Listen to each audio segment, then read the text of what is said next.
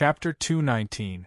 It's no wonder the Turks and Gogurians would collude together, and it's no wonder there are regular Gogurian soldiers here.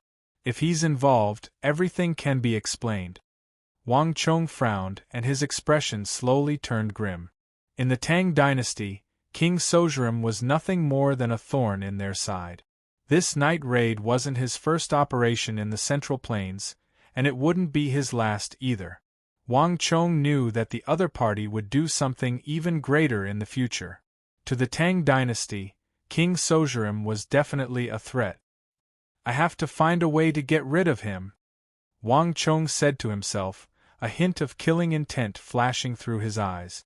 King Sojurim was an extremely cunning person. The Empire had been trying to capture him for quite some time now, but it had never succeeded.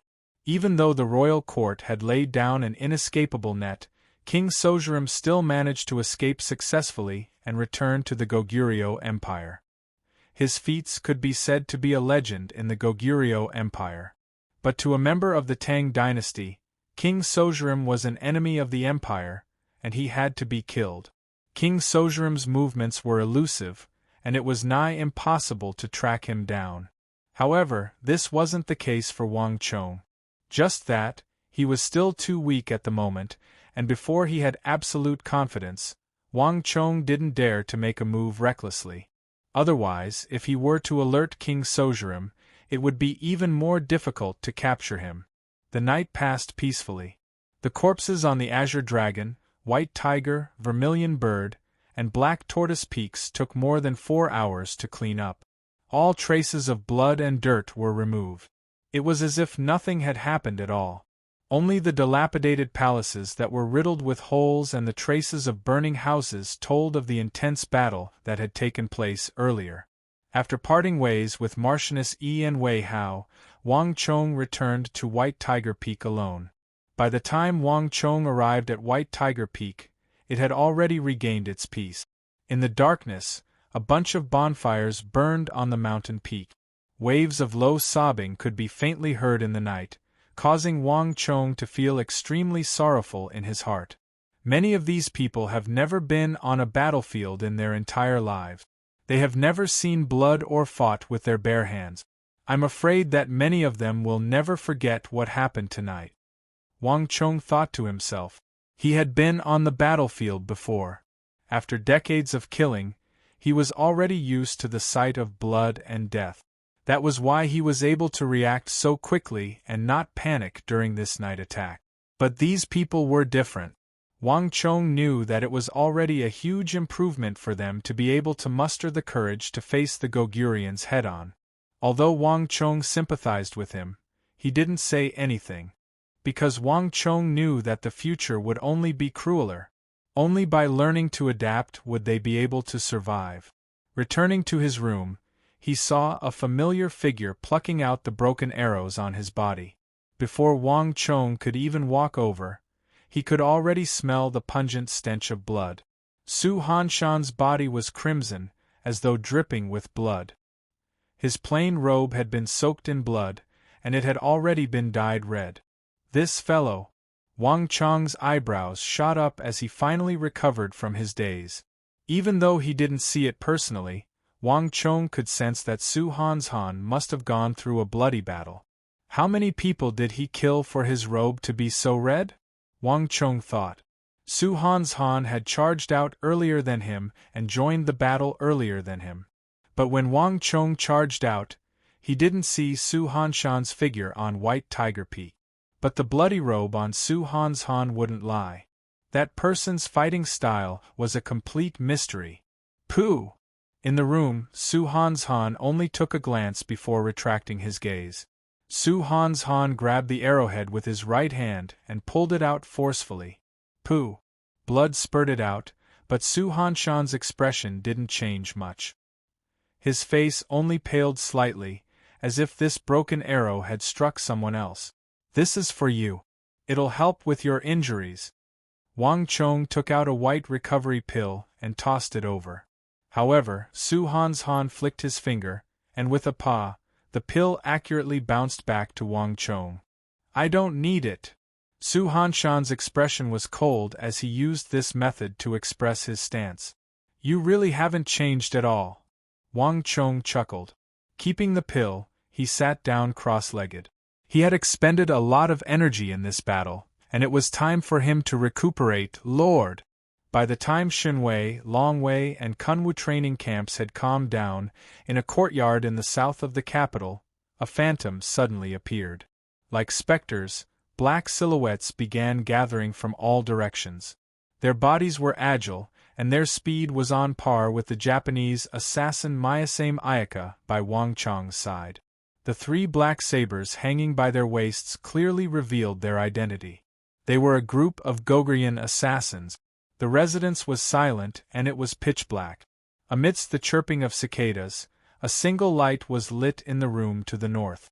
Under the dim light, an inhumanly distorted silhouette could be seen. A powerful aura emanated from the room through the paper window. Everyone was as quiet as cicadas in winter, not making a sound. The mission has failed. Pass down my orders. For the time being, everyone is to hide. Make sure not to attract the attention of the Tang dynasty. A hoarse voice came from the room. It was hard to tell if it was a man or a woman. Yes. Outside the room, everyone nodded without the slightest change in their expressions. The three great training camps was a project designated by the Holy Emperor of the Tang dynasty, and it had caught the attention of the entire royal court. Since they dared to ambush the students in the middle of the night, they had to be prepared to die there. Everyone was already prepared for this, so they weren't surprised. Also, I want you all to investigate the Kunwu training camp. There's a white tiger peak among them, and I want to know the information on all the students on that peak. The hoarse voice suddenly changed and issued a new order. Everyone was slightly surprised. They couldn't understand why the Lord would still be interested in a mere white tiger peak even though the mission had already ended. Yes, Lord. Even though they were perplexed, they still acknowledged the order. Go! The moment those words were spoken, all of the Goguryeo assassins in the residence immediately scattered. The light in the room to the north was extinguished with a gust of wind, and the residence was plunged into darkness once more. White Tiger Peak is too bizarre. No matter what, I have to get to the bottom of it. An indistinct voice sounded in the darkness, but it soon vanished. Time slowly passed, and the matter regarding the three great training camps soon spread. The sky had just begun to brighten, and the entire imperial court was like a precise instrument, rumbling as it began to move. Bureau of Military Personnel, Bureau of Punishments, the military, all of the departments were mobilized, and even the Chamberlain of Dependencies was involved. The compensation for the dead students of the three great training camps and the strategy to deal with the Goguryons and Turks were matters that had to be discussed by the royal court. However, these were matters that ordinary people would never be able to come into contact with. This was destined to be a turbulent day. Kunwu Training Camp, White Tiger Peak. After an unknown period of time, Wang Chong finally awoke from his tranquil state. After a night of cultivation, Wang Chong could clearly feel the origin energy in his body recovering to its peak. In fact, even the injuries he suffered in the battle had mostly recovered. I'm still too weak. I have to find a way to raise my cultivation as soon as possible. Wang Chong thought to himself as he awoke from his stupor and recalled the battle last night. The Wuzi steel sword was sharp beyond compare. But on at least two occasions, Wang Chong's Wuzi steel sword was blocked. The first time, it was struck by the Wolf Fang arrow of a Turk master archer, and the second time, it was repelled by the origin energy astral might of a Goguryeo warrior. It wasn't that the Wuzi steel sword wasn't sharp enough, but that the disparity in strength between Wang Chong and the Wuzi steel sword was too great, and he wasn't able to bring out the full might of the Wuzi steel sword. I have to find some time to cultivate properly, Wang Chong thought. Just as Zhang Xian was deep in thought, a bizarre feeling suddenly welled up in his heart. This was a hidden killing intent. If not for the fact that the sun had just risen and everything was still, Wang Chong might not have noticed it. What surprised Wang Chong the most was that this weak, killing intent actually came from his bosom. What's going on? Wang Chong's eyebrows shot up in astonishment. After a moment of silence, Wang Chong reached into his bosom in the direction he felt. In the next instant, a cold and hard sensation came from his fingertip. Wang Chong's entire body froze in shock. A chess piece. The source of the killing intent was actually the white chess piece that So Young-sun had given to him in Wang Chong's bosom. With a thought, Wang Chong quickly took out the object that his fingertip had touched. In the next instant, a translucent white chess piece that seemed to be carved out of jade appeared on Wang Chong's fingertip. It really was the chess piece that So Young-sun had given him. What's going on? Wang Chong looked at the white chess piece that was the size of a button on his fingertip. He was stunned. After playing chess with So Young-sun, the great war god, for months, Wang Chong was very familiar with the white chess pieces that So Young-sun held. These were the most common chess pieces. Under normal circumstances, they would not contain any killing intent. Could it be? In that instant, countless thoughts flashed through his mind. The scene of him parting ways with So Young-sun reappeared in his mind. Fate comes and goes. Fate comes and goes. This white chess piece is my gift to you. Take good care of it. I hope that you will be like this chess piece. No matter what, you will always keep your heart and never forget your original intentions. Wang Chong remembered the situation that day clearly. So Young-sun had simply taken a chess piece from the chessboard and handed it to him. Could it be that he had misunderstood? So Young-sun's so-called gift was not what he had imagined, but something else. Chapter 220. As someone who had lived through 2 lives, the art of god and demon obliteration had always been a secret art that Wang Chong had hoped to obtain. The reason why Wang Chong and So Young-sun had been playing chess for the past few months was to win the favor of this war god and learn the art of god and demon obliteration. However, Wang Chong knew that this secret art wasn't that easy to obtain. He was definitely not the first, nor would he be the last, on the path to obtaining the art of god and demon obliteration. So many princes and grandsons had been rejected. Wang Chong didn't think that So Young-sun would give it to him so easily. Thus, from the very start, Wang Chong didn't think that it would be easy for him to obtain it. But what if? What if So Young-sun's gift wasn't a white stone but the art of god and demon obliteration? Just thinking about the possibility made Wang Chong's heart tremble in agitation. Last night, when the Turks attacked and dozens of master archers surrounded White Tiger Peak, Wang Chong's emotions hadn't been so agitated. But at this moment, Wang Chong found it hard to maintain his composure. Wang Chong took in a deep breath, his heart filled with apprehension. Then, he sent a stream of origin energy through his finger and into the jade-like white chess piece that was the size of a pin. This short instant felt like centuries to Wang Chong. The white stone was completely silent, as though nothing had happened. Could it be that I misunderstood? Wang Chong raised his head. Even though his face was expressionless, his heart couldn't help but waver. As expected, the art of god and demon obliteration wasn't that easy to obtain. The reason why Elder Su Zhengchen gave him a white stone was because he hoped that he wouldn't stray down the wrong path and focus on doing good. It was just that he was overthinking things. Even as Wang Chong's eyes dimmed and filled with disappointment, rumbling could be heard from deep within the white chess piece. In Wang Chong's eyes, the small white go piece suddenly underwent an earth-shattering change. It no longer felt like a go piece, but like it had suddenly transformed into a limitless space.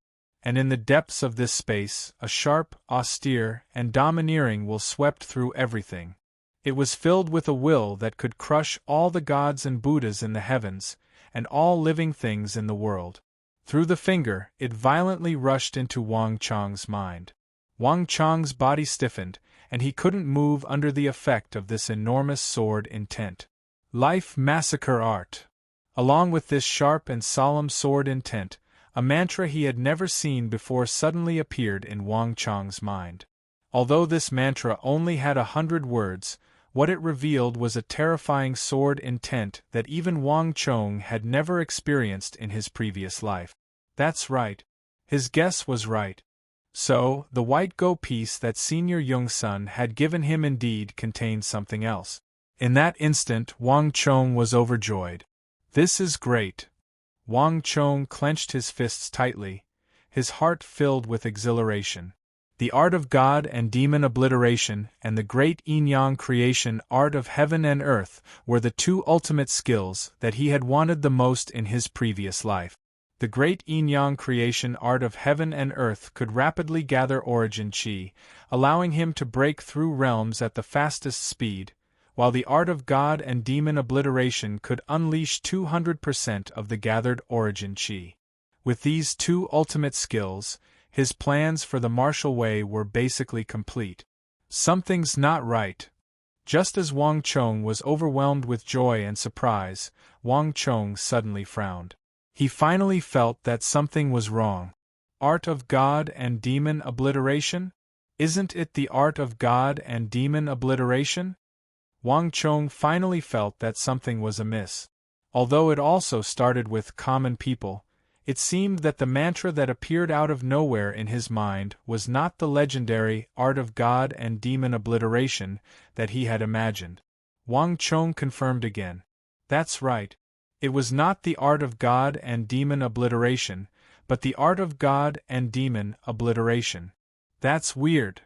Wang Chong frowned slightly and immediately quietened down. Wang Chong knew that this matter was not what he had imagined.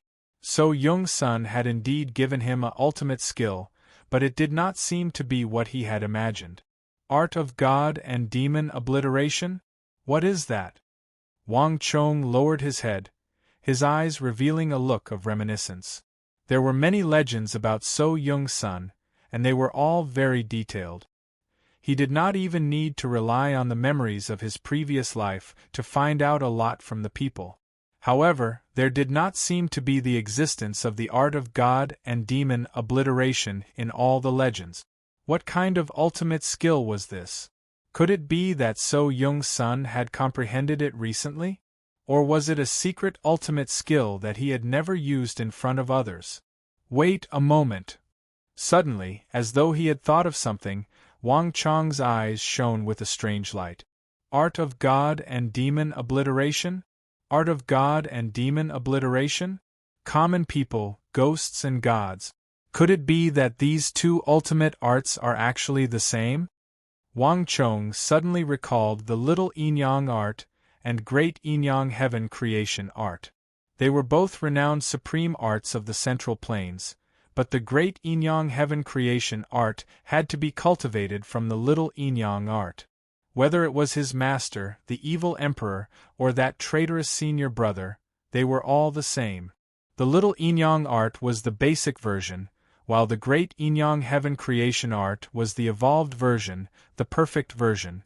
Could it be that the art of God and demon obliteration was the same? As he thought of this, Wang Chong's eyes gradually brightened. The more Wang Chong thought about it, the more likely it seemed. The art of God and demon obliteration and the great yin-yang heaven creation art were on the same level. If the great yin-yang heaven creation art was the same, then the art of God and demon obliteration might be the same as well. Inexplicably, Wang Chong suddenly recalled a matter. After So Young-sun passed away, there was a rumor that So Young-sun's art of God and demon obliteration was actually a fusion of two ultimate skills. However, this rumor wasn't very convincing, and it didn't have much substance to it. Thus, no one believed it back then. But at this moment, Wang Chong started to believe it. There's no mistake, that must be the case. So Young-sun was in the Ghost Tree District to look for a successor to the art of God and demon obliteration. It's impossible for him to suddenly give me an unimportant ultimate skill. The more Wang Chong thought about it, the more he felt that he was right. His cultivation was still too low, and he was only at Origin Energy Tier 7 at the moment. Even though he could be considered to be above average compared to his peers, it was clear that he wasn't at the level where he could cultivate those ultimate skills. Even if So Young-sun gave him the art of god and demon obliteration, he wouldn't be able to cultivate it. This was similar to how his master, the evil emperor, didn't give him the great Inyang heaven creation art but the little Inyang art instead. Great, the few months I spent wasn't in vain. Everything wasn't in vain. Wang Chong was delighted. Even though he had only obtained the elementary art of god and demon obliteration, it was already a huge harvest for Wang Chong. If So Young-sun was willing to impart the art of god and demon obliteration to him, it was entirely possible that he would impart the art of god and demon obliteration to him in the future. However, why did Elder Su change his mind so easily? After the joy, Wang Chong slightly creased his brow, a look of confusion in his eyes. The difficulty of obtaining the art of god and demon obliteration was well known in his previous life. In Wang Chong's memory, there were plenty of talented and intelligent individuals who were accepted by So Young-sun as his disciple. Even after going through all sorts of trials, they were still chased out of the sect. If the art of god and demon obliteration was that easy to impart, it wouldn't have been lost in his previous life. There wouldn't have been so many princes, scions, nobles, and martial arts geniuses who would feel dejected over it. Although he had played chess with Su Zhengchun for several months and had expended no small amount of energy, Wang Chong was well aware that compared to his seniors, this little bit of effort he had expended was insignificant. So Young-sun would make an exception and impart the art of god and demon obliteration to him so easily? Could it be because of the regional commander's incident? Suddenly, as though recalling something, Wang Chong fell into deep thought. Come to think of it, the only reason why So Young-sun would suddenly make an exception and impart the beginner version of the art of god and demon obliteration to him could only be because of this incident. So Young-sun was a loyal subject of the Tang dynasty, the god of war of the Central Plains. Even though he was suspected by the royal court for half his life, So Young-sun's loyalty remained unwavering. Even to the point of his death, he died on the battlefield in order to save the people. For such a respected existence, it was impossible for him to choose a disciple based on talent alone. There must be other factors involved. It seemed like the memorial he submitted for the regional commander's incident was just an unintentional stab in the back. This was the only explanation for So Young-sun's special treatment of him. To think that I would receive the acknowledgement of that person because of the regional commander's incident. Wang Chong thought through the entire situation and couldn't help but sigh. When he wrote that memorial, he was only thinking about preventing a future tragedy. He didn't think about So Young-sun's matter at all, but he didn't expect that he would receive the acknowledgement of this great war god. If not for this coincidence, he probably wouldn't be able to reap any benefits even if he accompanied him for the next half a year. However, Wang Chong was well aware that So Young-sun's test wouldn't be so simple. If he wanted to obtain the complete advanced version of the art of god and demon obliteration, he would have to put in a lot more effort. No matter what, I will definitely obtain the complete art of god and demon obliteration. Wang Chong quickly calmed down. He clenched the white chess piece So Young-sun gave him as a parting gift. Wang Chong subconsciously glanced to the side. The room next door was empty. Su Hanshan had actually left the room a long time ago.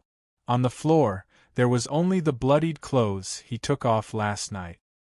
He must have gone to the training room on the main peak of Kunwu. Wang Chong's heart jolted, and he immediately regained his senses.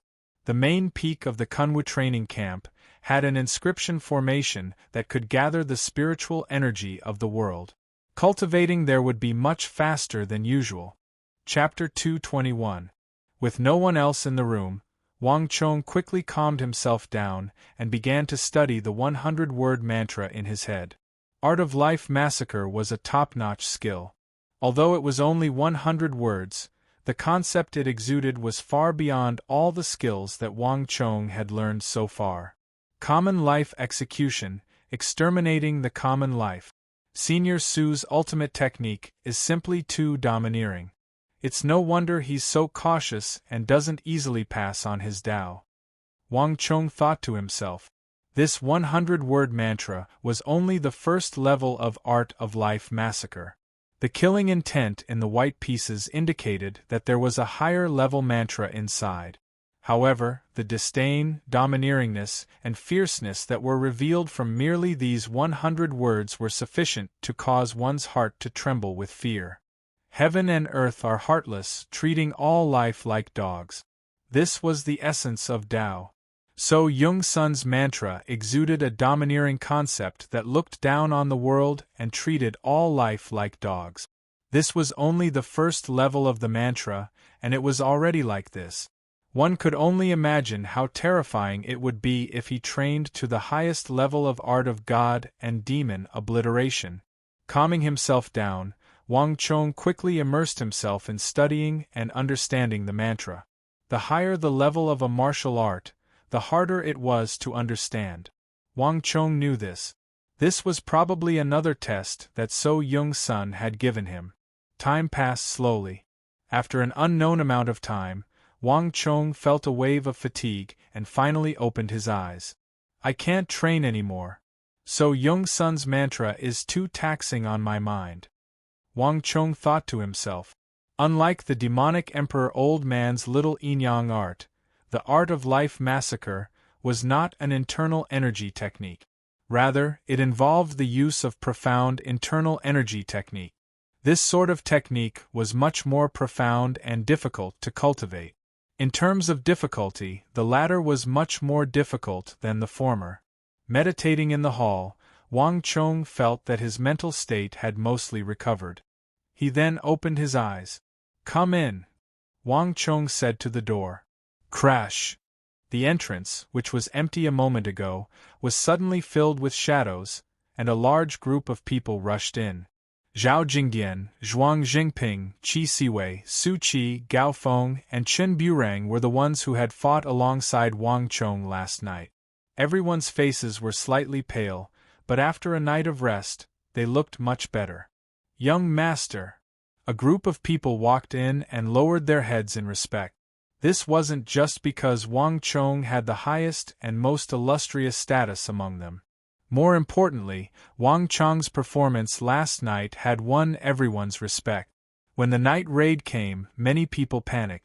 Wang Chong, on the other hand, was the only one who remained calm and collected. Moreover, he was able to gather everyone and launch an organized, large-scale counterattack. If it weren't for Wang Chong, who knew how many more people would have died last night, it wouldn't be an exaggeration to say that Wang Chong had saved their lives. Take a seat. Wang Chong gestured to the seats beside him and beckoned everyone to sit down. Qi Weici, how's your injury? It's all right. Even though I'm injured, I've already informed my clan to send a few bone builders over. I should be fine after I remodel my shoulder blade, Qi Weici said gratefully. If not for Wang Chong coming up with a way to create the safe house and have him stay in the cage at the center, he might not have been able to survive. For this reason, Qi Weici was extremely grateful to Wang Chong. Can you still hold on? I'm fine, Qi Weici hurriedly replied. The 3 great training camps were appointed by the Holy Emperor himself. If he were to return home to recuperate right after the camp opened, who knew what would happen in the future? Furthermore, the Qi clan wouldn't go offline easily. The soldiers of the Qi clan would never retreat on the battlefield. As a scion of the Qi clan, Qi Weici naturally wouldn't be so cowardly. That's good. Wang Chong nodded. The 2 gifts that the Zhuang clan and Qi clan had sent over yesterday clearly expressed their intention to side with him. According to the rules of the capital, Zhuang Jingping and Qi Weici would be working under him on the battlefield in the future. Thus, it was only right for him to show some concern for them. Qi Weici, can you contact your clan and have them send some of the Qi clan's guards over? Wang Chong said. Gongzi, Do you mean to say that those people will come over? Qi Weixi's expression warped. The faces of the others also warped upon hearing those words. Everyone had come over to check on such a huge incident last night. Here, Wang Chong held the highest authority. Wang Chong's big uncle was an influential official in the royal court, so it was a good idea to ask him about this matter. However, Wang Chong's reaction caught everyone off guard. Recalling the assault last night, everyone felt a lingering fear in their hearts. However, those master archers weren't something that they could deal with their current strength. None of them would be able to handle another one. That's not it. Wang Chong shook his head with a grim expression. It's better to be safe than sorry. If our clan has such experts, we can send them over beforehand. This way, even if something were to happen, we would still be able to provide support. Besides, since those people are bold enough to assault the training camp in the capital, who can say that they won't dare to do it again? The future had already changed, and Wang Chong couldn't be sure whether those people would dare to do it again. Furthermore, the incident last night had reminded Wang Chong that even if he was in the Kunwu training camp, he should still make some preparations. There's no harm in being cautious. The Steel Guards. There shouldn't be a problem. However, the clan has always placed great importance on the Steel Guards. My guess is that they will only send 2 or 3 of them over. Hearing Wang Chong's words, Qi Weici heaved a sigh of relief. A contemplative look appeared in his eyes. The Steel Guards of the Qi clan wielded a massive axe, and they were renowned for their bravery on the battlefield. However, the training of the Steel Guards wasn't easy. The Qi clan viewed every single Steel Guard with great importance. If it was just Qi Weixi's identity, standing, and capability, it wouldn't be enough for him to mobilize the Steel Guards. However, if he were to use Wang Chong's identity, the situation would be different. Qi Weici knew that if he were to use his identity as the future successor of the Wang clan, the clan wouldn't turn him down. This was a matter that involved politics. Furthermore, from Qi Weixi's selfish motives, he actually wanted to transfer a few powerful iron guards to his side. This would be of great benefit to his position in the clan. 2 or 3 should be enough. Wang Chong didn't say much. The fighting prowess of the Qi clan's Steel Guards was formidable. On top of that, the Steel Guards weren't just powerful. The armor they were wearing was the highest quality Xian metal armor. Even a master archer of the Turks wouldn't be able to pierce through their heavy armor. If they were here, they would at least be able to protect their group. Zhuang Jingping, is it possible for you to mobilize a few experts from your clan? Wang Chong said. It wasn't convenient for the Steel Guards to charge through the mountains. At the very least, they weren't as powerful as the Qi clan's Steel Guards. However, if the situation was truly disadvantageous to them, they could still make use of the Zhuang clan's Steel Guards to escape from the Kunwu training camp. This could also be considered as considering the possibility of defeat before even considering the outcome of the battle. There's no problem. I can make an application to my clan, so it shouldn't be too much of a problem. Zhuang Jingping replied without any hesitation.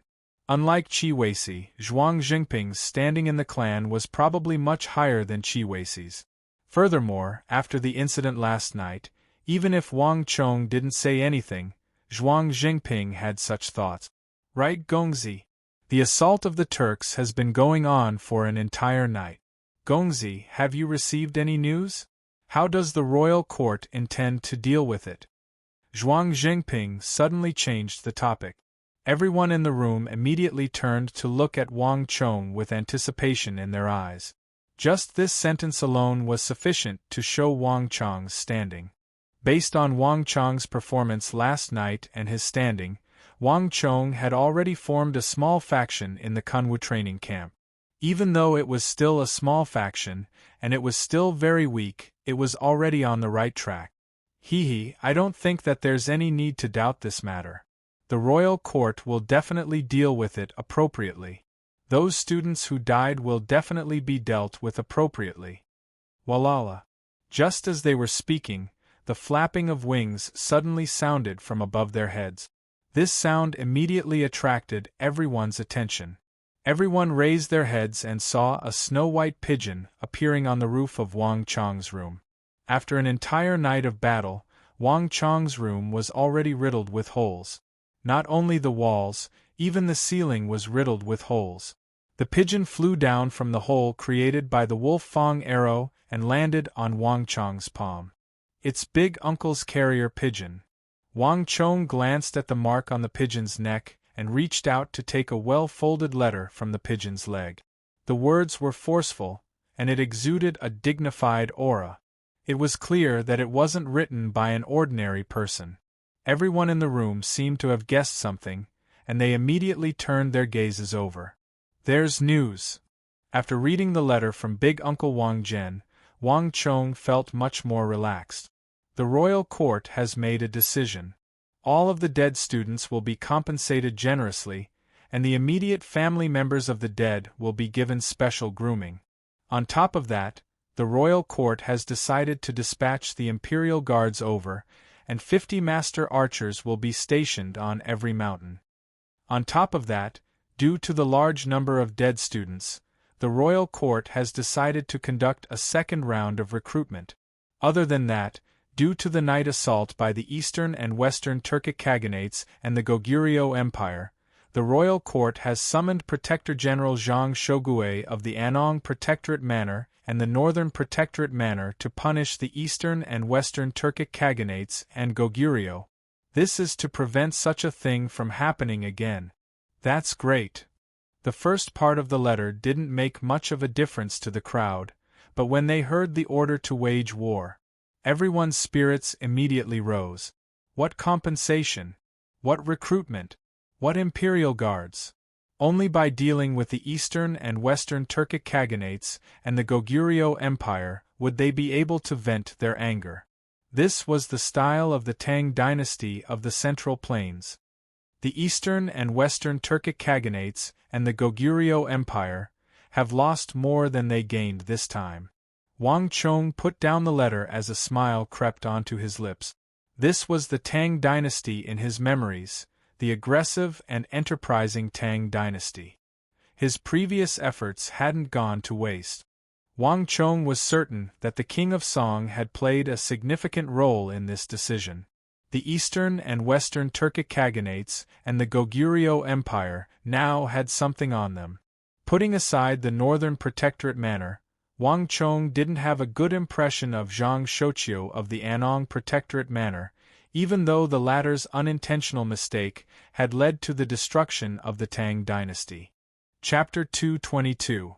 The war with Goguryeo and the Eastern and Western Turkic Khaganates is a matter for the future. Since you are here, I have something to give you. Wait here for now.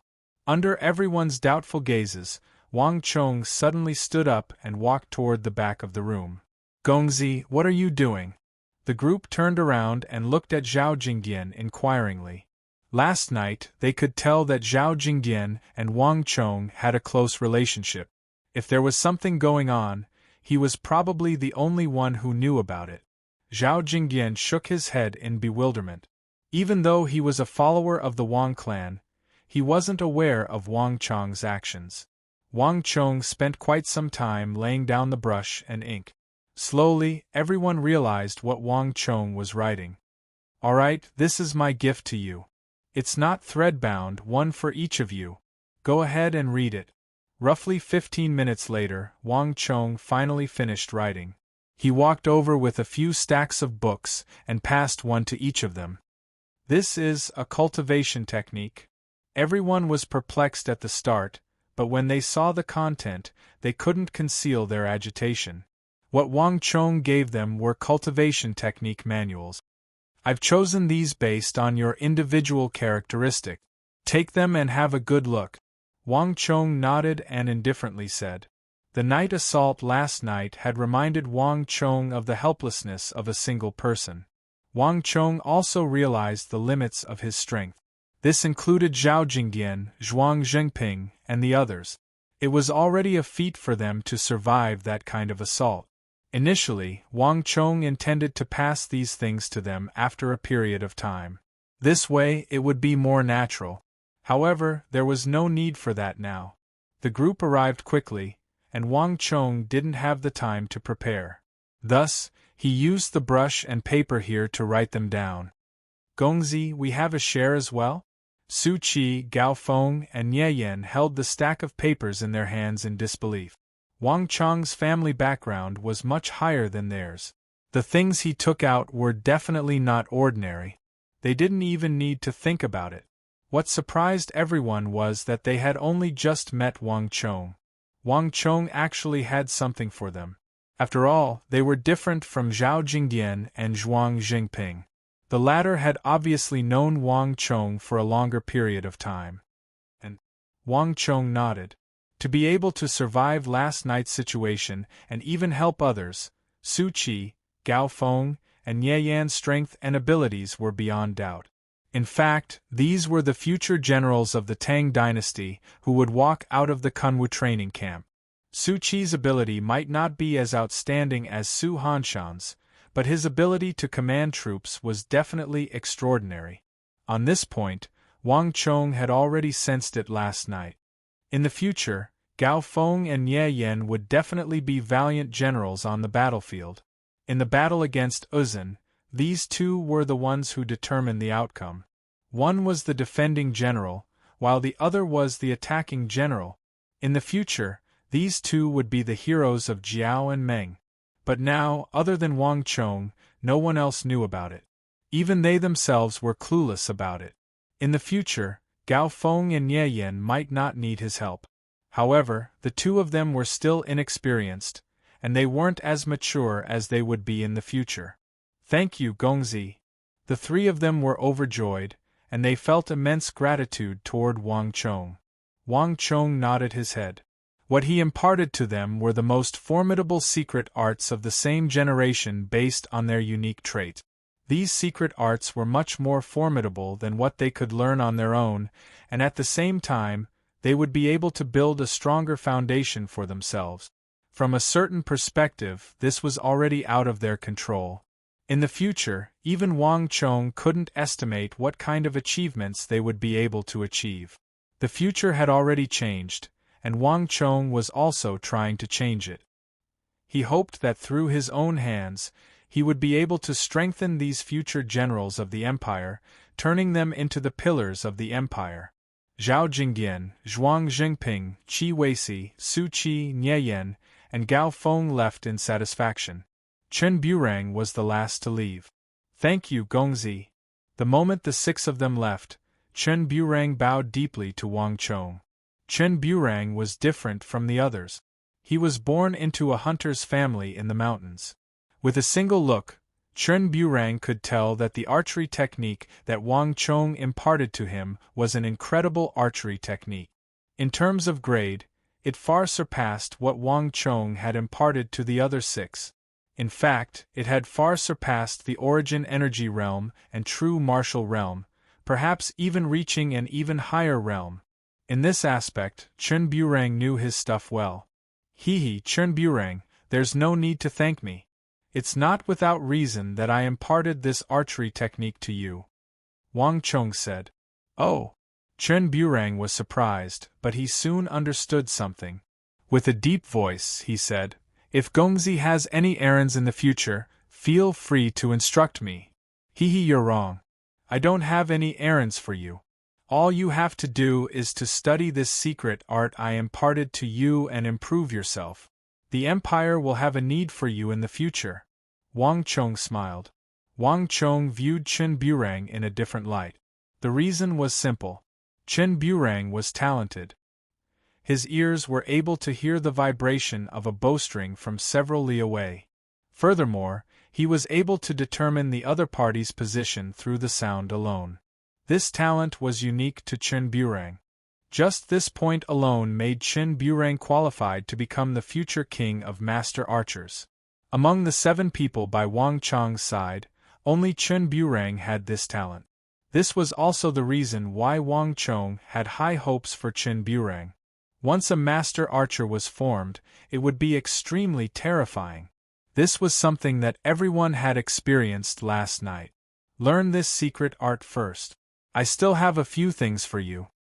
Wang Chong smiled. Many thanks, Gongzi. Although Chen Burang was surprised and felt that Wang Chong's words were unfathomable, he understood that Wang Chong was sincere in helping him. Moreover, compared to the other scions he had interacted with, this Gongzi Wang in front of him was indeed different. Chen Burang took the archery technique that Wang Chong imparted to him and left.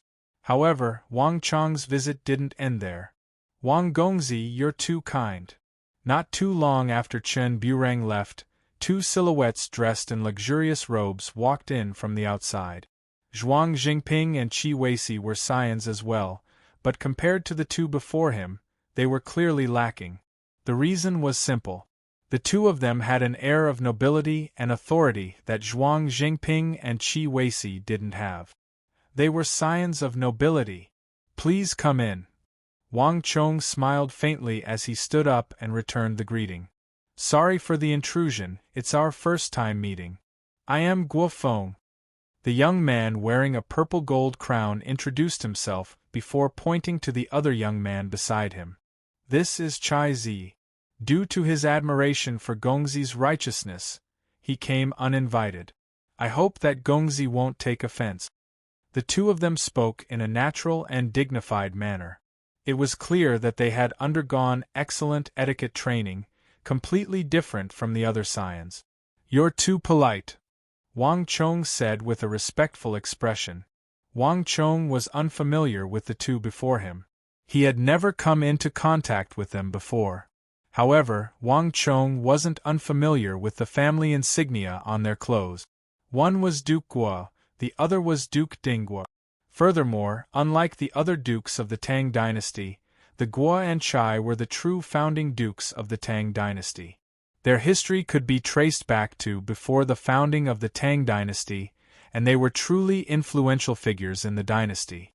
There was also a phrase that could be used to describe these clans: coexisting with the country. As long as the Tang dynasty existed, these clans would be able to prosper alongside the Tang dynasty. In the Tang dynasty, these clans were the true veteran aristocratic families. Even if there were times when the number of talents in the clan declined, they would still possess extraordinary influence in the royal court and the military. Please take a seat. Wang Chong pointed to the seats beside him. Wang Chong wasn't surprised by Guo Feng and Chai Jifan's appearance at all. From the moment he heard that many scions of the prestigious clans had come to the Kunwu training camp, Wang Chong knew that most of them were here for him. It wasn't surprising for them to appear at this moment. Brother Wang is indeed a talented person. Brother Chai and I have long wanted to take you in. Actually, we had already seen Brother Wang at Azure Dragon Peak for the night assault last night. However, we saw that Brother Wang and Marchioness Yi were having a pleasant conversation, so we didn't disturb you. Guo Feng said seriously. Hearing those serious words, Wang Chong nearly burst into laughter. How could he have a pleasant conversation with Marchioness Yi? Back then, everyone was busy moving the corpses and cleaning up the mountain, so they didn't speak much at all. Guo Feng was lying through his teeth. I've long heard that Marchioness Yi is a scourge among the scions of the capital, and everyone is fearful of her. It doesn't seem to be fake at all. The Guo and Chai clan are prestigious clans with several hundred years of history behind them, and yet, they are so fearful of Marchioness Yi. Wang Chong chuckled inwardly. Birds of a feather flock together. Those who were able to hang out with second sister Wang Zhuyan weren't easy to deal with. The only difference was that second sister was always a scourge to him. On the other hand, Marchioness Yi seemed to be a scourge among the scions of the nobility. Brother Guo must be joking. Marchioness Yi is a heroine, an outstanding figure among women. How can I be compared to her? Wang Chong said. The meaning behind his words was I'm afraid of her as well. So Wang Gongzi is in the same boat as us. Hearing Wang Chong's words, Guo Feng and Chai Zi's expressions relaxed. They felt that they were in the same boat as Wang Chong, and their gazes toward Wang Chong became much more intimate. This was especially so for Chai Zi. His eyes were filled with passion, as though he was a kindred spirit. The atmosphere in the room immediately became much more harmonious, and it wasn't as solemn and reserved as before. Right, this is our first meeting, so this is a token of our appreciation. I hope that Brother Wang will accept it. Guofeng and Chai Zi each took out a gold leaf box and pushed it over. This is a 300-year-old Gogrian ginseng. It's extremely useful for raising one's origin energy. Brother Wang, take it and boil it. It'll be beneficial to raising one's cultivation. Even though Gogrian was lacking in resources, and its apothecaries weren't as developed as the Central Plains. However, there was one thing that Gogrian had the best in the world, and that was the Gogrian ginseng. Just like how Sindhu obtained the Hyderabad ores, Gogrian was blessed by the heavens to obtain the best ginseng in the world. The ginseng that grew there was the best tonic for a martial artist to raise their cultivation. Thus, even though Gogrian didn't have many apothecaries, and its resources couldn't be compared to the Central Plains, the ginseng produced a large number of experts.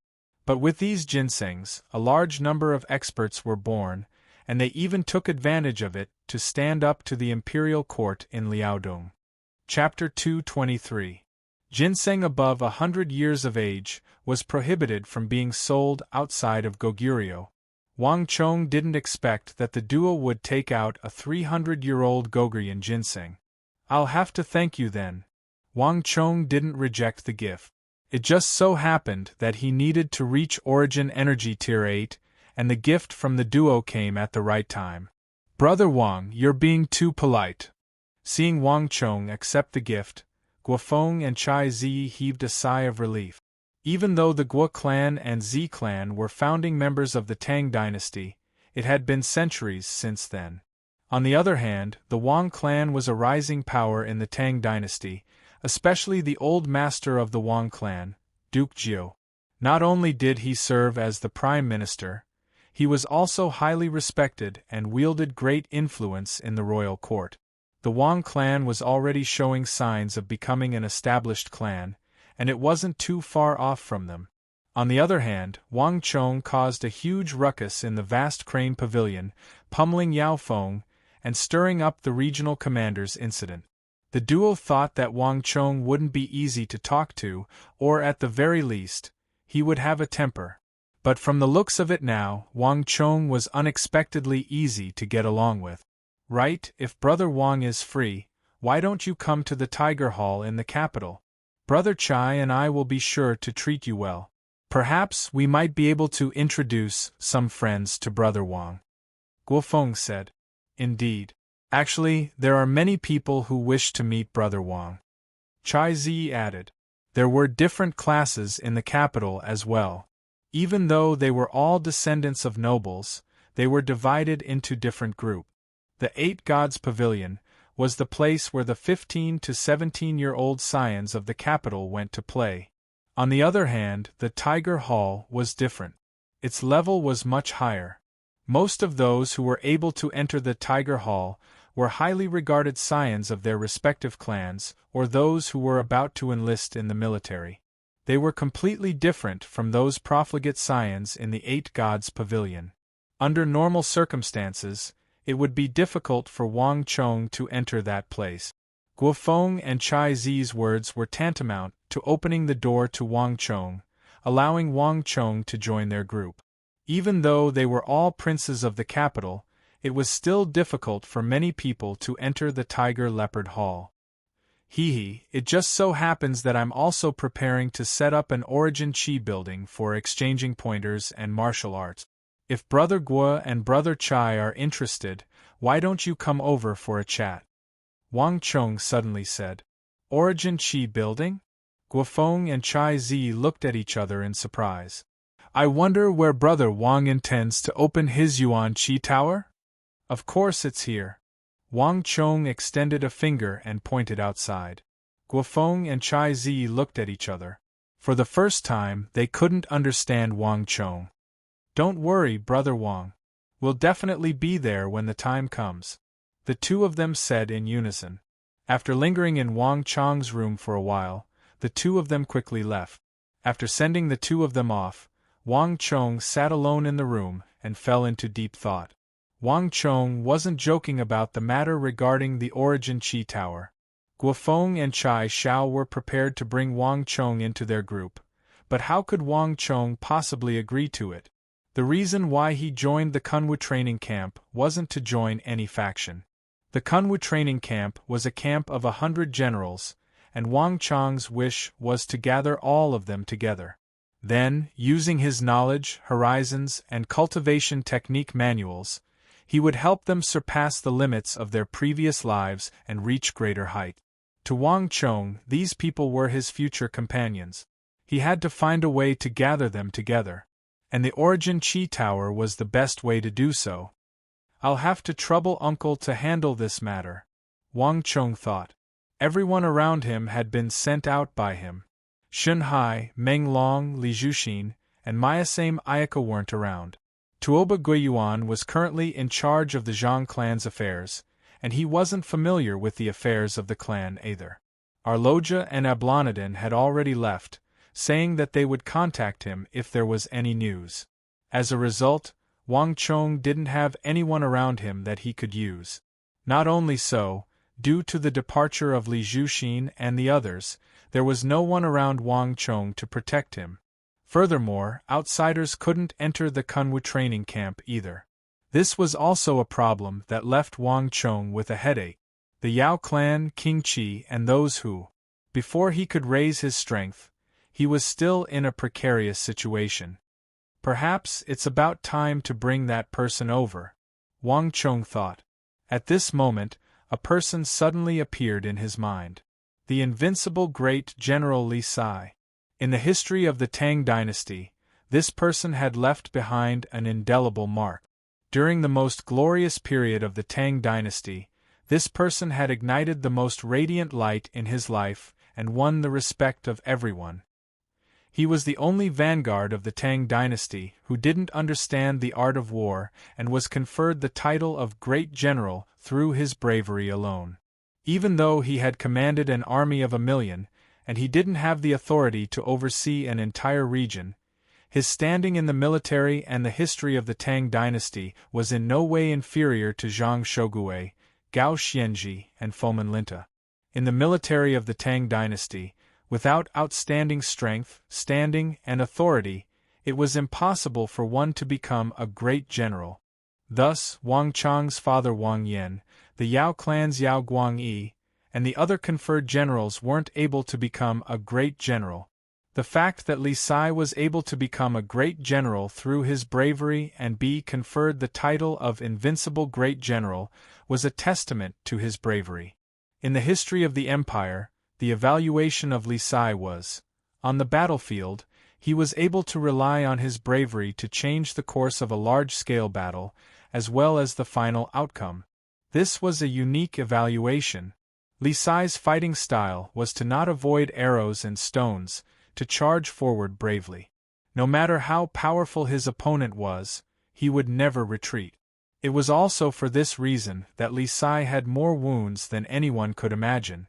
This was a true man of steel, and he was also the publicly acknowledged #1 vanguard in the history of the Tang dynasty. Of the famed generals of the Tang dynasty, he was the one that Wang Chong wanted to have as his subordinate the most. But even so, it wasn't easy to subdue this future invincible great general. First of all, Li Sai was born in the wilderness. His origins and the trajectory of his life before joining the army had always been a mystery. Even after Li Sai's death, no one knew about it. This person seemed to have never mentioned it to anyone. So even if Wang Chong knew this name, there was no way for him to find it in advance. In addition, as the future invincible great general, Li Sai's growth trajectory was really too fast. In his life trajectory, there was only a half-year gap. If he wanted to recruit him, there was only a short half-year. After half a year, he would enter the service of another great general. At that time, even if Wang Chong wanted to, he might not be able to do it. And after another 2 years, Li Sai's ability would be revealed. At that time, it would be impossible for him to be subdued by anyone. So for Wang Chong, the real opportunity was only that half-year. If he managed to catch him, then he managed to catch him. If he failed, then he would forever miss this future invincible great general. If there are no surprises, he should have already been recruited into the army by now. Wang Chong said to himself. This was the first time Li Sai had stepped onto the stage of history. Not here, but in the conscript army heading to Anxi, where he was still an insignificant, unnoticed ordinary soldier. This was probably the moment when he was at his lowest. But even so, trying to recruit Li Sai was no easy task. The army had its own rules. Once a soldier was registered, it was very difficult to transfer him. Transferring someone from the conscript army to this place was no easy task. Let alone Wang Chong, not even Wang Chong's father, Wang Yan, could do it. I can only ask for the help of the King of Song. He is in charge of the Bureau of Military Personnel and has the authority to transfer troops. Only he can do this, Wang Chong said to himself. Calming himself down, Wang Chong quickly wrote a letter and sent it via messenger pigeon. After that, Wang Chong received a few more visitors before heading to the Central Kunwu training camp. He needed some space to properly study the Art of Life massacre that So Young-sun had given him. At the same time, on Azure Dragon Peak, Sun Jiming, do you really think that you can betray me? Deng Mingxin led a group of men and barged into Sun Jiming's room. As Deng Mingxin had been assigned to Azure Dragon Peak, he had managed to escape the assault last night. Even though the assault had caused a huge uproar, Deng Mingxin was still most concerned about the servant who had betrayed him. Deng Gongzi, I don't know what you're talking about. Participating in the Kunwu training camp is an opportunity that I fought for myself. There's no such thing as betrayal. Seeing the group barging into his room, Sun Jiming's face paled. He clenched his fists tightly, but there was no sign of compromise on his face. Seeing Sun Jiming talk back to him in front of so many people, Deng Mingxin was even more furious. In the past, Sun Jiming had always been submissive before him, doing whatever he was told. He had never talked back to him like this. But in just a single day, he actually dared to stand up straight and talk back to him in front of outsiders. Sun Jiming, don't forget your duty.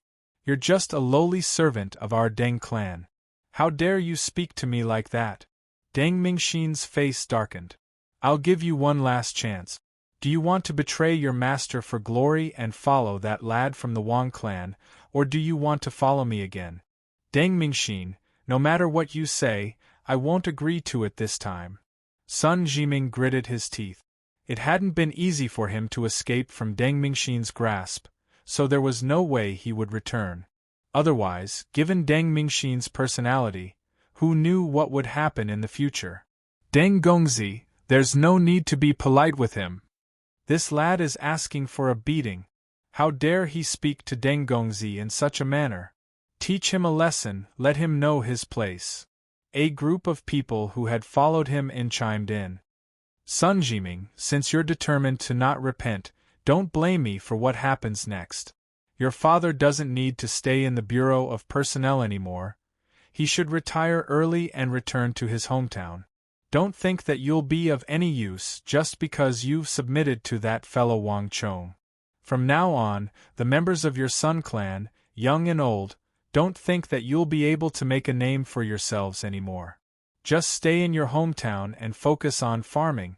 Deng Mingxin flung his sleeves, his expression cold as ice. Let me tell you, Sun Jiming, this is all your fault. Deng Mingxin, you dare. In an instant, Sun Jiming's face paled, turning incomparably pale. The Sun clan wasn't some powerful clan, but a family of farmers. Sun Jiming was born in Annan, a poor and impoverished land. It was through their own hard work that the Sun clan managed to climb out of that destitute mountain. In this process, the Sun clan didn't receive any help. Instead, they paid a huge price to achieve this. This wasn't the first time Deng Mingxin had threatened him in such a manner. However, Sun Jiming didn't think that Deng Mingxin would really dare to do so. Borrowing his father's status, he could wipe out the efforts of the entire Sun clan with a single word. Sun Jiming knew that Deng Mingxin's father had the ability to wield great authority. To the Deng clan, the Sun clan was just an insignificant ant that could be trampled to death with a single move. Humph! You'll know soon enough whether I dare or not. Deng Mingxin sneered coldly. Walala! Just as they were speaking, the sound of something flying through the air sounded. Everyone turned around, only to see a pitch-black night kite descending from the sky.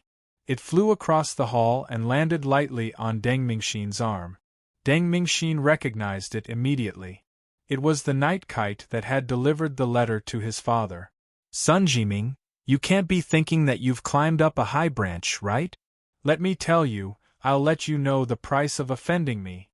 Schwa. Chapter 224. Sun Jiming's face was ashen, and his body trembled as he picked up the letter that Deng Mingxin had tossed over. Around them, everyone had a mocking look on their faces.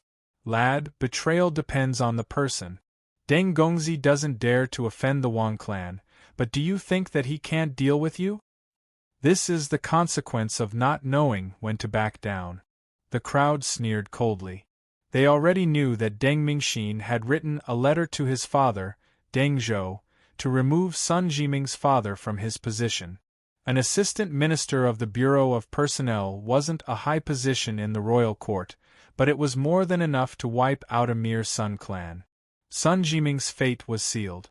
Hearing the ridicule from the crowd, Sun Jiming's face turned even paler. With trembling hands, Sun Jiming opened the letter. Upon seeing the first line, Sun Jiming was taken aback. He raised his head in disbelief and glanced at Deng Mingxin. What are you looking at? You're only regretting now? It's too late. Deng Mingxin sneered. Sun Jiming didn't argue, but his expression was indescribably bizarre. Picking up the letter, Sun Jiming continued reading. Initially, Sun Jiming's face was as pale as a corpse, but slowly, his lips began to move, and as he read the contents of the letter, his face grew redder and redder. By the end of the letter, Sun Jiming's eyes were brimming with excitement. Deng Mingxin, this is what they mean by karma. Take this letter and read it yourself. Sun Jiming abruptly stood up and threw the letter in front of Deng Mingxin. It was as if 1,000 jin had been removed from his body. Lad, have you gone mad? How dare you speak to Deng Gongzi in such a manner? Beside Deng Mingxin, a 15 or 16-year-old arrogant youth could not help but rebuke angrily. Deng Gongzi, we'll teach him a lesson for you. Another young man spoke up, dissatisfied with Sun Jiming's attitude. Humph, I can't be bothered to argue with you. Take a good look at this letter. Deng Mingxin, even though you've threatened me time and time again, I won't hold it against you. You're on your own in the future. After saying those words, Sun Jiming turned around and left. His aura was completely different from before. Impudent. Those who followed Deng Mingxin flew into a rage, enraged by Sun Jiming's rude behavior. However, as the person involved and the protagonist of the whole thing, Deng Mingxin had an extremely bad feeling. He had known Sun Jiming for more than a day or two, and he had a deep understanding of the latter's character. Sun Jiming was a person who was capable of everything except acting and lying.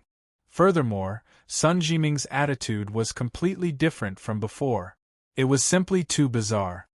What's going on? Deng Mingxin knew something was amiss. He frowned deeply. Almost subconsciously, Deng Mingxin bent down and picked up the letter that Sun Jiming had tossed to the ground with deep doubt in his eyes. Bastard, get over here right now. When he saw the first line of the letter, Deng Mingxin felt as if he had been struck by lightning from the heavens.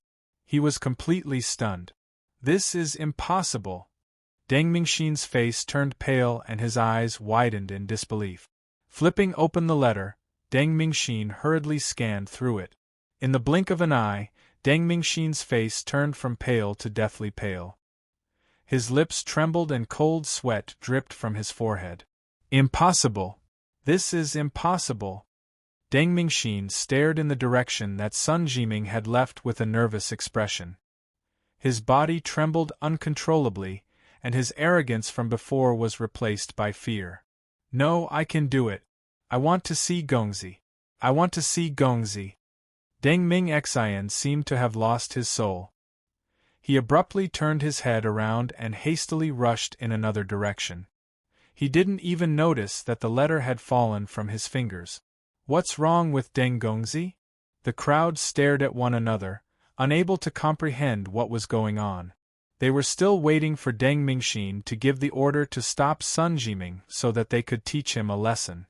Who would have thought that Deng Mingxin would run off first, as though he had lost his soul? Look at what's written on the letter. One of the men bent down and picked up the letter that Deng Mingxin had dropped. A group of people immediately gathered around. Fired? Deng Mingxin's father has been fired from the Bureau of Personnel? How is that possible? Didn't Deng Mingxin say that he was going to fire Sun Jiming's father yesterday? The crowd stared at one another in dismay. Looking at the letter in their hands, none of them could say a word. With the mystery revealed, the crowd finally understood why Deng Mingxin had left in such a hurry, and why Sun Jiming was so confident all of a sudden.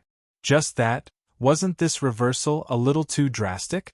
A moment ago, Deng Mingxin was still intending to deal with Sun Jiming's father. But in the next moment, his father was fired, and it had only been a single day. Isn't this a little too fast? One of the men exclaimed, his voice filled with shock. An assistant minister of the Bureau of Personnel wasn't a high-ranking official, and it couldn't be compared to nobles, ministers, or prestigious clans. However, it wasn't a minor official either. To fire an assistant minister wasn't something that a single person could do. At the very least, it would require the approval of several people. Under normal circumstances, even if the upper echelons wanted to fire an assistant minister, it would take at least half a month. Yet, Deng Mingxin was able to get it approved in a single day. What kind of speed was this? It was no wonder Deng Mingxin's father was so furious in the letter that the first word he said was beast. He must have realized that the problem lay with Deng Mingxin. Wang Chong. It's him. It's definitely him. Only he has the ability to do this. Someone suddenly exclaimed. As soon as those words were spoken, the surroundings immediately fell silent. To fire an assistant minister of the Bureau of Personnel in a single day wasn't something an ordinary person could do. But there was one person who could do it, Wang Chong. It was rumored that during the Consort Taizhen incident, Wang Chong had single-handedly helped the King of Song reverse the situation and return to the royal court. As such, he was highly regarded by the King of Song. On top of that, Wang Chong's big uncle Wang Zhen was an influential official in the royal court. With the two of them working together, it wouldn't be too difficult for them to remove an assistant minister of the Bureau of Personnel. On top of that, Wang Chong had the motive to help Sun Jiming deal with Deng Mingxin. There was no mistaking this point. However, not only did the crowd not feel relieved, their hearts felt heavy, as though a mountain was pressing down on them. If Wang Chong could make use of his clan's influence to deal with Deng Mingxin easily, it wouldn't be too difficult for him to deal with them. The House of Ministers and Generals isn't something that ordinary people can afford to offend. At this moment, everyone felt a deep sense of apprehension. Deng Mingxin, don't you think that it's a little too late for you to think of me now? On Azure Dragon Peak, Zheng Xian flung his sleeves and flung Deng Mingxin's hands away with a livid face. Dressed in a black robe, Zheng Xian had a delicate face, and he looked to be in his late teens. But very few people knew that he was the student leader of King Qi's Kanwu training camp. Zheng Xian had contributed greatly to the Turks and Goguryans, and it was due to this that he managed to gather quite a bit of influence. However, not many people were aware of this point. Gongzi, you have to save me. I only did this because I didn't want to trouble Gongzi. I didn't expect this to happen. Kneeling on the floor, Deng Mingxin was on the verge of tears. Zheng Gongzi, you are King Qi's subordinate. I'll have to trouble you to plead with King Qi. Bastard! What are you saying? Who do you think King Qi is? Do you think that he will listen to your orders? Jing Xian's face immediately darkened. Deng Mingxin's face immediately warped. He knew that he had misspoken. However, it was no longer up to him. Jing Gongzi, no matter what, you have to think of a way to help me. I'm only doing this in order to deal with Wang Chong and vent King Qi's anger. Understanding the severity of the situation, Deng Mingxin immediately changed his words. The reason why he had dealt with Sun Jiming was purely because he didn't want to lose this subordinate who was easy to control and had great potential. However, this didn't stop him from pushing everything onto Wang Chong. There's no need to say any more. I can't help you. You should leave. Jing Xian said mercilessly. Deng Mingxin's face warped again and again. In the end, his face turned ashen and he nearly collapsed to the ground. Jing Xian was his final straw to deal with Wang Chong. He didn't expect Jing Xian to reject him as well. Deng Mingxin's lips trembled as he tried to explain himself. However, before he could say anything, Jing Xian had already turned his head away. It was clear that he wasn't willing to listen to him anymore. Jing Xian's face was completely devoid of blood, and his eyes were filled with despair. He didn't think that Jing Xian would reject him as well. His final hope had been dashed. Staggering, Deng Mingxin stood up from the ground as if he had lost his soul.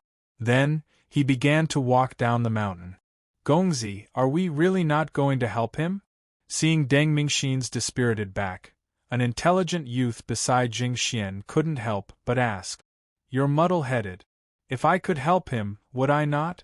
It's not that I don't want to help him, but there's no one else who can. Jing Xian took a deep breath, but his complexion was still awful. The assistant minister of the Bureau of Personnel isn't a minor official. If we want to take him down, we'll need both the King of Song and the Wang clan's Wang Zhen to make a move. Right now, unless King Qi is willing to completely fall out with the King of Song and Wang Zhen for Deng Zhou. Otherwise, there would be no way to turn this around. The King of Song has been reinstated, and now is the time for him to be proud.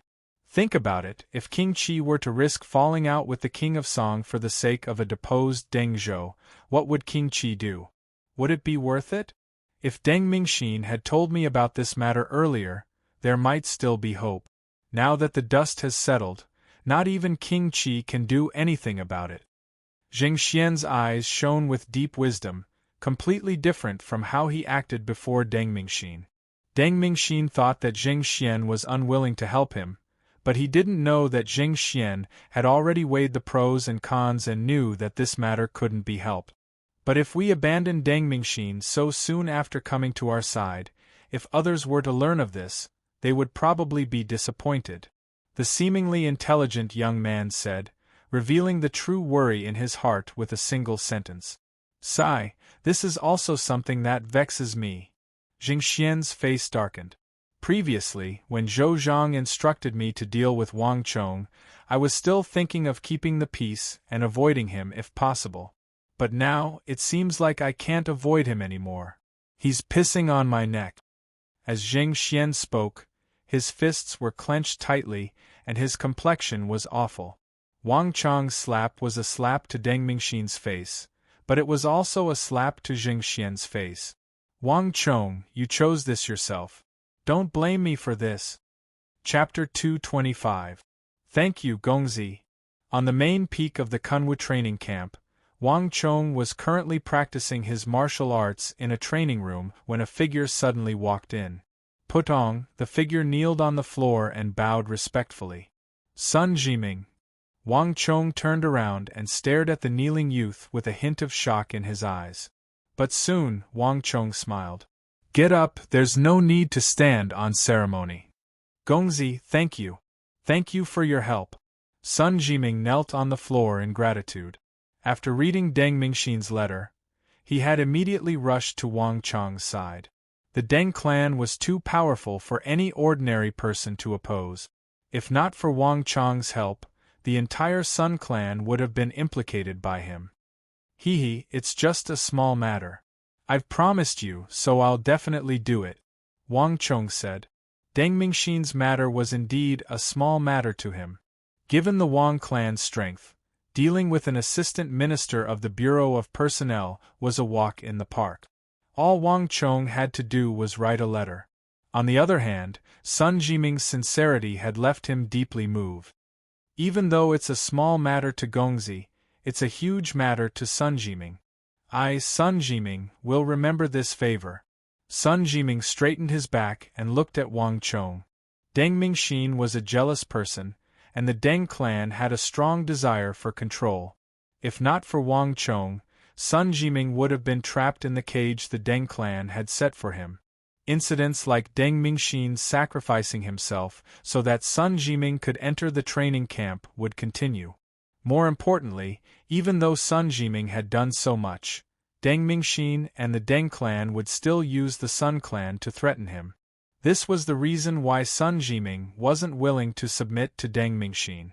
Sun Jiming was grateful to Deng Mingxin for helping him escape from the cage he had been trapped in. Without a doubt, if it wasn't for Wang Chong, he would have taken a completely different path.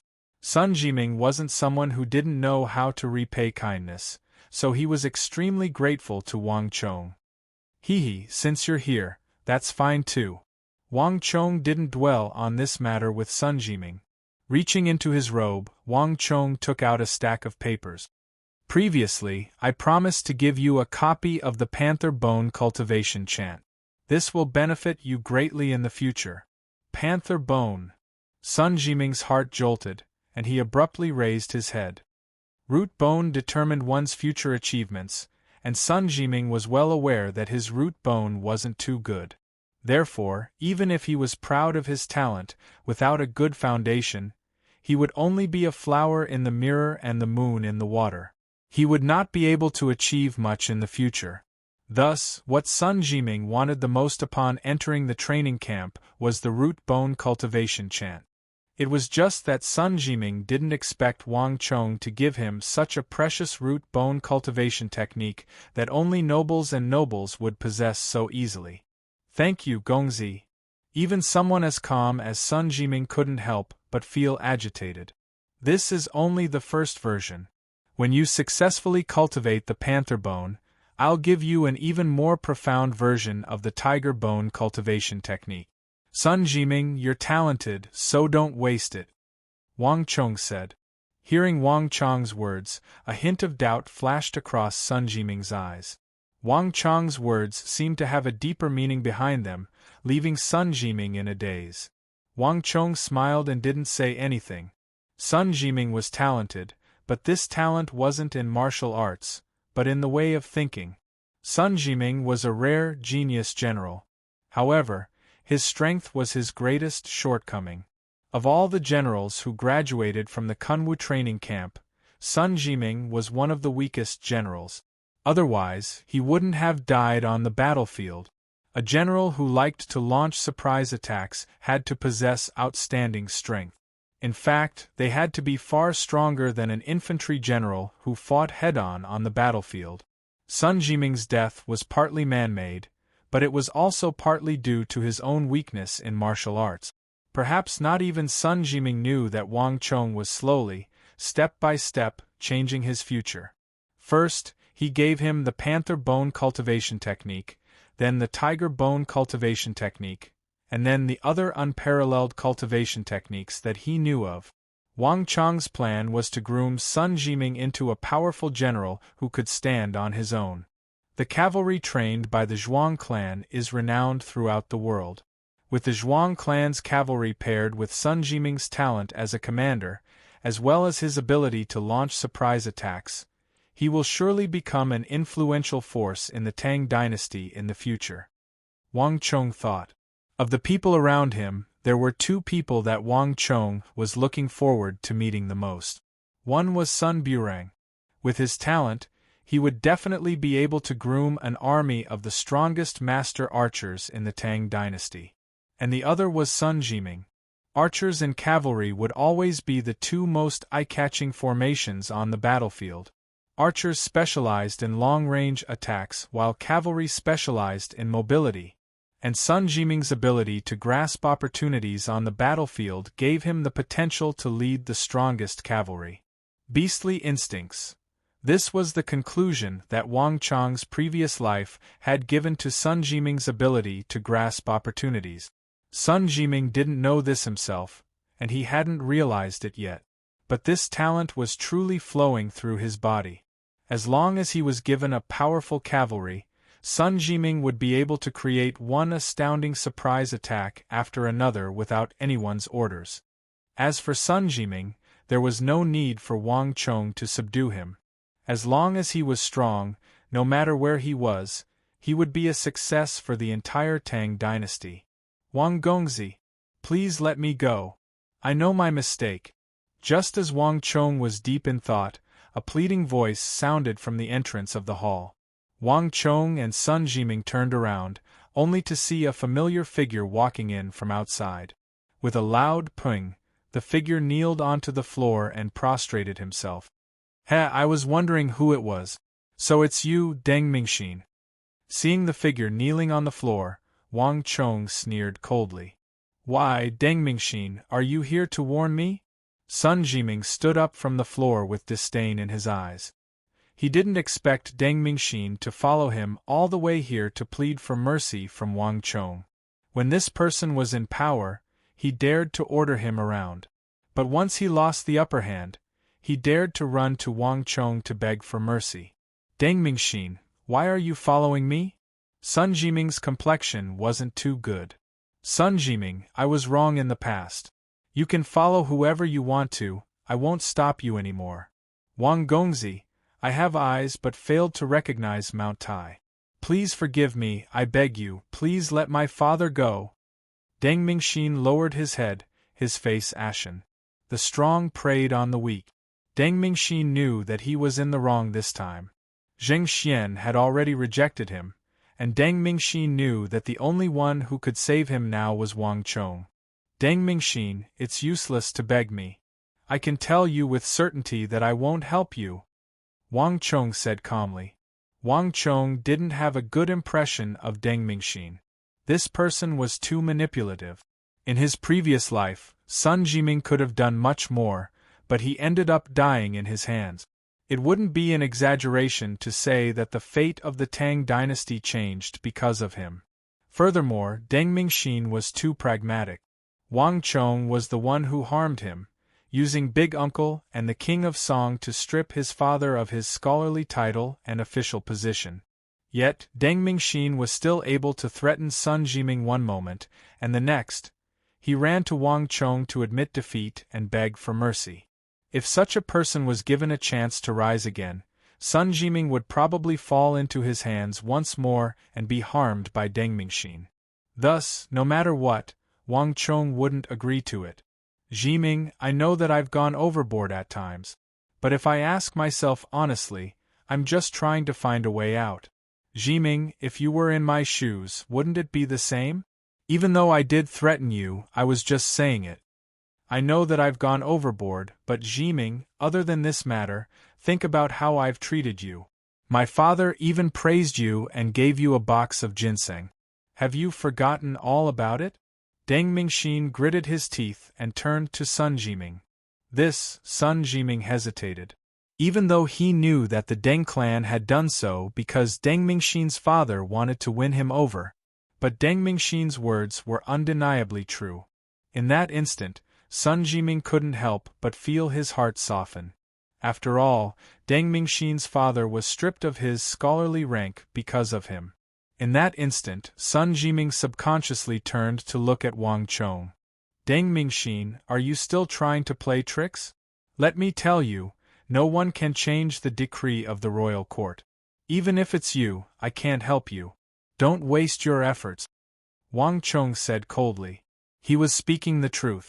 It was easy to get rid of someone like Deng Zhou, but it was extremely difficult to restore him to his scholarly rank. Spilled waters cannot be retrieved. Once a decision was made, it was impossible to change it. This was something that not even Wang Chong's big uncle or the King of Song could do. Deng Mingxin's efforts were destined to go to waste. Wang Gongzi, I don't expect you to restore my father to his post. I only hope that young master can let me and my father go and don't try to kill us. Deng Mingxin gritted his teeth. As soon as Deng Mingxin said those words, Wang Chong's face darkened. I don't know what you're talking about, Wang Chong said coldly. On the other hand, Sun Jiming seemed to have understood something, and he stared at Wang Chong in shock. Based on Deng Mingxin's words, it seemed like Wang Chong didn't just want to strip his father of his scholarly rank. This fellow is too shrewd. This thought flashed across Wang Chong's mind. Stripping Deng Mingxin's father of his scholarly rank wasn't his entire plan. He did intend to deal with Deng Zhou after the latter was stripped of his scholarly rank. Deng Mingxin and his father were Sun Jiming's Achilles' heel. Stripping Deng Zhou of his scholarly rank wasn't enough to change Sun Jiming's fate. Thus, the best solution was to ensure that they would never be able to make a comeback. For the sake of the empire's future, Wang Chong didn't mind playing the role of a villain. However, he didn't expect Deng Mingxin to be so sharp. Sun Jiming's death in his previous life wasn't a fluke. Wang Chong realized that he had still underestimated Deng Mingxin. The other party was far more astute than he had thought. Wang Gongzi, regardless of whether you admit it or not, I want you to spare us father and son. In exchange for this promise, I'm willing to give you a secret. Deng Mingxin gritted his teeth. Deng Mingxin wasn't a fool. He knew that Wang Chong had nothing to do with Sun Jiming, but for him, he was willing to mobilize influential officials like the King of Song and his big uncle to deal with him. From Wang Chong's actions, Deng Mingxin felt a strong sense of threat. If Wang Chong wanted to deal with him, he wouldn't stop after stripping his father of his scholarly rank. Deng Mingxin was worried that the Wang clan wouldn't let him off. What secret? Wang Chong asked impassively. It's regarding the Yao clan and King Qi. I only heard one word. Hyderabad ores. Deng Mingxin gritted his teeth. 1. Chapter 226. How did the Yao clan find out? Wang Chong's eyes flashed. He had always viewed the matter of the Hyderabad ore as his top priority, so he rarely revealed it to others. At the very least, no one knew where he got his Wuzi steel sword for several months. The fact that the Yao clan was able to find out about the Hyderabad ore was enough to explain a lot of problems. Where did you hear that from? Wang Chong turned to look at Deng Mingxin. I also heard about it from Jing Xian. Once, he was chatting with someone, but he didn't say anything. He was chatting with someone once, and I happened to overhear their conversation. Deng Mingxin gritted his teeth. In the past, he would never have dared to do such a thing. But Jing Xian had already abandoned him. Since that was the case, he couldn't be blamed for this. Jing Xian? Wang Chong's eyebrows shot up. I didn't hear much about this matter. I only heard that King Qi and the Yao clan wanted to deal with you, and this matter should have something to do with the Hyderabad ore. Deng Mingxin knelt on the ground. I understand. Wang Chong waved his hand. I'll agree to this. Don't provoke Sun Jiming anymore, including the Sun clan. Otherwise, you'll know the consequences. Deng Mingxin quickly left, but Wang Chong fell into deep thought. Deng Mingxin was just an insignificant figure. As long as he was alive, he wouldn't be able to stir up any waves. But the information he had unintentionally provided had made Wang Chong think of many things. Deng Mingxin only knew the name, so he didn't necessarily know what the Hyderabad ore was. But Wang Chong knew that the Hyderabad ore was his lifeline, as well as the lifeline of the entire Wang clan. It was precisely because of the Hyderabad ore that the Wang clan was able to fill in the final gap. They could truly become a clan like the Yao clan, perhaps even stronger than the Yao clan. But this was far from the case for Wang Chong. War was a game of economics. Without sufficient funds, no matter how powerful an individual was, they would not be able to change the future. I've already obtained 300 June of Hyderabad ore, and the cooperation with the Zhang family is already on track. Even if the Yao family knew about the existence of the Hyderabad ores, they wouldn't be able to threaten me. But for these guys to be able to find out the name of Hyderabad ore, they're really not simple. Wang Chong thought to himself. His connections in the court had already been established.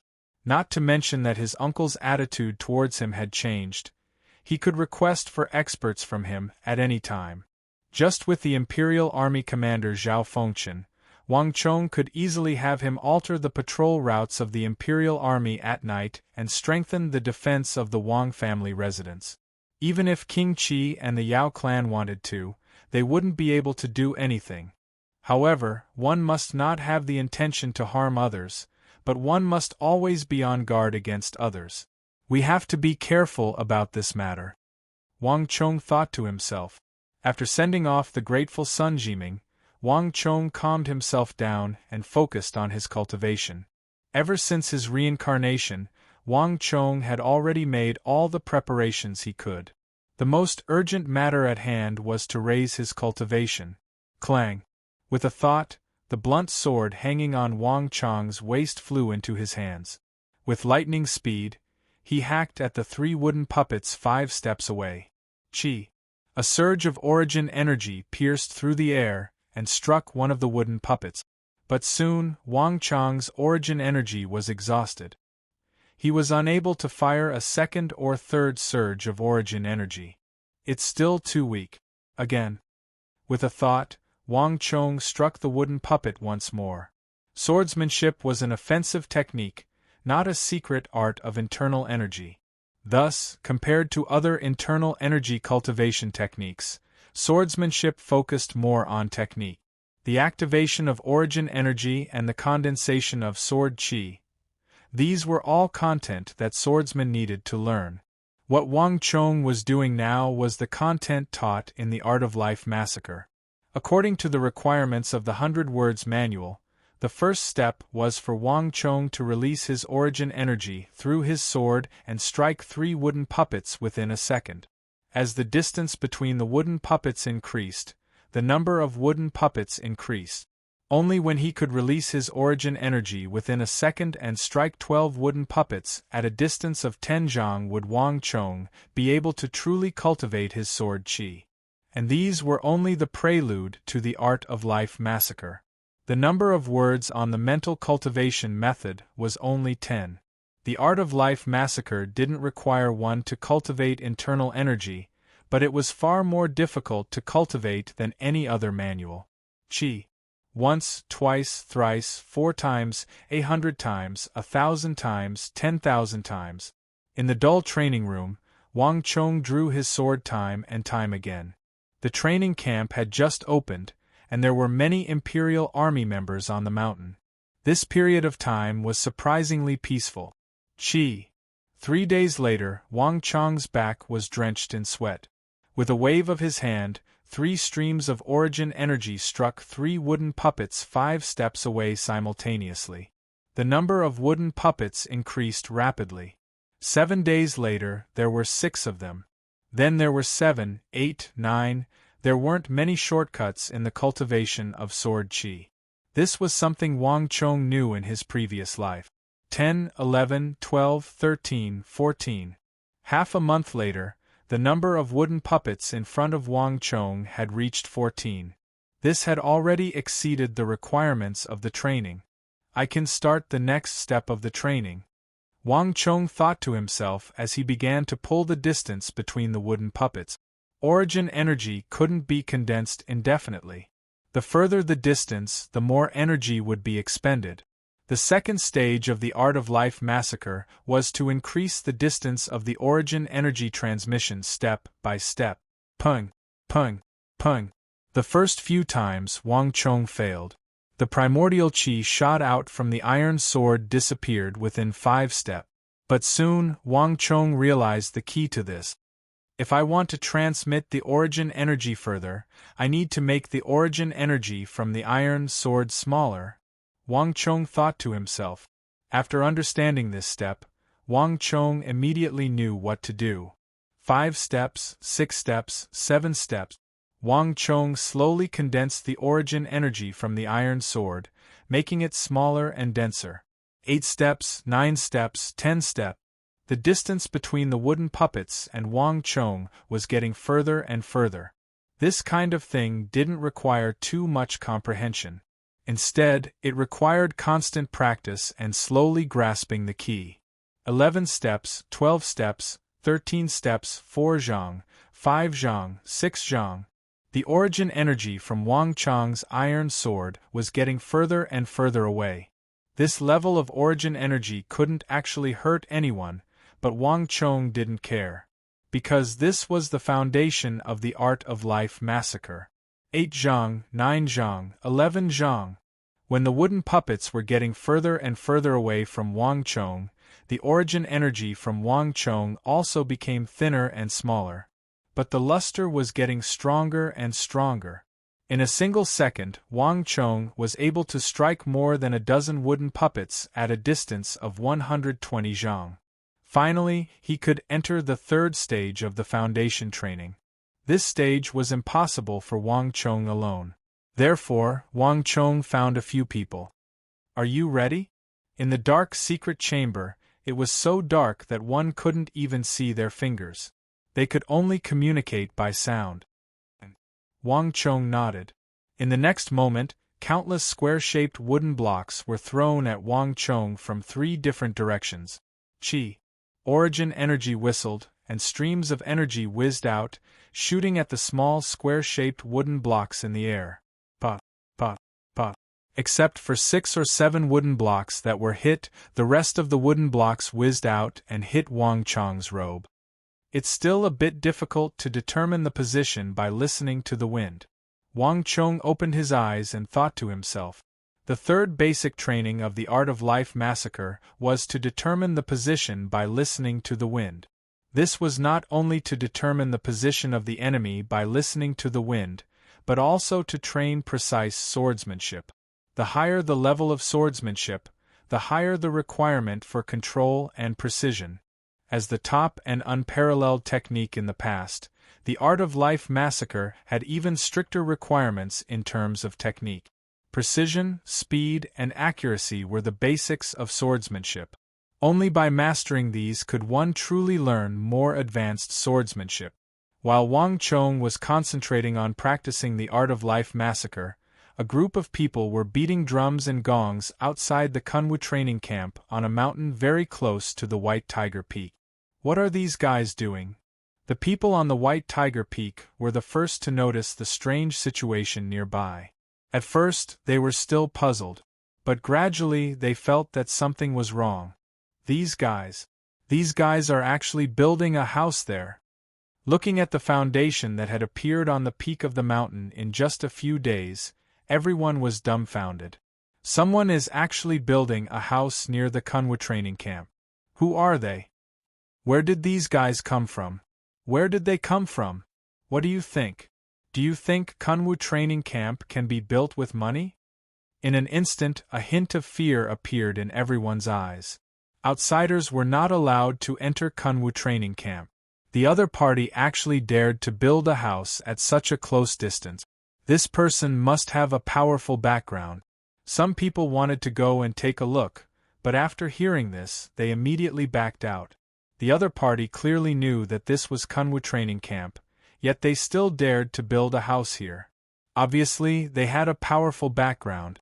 Most of the people in Kunwu training camp were ordinary civilians or the descendants of ordinary government officials. These people were not to be trifled with. Who the hell is this person? He even mobilized the Imperial Guards?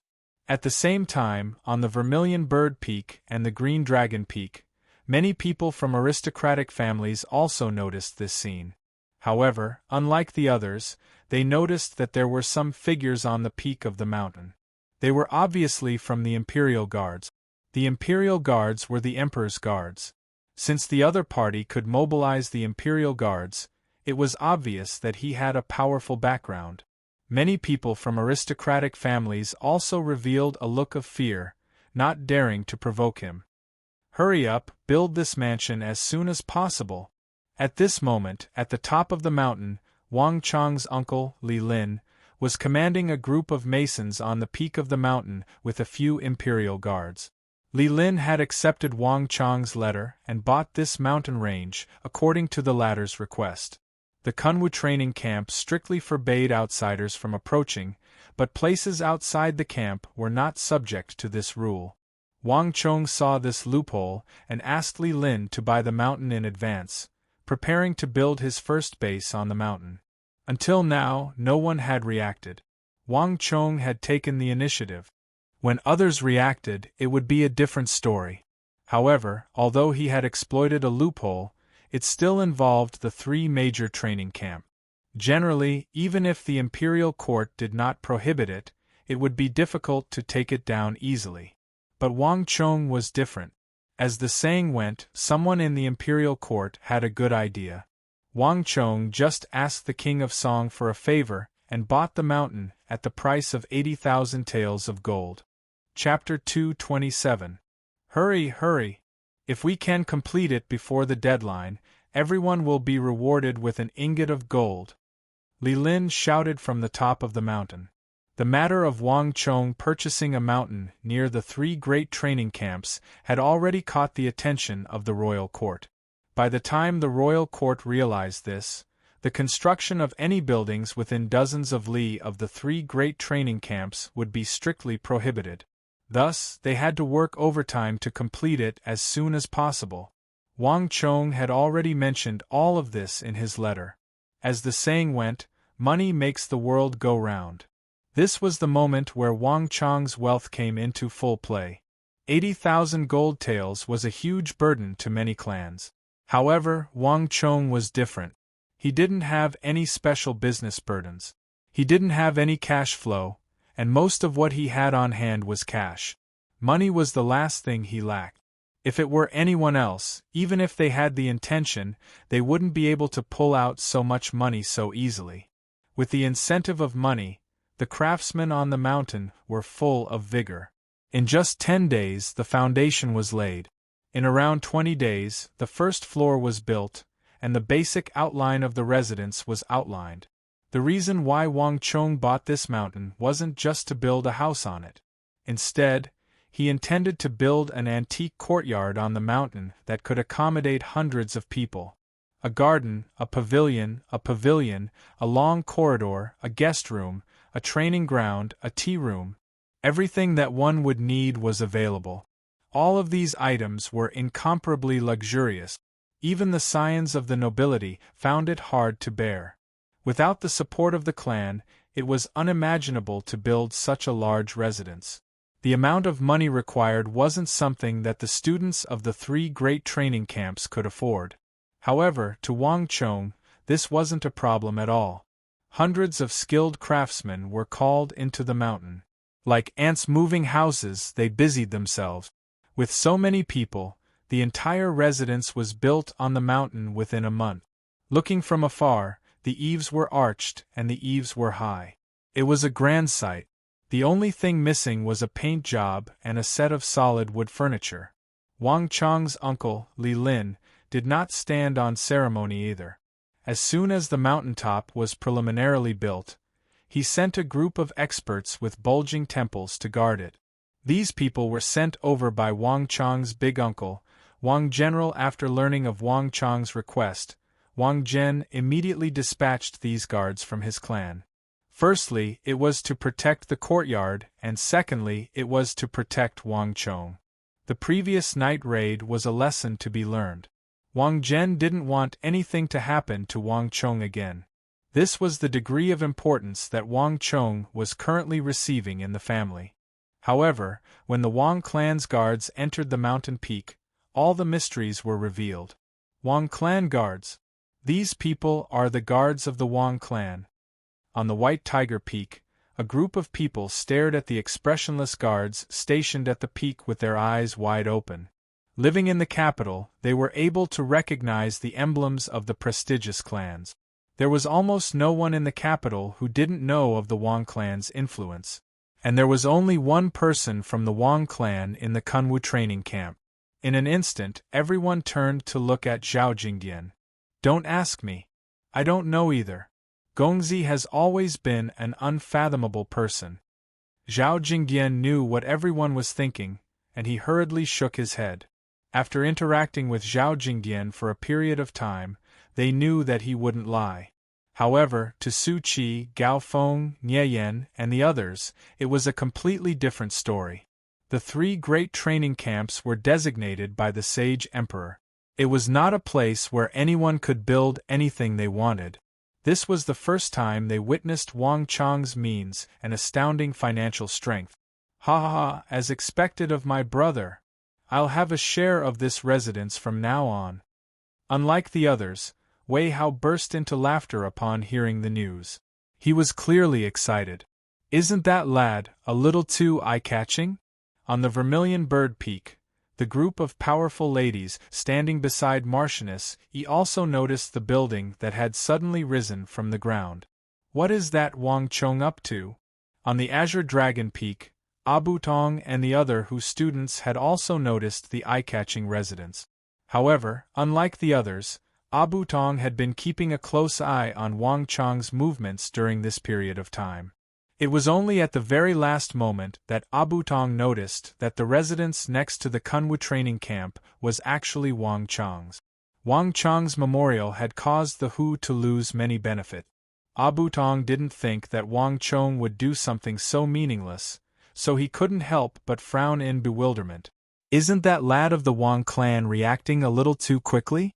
Is he intending to build a base here and expand his territory? On another peak, Zheng Xian also noticed the changes on the mountain. Walala! A moment later, 2 pigeons flew out from the Azure Dragon Peak, one toward King Qi and the other toward Zhouzhang. At this very moment, Wang Chong was oblivious to the changes in the surroundings. There was a specialized training chamber in the Kunwu training camp, and only those whose cultivation had reached Origin Energy Tier 7 were allowed to use it. At this moment, Wang Chong was in the training chamber. In the past month, Wang Chong had devoted almost all of his attention to practicing the art of life massacre. He rarely returned to his residence, and even Zhao Jingyan and the others found it hard to meet him. In terms of difficulty, Wang Chong was probably no weaker than Su Han's Han. It's about time. I should be able to master it soon. In the secret chamber, Wang Chong sat cross-legged on the floor as he thought. After a month of hard work, Wang Chong had already grasped the basics of swordsmanship very well. With a thrust of the sword, he could almost accurately stab any small wooden block he wanted to stab from among the tens of thousands of small square wooden blocks. Wang Chong had a feeling that he was about to reach minor accomplishment in the art of life massacre and form sword qi. Qi. Wang Chong raised a small wooden block, and with a thought, he drew his sword, unsheathed it, and slashed down. In an instant, a ray of origin energy as thin as a silver chopstick shot through the air. Half of the origin energy was blazing fiercely while the other half was translucent and loose. The 2 energies intertwined with one another and pierced toward the eyes of a wooden humanoid 10 zhang away. After more than a month of hard work, Wang Chong's swordsmanship had allowed him to easily pierce through the eyes, ears, fingertips, collarbones, and any other small part of a wooden figurine. Even if it was an ant in a dark room, Wang Chong would be able to accurately pierce through it. Wang Chong was confident that if his sword were to strike, the wooden humanoid's eyes would be pierced through, leaving behind a smooth and sharp finger-sized hole. Pung! But just when Wang Chong was filled with anticipation, something strange happened. Pung! When it was still 3 to 4 zhang away from the wooden humanoid, Wang Chong's sword qi vibrated, and 2 completely different energies clashed in the air.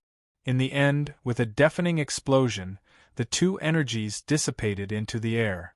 It still doesn't work. Wang Chong sighed and the light in his eyes faded. Thus, Yongsun's art of life massacre was far more difficult to cultivate than he had imagined. The aptitude required for this unique skill was far higher than he had imagined. Half sword qi, half primordial qi, this situation is already very good. But it still doesn't work.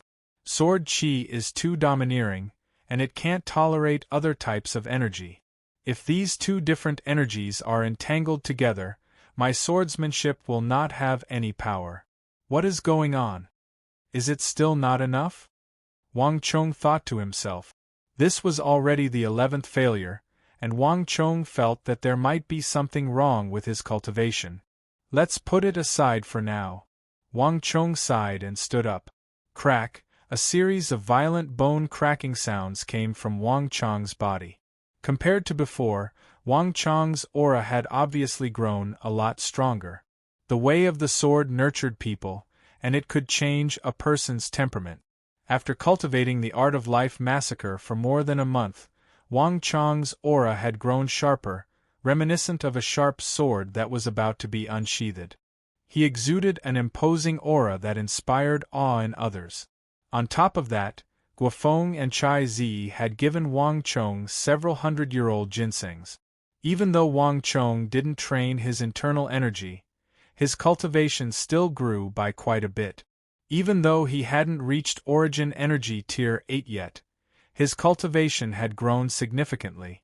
It seems like everyone has been working hard over the past month. When he walked out of the technique practicing room, he saw that the entire main peak of Kunwu was packed with people. It was bustling with activity and seemed to be in full swing. Seemingly influenced by the night assault, Wang Chong felt that everyone was working hard on their martial art. Furthermore, when they were sparring, it was as though they were in a real battle. Archers, infantrymen, and cavalrymen, everyone seemed to be holding their breaths, putting in a lot of effort. With effort comes reward. Compared to when the training camp first opened, Wang Chong could feel that the atmosphere in the training camp had changed. The overall prowess of the training camp was clearly a notch higher. Chiu. While Zhang Xian was touring the main peak, a crisp and sharp cry suddenly sounded from the top of his head. Lifting his head, Wang Chong saw messenger pigeons flying above him, flying back and forth between the training camp and the capital. Most of the people in the Kunwu training camp were commoners or descendants of ordinary officials, so there wasn't much going on here. Even without thinking too much, Wang Chong could guess that this must have something to do with the scions of the prestigious clans in the training camp. This could be considered as the style of scions of the prestigious clans in the capital. Chiu. Just as Zhang Xian was chuckling, the cry of a messenger pigeon suddenly sounded from the top of his head. Raising his head, Wang Chong saw a messenger pigeon flying over from afar. Just as he was wondering who it was, Wang Chong suddenly realized that the messenger pigeon was flying straight toward him. Wang Chong's eyebrows shot up. His gaze soon fell on the messenger pigeon. This is a letter from Big Uncle? Seeing the golden ring on the left leg of the messenger pigeon, Wang Chong's eyes flickered in astonishment. This messenger pigeon was raised by Big Uncle Wang General. However, the golden ring on the left leg of the messenger pigeon held a special meaning in the Wang clan. Unless it was an extremely important matter, it wouldn't appear. Big Uncle wants to meet me? Chapter 228. Wang Zhen was an influential official of the royal court, and he had many affairs to attend to. Unless there was something important, he wouldn't contact Wang Chong, needless to say, take the initiative to look for him. In Wang Chong's memory, the last time Big Uncle looked for him was when he committed a calamity. Furthermore, the rules of the 3 great training camps were strict. Big Uncle should understand that unless there was something important, it would be best for him not to disturb Wang Chong. Strange. Wang Chong was perplexed. Even so, he still left the area. Leaving the main peak along a small path, he arrived at a mountain not too far away. A carriage covered in green cloth was parked, and several guards of the Wang clan stood by the side, surveying the surroundings warily. Big Uncle. Wang Chong boarded the carriage, and within the carriage, he met his big uncle. Wang General Wang Zhen was dressed in green casual clothes, and even though he wasn't dressed in the robes of the royal court, his every movement exuded the authority of an influential official. When Wang Chong entered, his brows were slightly furrowed, seemingly conflicted over something. "You're here." Upon seeing Wang Chong enter, Wang Zhen finally raised his head, and his brows slowly relaxed. A warm smile appeared on his face. "Sit." Wang Zhen gestured to his side. This seat was very close to Wang Zhen, almost right beside him. This showed his deep trust and closeness to Wang Chong. Such treatment would have been unimaginable in the past. "Big uncle." Wang Chong didn't turn down Wang Zhen's invitation. He bowed respectfully before taking a seat beside Wang. General Wang Chong knew that Big Uncle's attitude toward him was completely different from before. This was because his performance had won his Big Uncle's trust and respect, and he had been accepted as a core member of the clan. Love the house, love the crow. Now, Uncle treated his mother and little sister very kindly, not as strict as before. "How is the training camp?" Wang Zhen asked with a smile. Instead of getting down to business, he began to ask about Wang Chong's affairs in the training camp, behaving like a benevolent elder of the clan. "Not bad, except for the first day when I almost died on the mountain." Wang Chong also laughed. He was now very casual in front of his uncle, treating him as a trustworthy elder. Disregarding those minor matters, there was actually no deep grudge between Wang Chong's family and Big Uncle Wang Zhen. At most, it would be a little competition between Big Brother, Second Brother, and Cousin Wang, as well as a little competition for grandfather's influence. However, Wang Chong had already thought it through. He would not compete with his cousin. On the contrary, he would try his best to help his cousin achieve better development and higher achievements. The development of the Wang clan should not be limited to a small pond. Instead, he should set his sights on the bigger world. I also know about this matter. Andong and Anbei had fought a few battles recently. The Turks and Gogurians had suffered heavy casualties, and this operation had paid a heavy price. However, the mistakes of the past would serve as a lesson for the future. I'll send a few experts from my family over. With them around, you'll be safer," Wang Zhen said. As an influential official of the royal court, he rarely went anywhere, and his range of activity was limited to the capital. As such, he didn't need so many experts by his side. He could easily assign them to Wang Chong. "Thank you, Big Uncle." Wang Chong was overjoyed. He had no intention of turning down Wang Zhen's help. He didn't have many experts by his side at the moment, and the more top-notch experts he had, the better. Wang Zhen also chuckled. He viewed Wang Chong with great importance. He was the greatest hope of the Wang clan. Even if he couldn't take over his father's position and influence in the royal court, his third brother, Wang Yan, and fourth brother, Wang Mi, would have to take over. This included the eldest son, Wang Li, Wang Fu, and Wang Bei.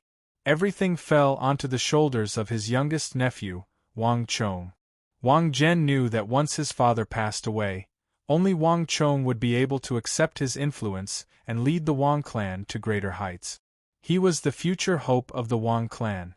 No matter how many people he sent to protect him, it wouldn't be enough. "Right, has Yang Zhao contacted you recently?" Wang Zhen suddenly asked. "Yang Zhao? Why would Big Uncle ask about this?" Wang Chong frowned. He had met Yang Zhao a few times, but their relationship wasn't that close. Furthermore, it wasn't inconvenient for them to meet in the training camp. "He hasn't." Wang Zhen straightened his back, and a hint of doubt flashed across his eyes. "But it should be about time. Keep an eye out for him. He should be coming to look for you soon." Wang Chong didn't say anything, but the doubt in his eyes deepened. Why would Yang Zhao look for him? And why was Big Uncle so confident? "Zhangzhou Jianxiong wants to come to the capital." Seeing Wang Chong's doubtful gaze, Wang Zhen fell silent for a moment before revealing the purpose of his visit. "What?" Hearing Big Uncle Wang Chong's words, Wang Chong widened his eyes in shock. Zhangzhou Jianxiong was the Southern Protector General, the great general who supports the empire. In the military circles of the Tang dynasty, Zhangzhou Jianxiong played an important role. Given Zhangzhou Jianxiong's standing, Wang Chong knew that Big Uncle wasn't just saying that he wanted to take a stroll in the capital. As expected, Big Uncle Wang Zhen said something completely different. Zhangzhou Jianxiong has been guarding Jiannan for more than 20 years now. There is no war at Arai, and Uzan is safe as well. Zhangzhou Jianxiong hasn't contributed much to the military while guarding Jiannan. This time, he wants to change his position and enter the capital. Wang Zhen said impassively, his face devoid of any emotion. Wang Chong's expression turned grim. Zhangzhou Jianxiong was the Southern Protector General, an existence on par with Gao Xianzhi and Foman Linta. For such a figure to suddenly want to be transferred to the capital, it wasn't because he wanted to become a minor official, but because he had a bigger goal in mind. This is like a huge shark barging into the capital. A thought flashed across Wang Chong's mind. In the royal court, all positions were already fixed. This was the result of the constant competition between the various powers. Now that Zhangzhou Jianxiong wanted to enter the capital, it would be like a ferocious dragon crossing the river. The entry of a new power would disrupt the existing structure. This would affect all parties. Even the Wang clan and Big Uncle would be affected. Because there was so much porridge in the city, if too many people were to eat it, it would surely affect others. More importantly, Zhangzhou Jianxiong didn't belong to any faction at the moment. Wang Chong suddenly understood why Big Uncle would make an exception to appear at the Kunwu training camp to look for him. Initially, this matter didn't have much to do with the Wang clan or Big Uncle. The crux of the matter was Wang Chong himself. Not too long ago, Zhangzhou Jianxiong was one of the heavyweights who supported him in the regional commander's incident. The Wang clan owed Zhangzhou Jianxiong a favor, or to be more precise, Wang Chong owed Zhangzhou Jianxiong a favor. Which position does he want? Wang Chong asked.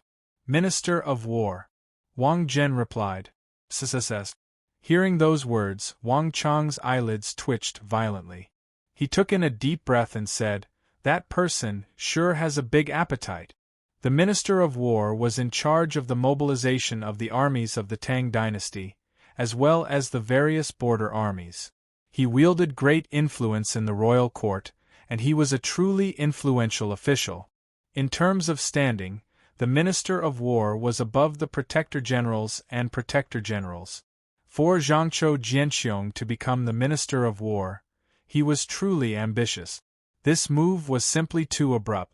Even Wang Chong was taken aback by it, needless to say, Big Uncle and the others. This was a reshuffle of the upper echelons. Big Uncle, the King of Song, King Qi, the Yao clan, the Prime Minister. Everyone was involved. Wang Chong raised his head and looked at Big Uncle Wang General. It suddenly dawned on him that he wasn't the only reason why Big Uncle Wang came to look for him. The King of Song was also involved. Did Yang Zhao look for you? Wang Chong asked. Not yet. Even if he did, he wouldn't be the one to look for me. Wang Zhen replied calmly. Wang Chong understood what he meant.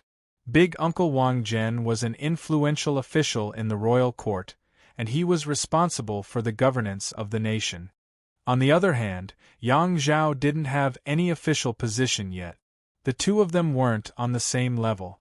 Even though Wang Chong knew that the future Yang Zhao would surely become a powerful figure in the Tang dynasty, it was clear that he hadn't reached that level yet. Even though I didn't look for him, I already have the intention. Yang Zhao is just an insignificant figure, so there's no need to pay him any heed. However, the consort Taizhen backing him isn't someone we can ignore. At the moment, it's still unclear if this is the intention of the consort Taizhen, the Holy Emperor, or perhaps Zhangzhou Jianxiong is acting on his own. But no matter what, since this matter has been brought up, no one can ignore it. There has never been a successful case of a Protector General being appointed as the Minister of War. In the previous dynasty, the Anshi Protector General requested to be appointed as the Minister of War, but he failed. It was the same for Gaozong's era and Taizong's era. A contemplative look appeared in Wang Zhen's eyes. A powerful aura began to emanate from his body, revealing his identity as an influential official of the royal court. Zhangqiu Jianxiong's request to be appointed as the Minister of War is highly likely to fail, but it's not impossible. The problem now is that if we agree to it, Zhangqiu Jianxiong's entry will stir up the other powers, and our Wang clan will become the common enemy of the other powers. By then, it won't just be King Qi, the Yao clan, the Prime Minister, the other neutral powers, dukes, marquises, generals, and protector generals. Zhangqiu Jianxiong has offended quite a few people in the military. If we don't agree to it, it's fine if Zhangqiu Jianxiong fails. But if he succeeds in becoming the Minister of War, our Wang clan's enemies will not only be the Yao clan and King Qi, but also the Minister of War. Do you understand what I mean? Big Uncle Wang Zhen said grimly. The Wang clan wasn't greedy for credit, but if the Wang clan were to agree to it and Zhangqiu Jianxiong succeeded, the Wang clan would become the common enemy of the other powers in the royal court. On the other hand, if the Wang clan didn't agree to it and Zhangqiu Jianxiong succeeded, the Wang clan would become the common enemy of the other powers in the royal court.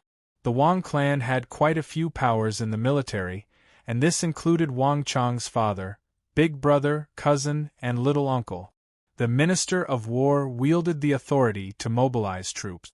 If the Wang clan offended a Minister of War, even without leaving too much of a trace, the Wang clan could just deploy its troops to the most dangerous location, and the Wang clan would be in deep trouble. Chapter 229. Even if Zhangqiu Jianxiong failed to become the Minister of War, he would still be a powerful figure in the military. The identity of the Southern Protector General still carried great weight, and it wasn't something that could be easily overlooked. Even though the Wang clan wasn't necessarily afraid of Zhangqiu Jianxiong, it would be worse if they were to make an enemy out of nowhere. Furthermore, if they were to be pulled over by King Qi and the Yao clan, they would be in deep trouble. What is the stance of King Qi and Yao Guangyi? Did Zhangqiu Jianxiong look for them? Wang Chong pondered. No. Wang Zhen shook his head as a hint of approval flashed across his eyes. The current Wang Chong was indeed impressive.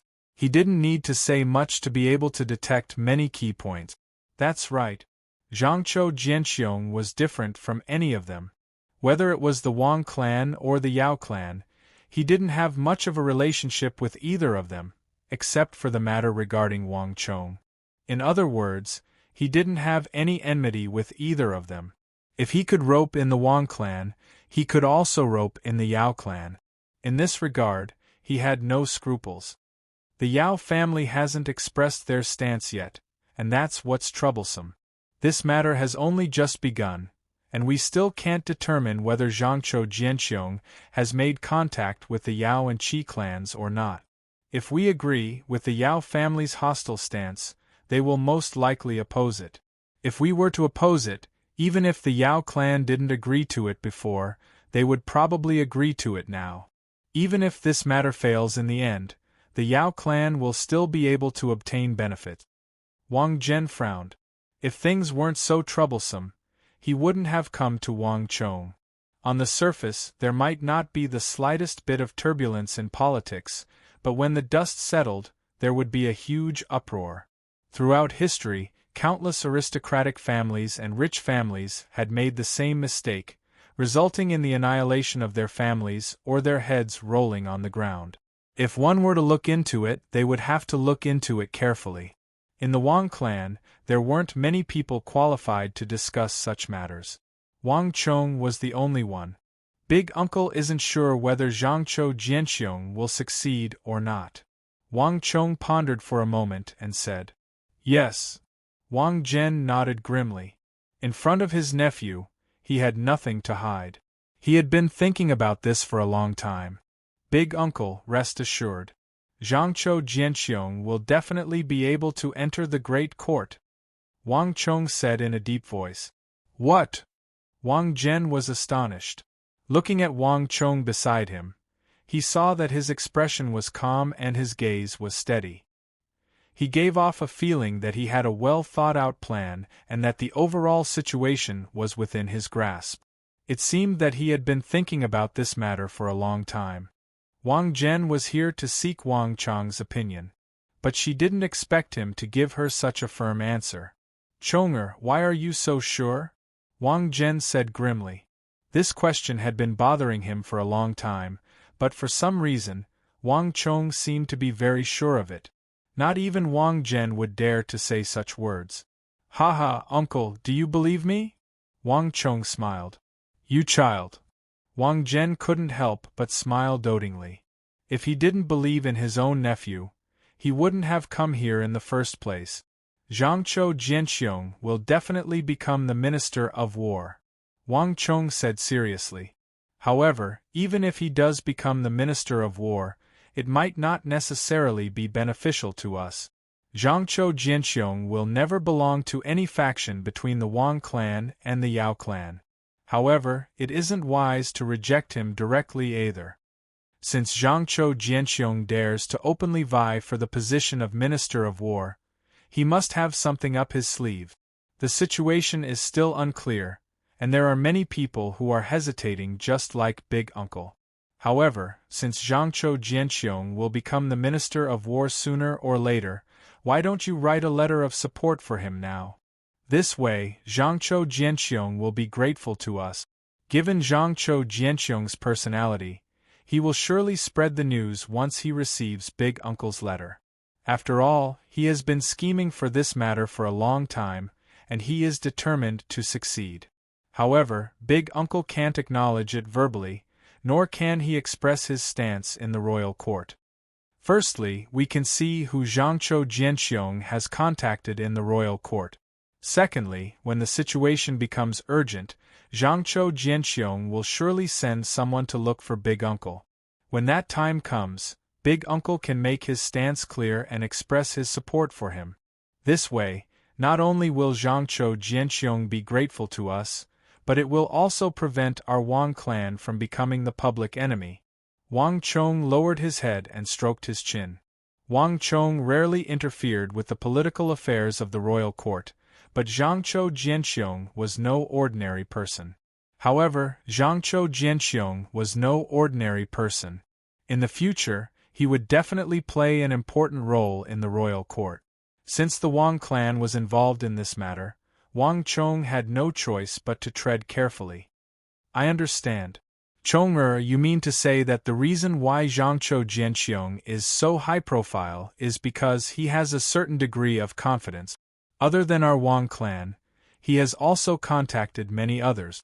Even the Yao clan, King Qi, and the Prime Minister are all possible. This is probably the reason why you asked me to write a letter of support for him, Wang Zhen said gravely, seemingly understanding something. Wang Chong nodded, but he had other thoughts in mind. The reason why Wang Chong was certain that Zhangqiu Jianxiong would be able to break the precedent and become the Minister of War wasn't because he knew all of this, but because this was the destiny of history. The future of history was destined to develop in such a manner. Since that's the case, I understand. Wang Zhen chuckled. All of a sudden, he felt much more at ease. After chatting with Wang Chong for a while longer about the training camp, Wang Zhen left without alerting anyone. Stepping out of the carriage, Wang Chong watched as Big Uncle Wang Zhen's carriage disappeared into the distance, and the final hint of a smile on his lips gradually disappeared, replaced by a solemn expression. To think that Zhangqiu Jianxiong would still become the Minister of War. Wang Chong gazed into the distance with a hint of worry on his face. Big Uncle Wang Zhen saw Zhangqiu Jianxiong's intention to enter the royal court, but what Wang Chong saw was the future of the empire. Everything was inevitable. Big Uncle Wang Zhen didn't know how shocked Wang Chong was when he heard that Zhangqiu Jianxiong wanted to enter the royal court. History was like a massive wheel, rolling forward unstoppably. Be it in his previous life or this life, Zhangqiu Jianxiong had successfully become the Minister of War, fulfilling his dream. But what no one knew was that with Zhangqiu Jianxiong's departure, the southern defenses of the empire had fallen into a void. Wang Chong wanted to stop him, but Wang Chong knew that Zhangzhou Jianxiong was an ambitious person. He had endured for nearly 2 decades by the borders, and now, he finally couldn't hold it in any longer. If Zhangzhou Jianxiong didn't make it public, it would still be a vague declaration. There was still hope. But this time, he had made his wish known. In other words, he had already given up everything and let go of everything. He had already steeled his heart on the matter of becoming the Minister of War, and no one would be able to pull him back. This was something that no one would be able to stop. Wang Chong would never underestimate the breadth of mind and boldness of a Protector General of the Central Plains. Given his current identity, it was impossible for him to persuade such a huge crocodile. Besides, even if he were to stop him this time, Zhangzhou Jianxiong would surely try a second time and a third time. By then, once Zhangzhou Jianxiong succeeded, he would become the Wang clan's mortal enemy. This was also the reason why Wang Chong didn't try to influence him through Big Uncle Wang. General, besides, an eye for an eye. Zhangzhou Jianxiong had helped him in the regional commander's incident, and Wang Chong couldn't bring himself to do something as ungrateful as burning the bridge after crossing it. Yang Zhao is probably determined to push Zhangzhou Jianxiong up this time, Wang Chong thought. There was one thing that Wang Chong didn't tell Big Uncle Wang Zhen.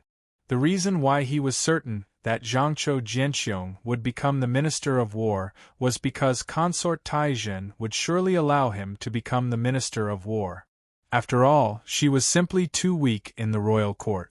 Only by placing Zhangzhou Jianxiong in the royal court would Consort Taizhen have someone to rely on in the royal court.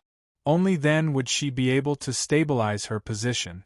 Otherwise, she would be too isolated. For this goal, she would do her best to help Zhangzhou Jianxiong ascend to the Minister of War. On the other hand, Yang Zhao also wanted Zhangzhou Jianxiong to become the Minister of War, and in fact, he was even more eager than Zhangzhou Jianxiong. Everyone thought that Zhangzhou Jianxiong was too ambitious, but in Wang Chong's view, Yang Zhao was the true mastermind. Only he could instigate Consort Taizhen, and only he could align his interests with Zhangzhou Jianxiong's. In the royal court of the Tang dynasty, without a doubt, Yang Zhao was just an insignificant figure. But Wang Chong knew that everyone was underestimating this future giant of the Tang dynasty. His future standing would even surpass that of Yao Guangyi. Even though he still couldn't match up to someone like Yao Chong, he wasn't too far off. Yang Zhao was much smarter than everyone thought. He knew that his qualifications were too shallow. That was why he wanted to push Zhangzhou Jianxiong up to the Minister of War. As the saying went, having connections in the royal court makes things easier. Only with Zhangzhou Jianxiong would he, Yang Zhao, be able to rise to the top and realize his ambitions. On this matter, there were 2 people who were even more enthusiastic than Zhangzhou Jianxiong. One was Consort Taizhen, and the other was Yang Zhao. Both of them were going to be famous giants in the future of Great Tang. Thus, regardless of whether he had the memories of his previous life or not, Wang Chong knew that Zhangzhou Jianxiong's ascension to the throne was inevitable. In his previous life, Big Uncle had chosen the wrong side on this matter, and as a result, he became a thorn in Consort Taizhen's side. But in this life, perhaps due to Wang Chong, Big Uncle had become much more cautious and meticulous. This was also what made Wang Chong glad. If everything goes according to plan, it should be time for that person to ascend to the throne. A figure surfaced in Wang Chong's mind, and he sighed deeply. The tides of history had finally come to this. Zhangzhou Jianxiong would eventually enter the capital, and that person would eventually take over the position of Southern Protector General. These 2 matters were not things that Wang Chong could prevent with his current strength. This left a deep sense of helplessness in Wang Chong's heart. The tides of history couldn't be defied. What Wang Chong could do was to perfect his plan step by step, and through his own efforts, he would slowly change the tides of history. Looks like I should hurry up. Chapter 230. After leaving the foot of the mountain, Wang Chong wasn't in a hurry to cultivate. Instead, he wrote letters to his clan, Big Uncle, the Zhang clan, and Li Zhuxin. Li Zhuxin was escorting Zhang money into Jiaoji in secret, so it should be about time. Pu Lang Lang. Carrier pigeons flew above the Kunwu training camp, and it didn't take long for Wang Chong to receive a letter from his clan. The letter was from Wang Chong's mother, and she said that everything was fine at home. However, there was something unexpected. Wang Chong's little sister, Wang Xiaoyao, had actually gone off to learn martial arts. Furthermore, it was said that that person was Wang Chong's teacher. Furthermore, the guards in the clan had confirmed this as well. What's going on? Upon receiving the letter, Wang Chong was dumbfounded. Little sister? Master? He only had a single master, and that was the evil emperor. However, the matter regarding the evil emperor had always been a secret. Wang Chong had never mentioned it to his clan. In fact, his little sister and mother didn't even know of the existence of the evil emperor. What's going on? Why would little sister go to the spirit vein? Besides, doesn't she dislike cultivating? Why would she suddenly become so hard-working? Wang Chong was perplexed. He knew his little sister's personality very well. If she was willing to work hard, there wouldn't be a single scion in the capital who would be a match for her. Even Marchioness Yi wouldn't be a match for his little sister. However, all of this was just Wang Chong's fantastical imagination. His little sister's personality was one of eating and waiting for death. Of the two siblings, his little sister was the true profligate. But now, his little sister actually went off to cultivate? There aren't many people in the clan who know about teacher's matter. Furthermore, I've issued a gag order, so no one will tell her. Could it be that she accidentally overheard it? Or could it be that she noticed the guards and followed them to the spirit vein? Wang Chong also felt a headache when he thought of his little sister's capricious personality. There was a large-scale construction going on at the spiritual vein, and many craftsmen and guards had been sent there. With these guards coming and going, it was hard to guarantee that they wouldn't attract his little sister's attention after a long time. That's fine too. My little sister's talent isn't bad, but it's a pity that her personality is too bad. I can't control her, but Master should be able to. It's good for her. Wang Chong's thoughts turned, and he suddenly laughed again. His little sister was born with incredible strength, and even though he was already an Origin Energy Tier 7 expert, he might not be a match for her. However, her master, the evil emperor, was different. With little sister's abilities, I'm afraid she won't be able to cause any waves in front of Master. Furthermore, the evil emperor is not some kind-looking good old man. He is a big shot of the evil path who has caused people to turn pale at the mere mention of his name. If my little sister tries to be mischievous in front of him, I'm afraid she's just asking for trouble. Putting aside the matter of his little sister, Wang Chong received the second letter from Uncle Li Lin. He had returned to the royal palace, and the imperial army was still heavily restricted. He couldn't possibly be away for long. As for the manor that Wang Chong wanted, he had already left it to someone else. In addition, he also mentioned the matter of Wang Chong's cousin, Wang Liang. After more than a month of preparation and spending a lot of money, they bought a few ships from the seafaring families. In addition, they worked overtime to build a new ship. A total of 4 large ships formed a fleet. Majestically, they finally set off from the southern sea. Wang Liang had made up his mind on this voyage. He had gathered a large number of sea maps, and he had even found 2 old navigators. Adding on the sailors, guards, and Hai Dongqing and Hai Zhan, who were in charge of communications, the group finally began to help Wang Chong search for the meteorite metal. The Wang clan had already dispatched quite a few experts. However, Uncle Li Lin was still worried. He had used his connections to find several retired experts of the Imperial Army to sneak into the group. Wang Liang had spent his entire life messing around, playing around with petty things and inventing little things that didn't really matter. Now that he had finally made up his mind to do something big, both Big Ant and Uncle Li Lin were extremely supportive. In the letter, he expressed his gratitude to Wang Chong. Several 100,000 taels of gold had been given to Wang Liang, his cousin, without batting an eyelid. This was already the ultimate form of kinship. Big Ant Wang Rushuang and Uncle Li Lin expressed their gratitude again and again. They truly had nothing to say about this nephew of theirs, Wang Chong. As for Wang Chong's search for the meteorite metal, the two of them didn't take it seriously. They both believed that Wang Chong had made up a reason to cheer Wang Liang up. This made the two of them feel even more grateful. I didn't lie a single word about this matter.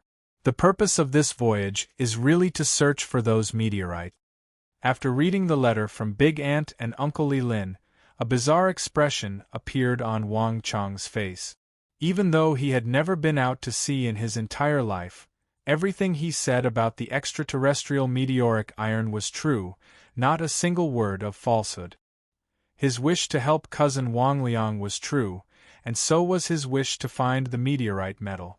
Several 100,000 taels of gold was no laughing matter. Even though he might not care too much about it in the future, right now, Wang Chong wasn't at the point where he would treat 300,000 taels of gold lightly. Speaking of which, if cousin has already set out to sea, Myasame Ayaka should be back soon. Wang Chong's eyebrows shot up, and his expression suddenly relaxed. Wang Chong's eyebrows rose, and his expression suddenly relaxed. If Myasame Ayaka were here, his situation would be much better. If Myasame Ayaka were here, his situation would be much better. At the very least, he would have someone he could rely on. Furthermore, Myasame Ayaka was an assassin, and her senses were sharp. This way, she would be able to detect danger in advance. Now, it's up to the Zhang clan, Wang Chong thought. His collaboration with the Zhang clan involved the large mine, the Hyderabad ores, and the production of many logistics equipment. This was the project that Wang Chong was most concerned about. In Wang Chong's plans, the collaboration with the Zhang clan was of utmost importance. Flutter, flutter. A pigeon flew down from the roof. Around dusk, Wang Chong finally received a letter from the Zhang clan.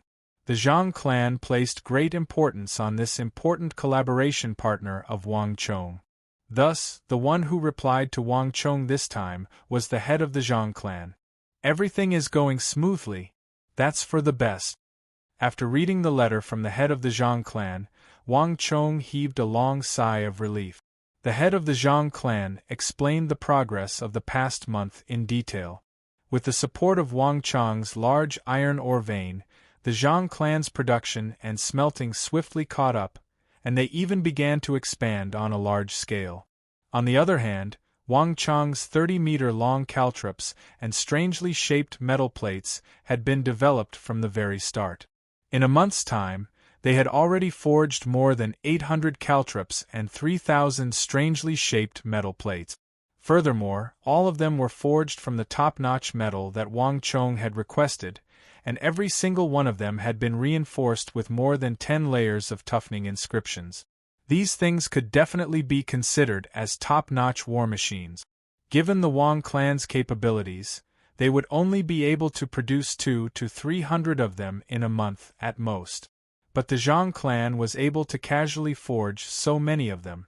Furthermore, this wasn't even when they were at full capacity. Furthermore, they had only mobilized a portion of the Zhang clan's manpower to forge for Wang Chong.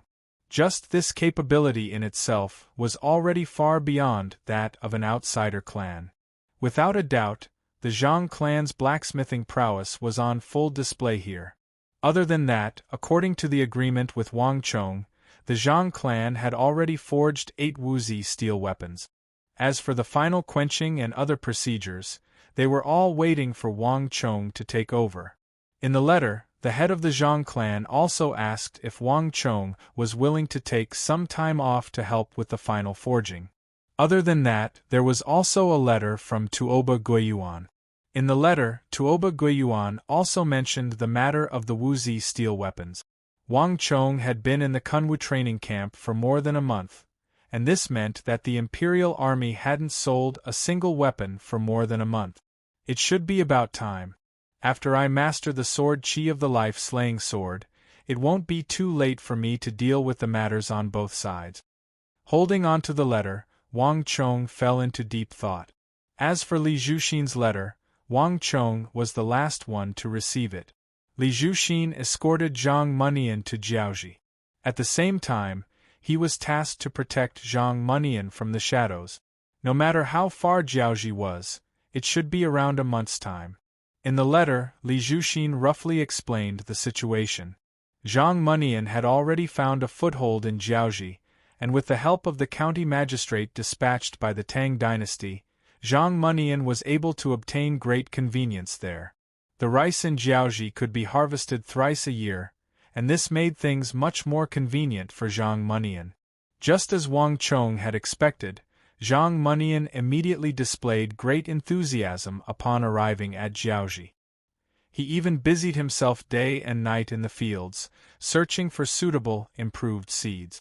The house that Zhang Munian bought in Jiaoji was a place that Zhang Munian rarely stayed in. After a day, he would spend more than half of his time outside.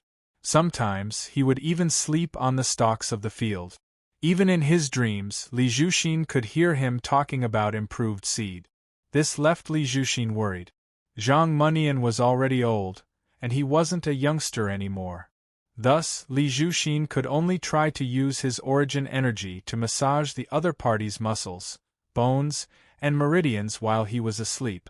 In the letter, Li Zhuxin even advised Wang Chong to persuade Zhang Munian not to work so hard.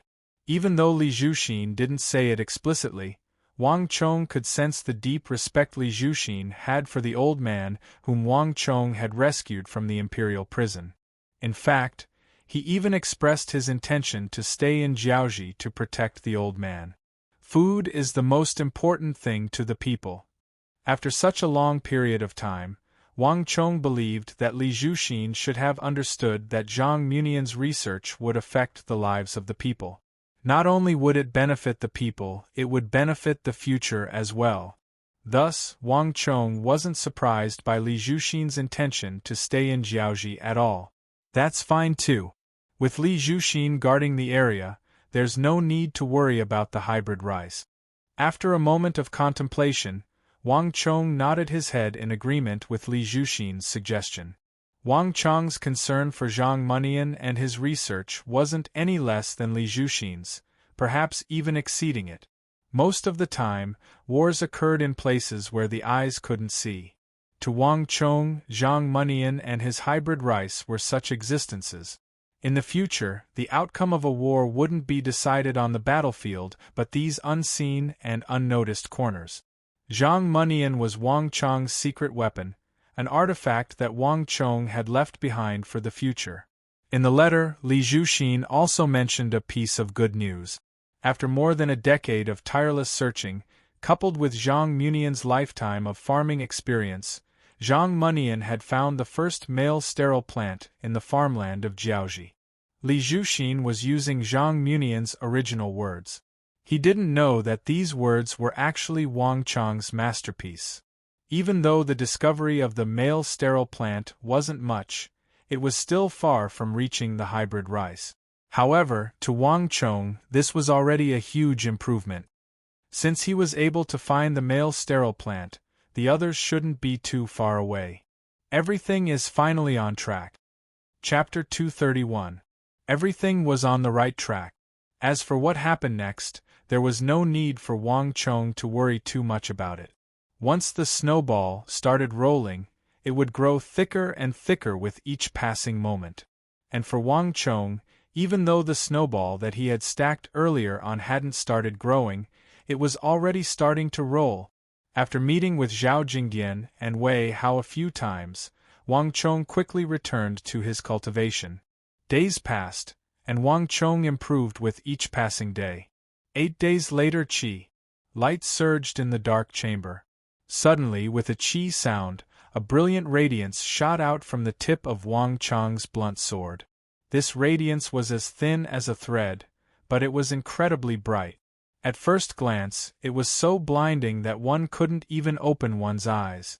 Furthermore, the radiance was extremely condensed, and it didn't weaken in the slightest even after extending for more than a dozen zhang. Qi. The radiance swiftly dissipated into nothingness upon coming into contact with the wall a dozen zhang away. This is sword qi. This is great. Upon seeing this radiance, Wang Chong felt incomparably agitated. After studying and comprehending it for over 10 days, he'd finally compressed the vital energy in his body to the limit and condensed this strand of swift and fierce sword qi that was fine like a gossamer. It might have seemed as thin as a thread, but it was actually the result of compressing a large amount of origin energy in Wang Chong's body. After so many days, I've finally managed to condense sword qi. Wang Chong's heart leaped in excitement. Sword qi was also a form of origin energy, but it was compressed to its limit. Because of this, the might of a sword Dao expert was so powerful. At this moment, Wang Chong felt that all his efforts had paid off. Just as he was deep in thought, Wang Chong suddenly felt a bizarre ray of light shooting in. This ray of light didn't come from the door or anywhere else. Instead, it came from the wall in front of him. The place where Wang Chong cultivated was a dark chamber, and there wasn't a single speck of light in it. This was also to get used to the practice of hearing and intuition in Sword Dao. Therefore, when a ray of light shone into the room, it would feel very strange. Strange? I remember there was no light here before. Wang Chong walked in from the ground and walked in the direction of the light. On the wall, about a meter above the ground, there was a small hole that could be vaguely seen. That strange light shone in from this hole. At first, Wang Chong didn't notice it. He even stretched out a finger to touch the wall.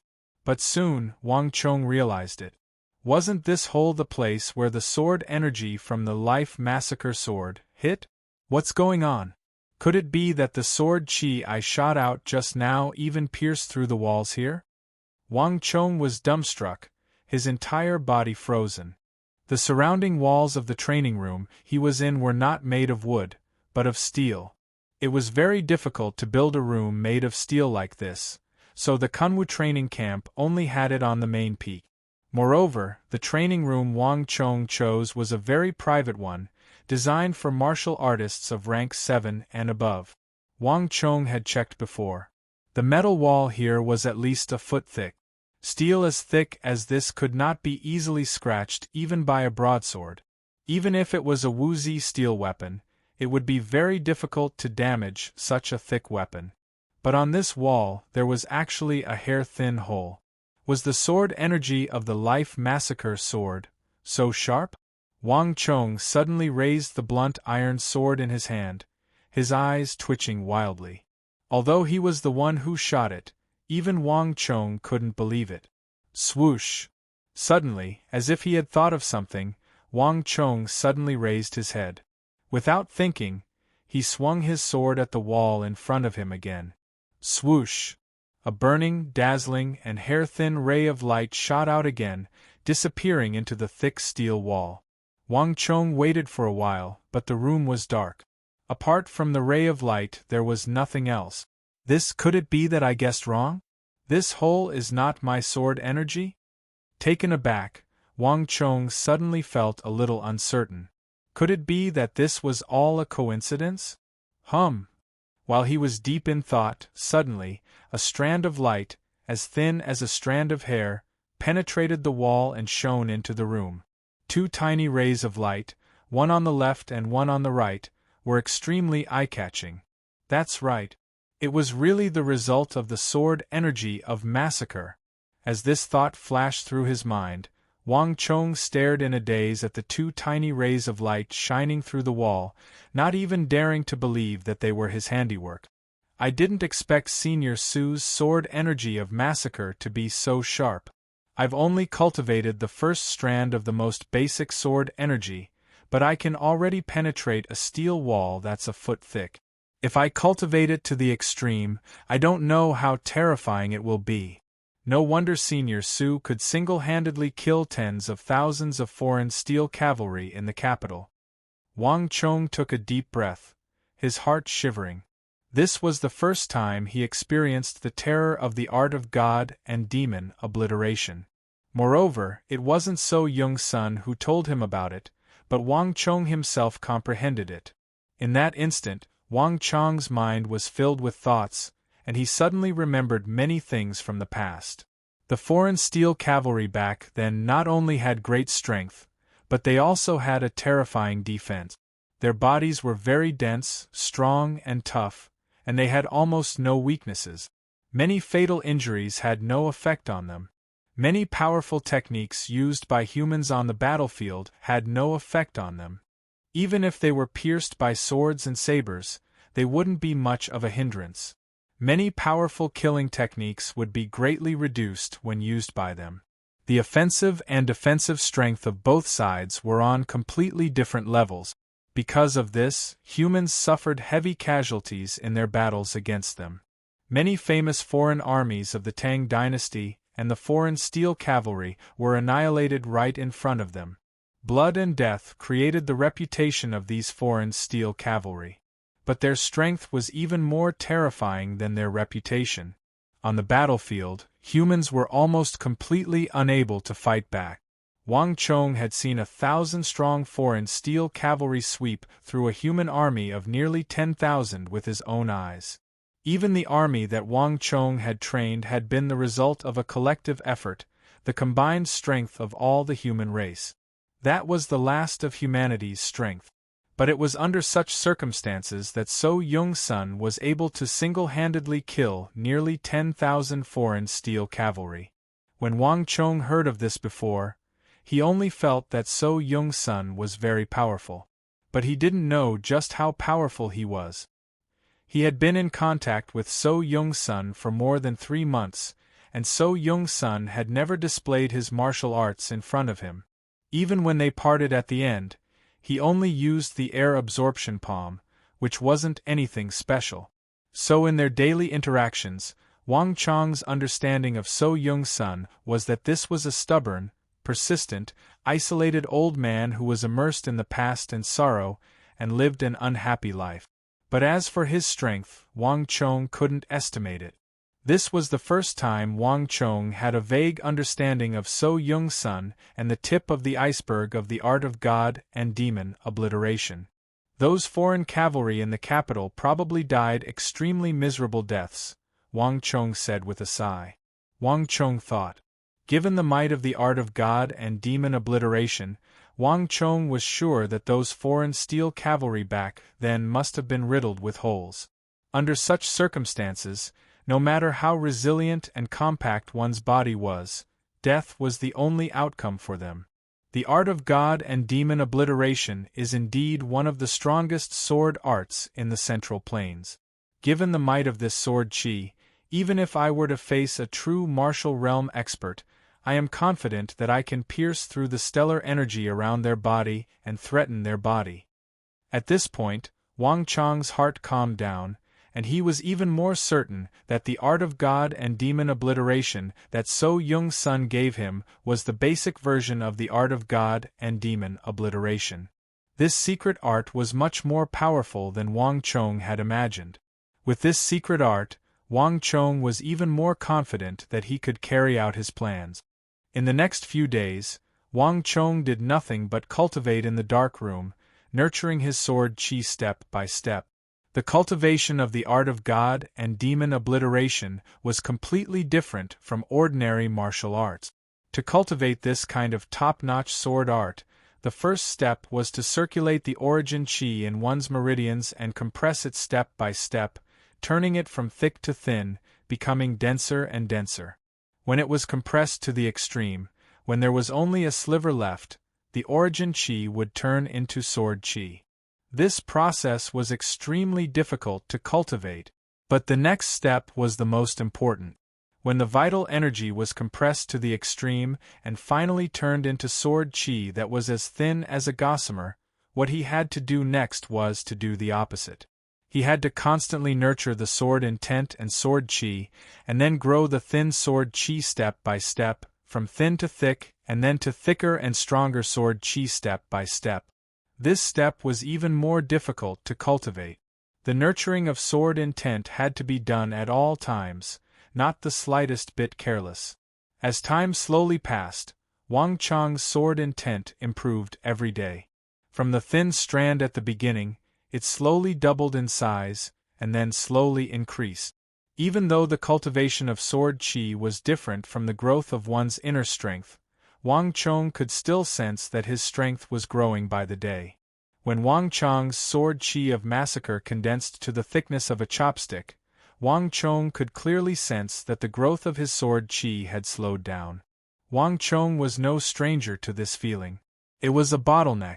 It's about time. It's probably due to my cultivation realm restricting my cultivation. Given my origin energy tier 7 cultivation, I can only cultivate the sword chi of massacre to this level.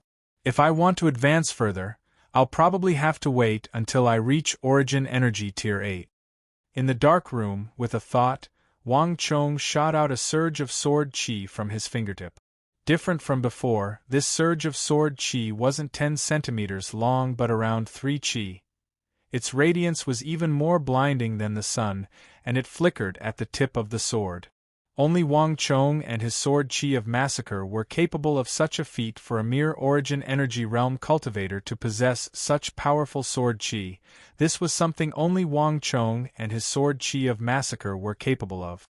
Chi. Wang Chong brandished his sword, and the sword chi sliced across the wall lightly. Immediately, a piece of steel the size of tofu was scraped off from the wall as though it was nothing. The entire process was unimaginably easy. I'm almost done with my cultivation. It's about time for me to head out. After spending another 2 days in the dark room, Wang Chong finally walked out. And it was at this moment that Wang Chong finally welcomed his guest. After more than 20 days of delay, the future imperial Uncle Yang Zhao finally couldn't sit still any longer. Instead of looking for Wang Chang's big uncle Wang Zhen, he ran to the Kunwu training camp to look for Wang Chong. The rules of Kunwu training camp were extremely strict. Even big uncle Wang Zhen had to contact Wang Chong via messenger pigeon if he wished to meet Wang Chong. After which, he had to wait outside the training camp before he could meet Wang Chong. However, Yang Zhao was different. Chapter 232. On the summit of Kunwu Mountain, Yang Zhao was wearing a black silk hat and a plain white robe. His head was held high and his chest was puffed out. He was surrounded by 4 burly and well-built guards of the Jin Wu Guards, giving off an extraordinary aura. A cool breeze blew on the summit. Yang Zhao had his hands behind his back and his robe fluttered along with the mountain breeze, giving him an outstanding appearance. It had only been a few months since he entered the capital, but Yang Zhao had already imitated that official's demeanor to a great degree. If one didn't know better, they would have already felt reverence for Yang Zhao and regarded him as a peerless scholar just by looking at his back and appearance. Wang Chong knew about Yang Zhao's background and had also seen him in dire straits. But even so, every time he saw Yang Zhao, Wang Chong couldn't help but sigh in admiration. He also felt some admiration for this future imperial uncle.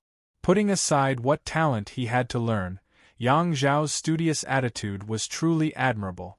Not everyone was as diligent as Yang Zhao and could imitate the demeanor of a great scholar in just 2 to 3 months. Rumor had it that this future imperial uncle was already on good terms with some of the ministers in the imperial court.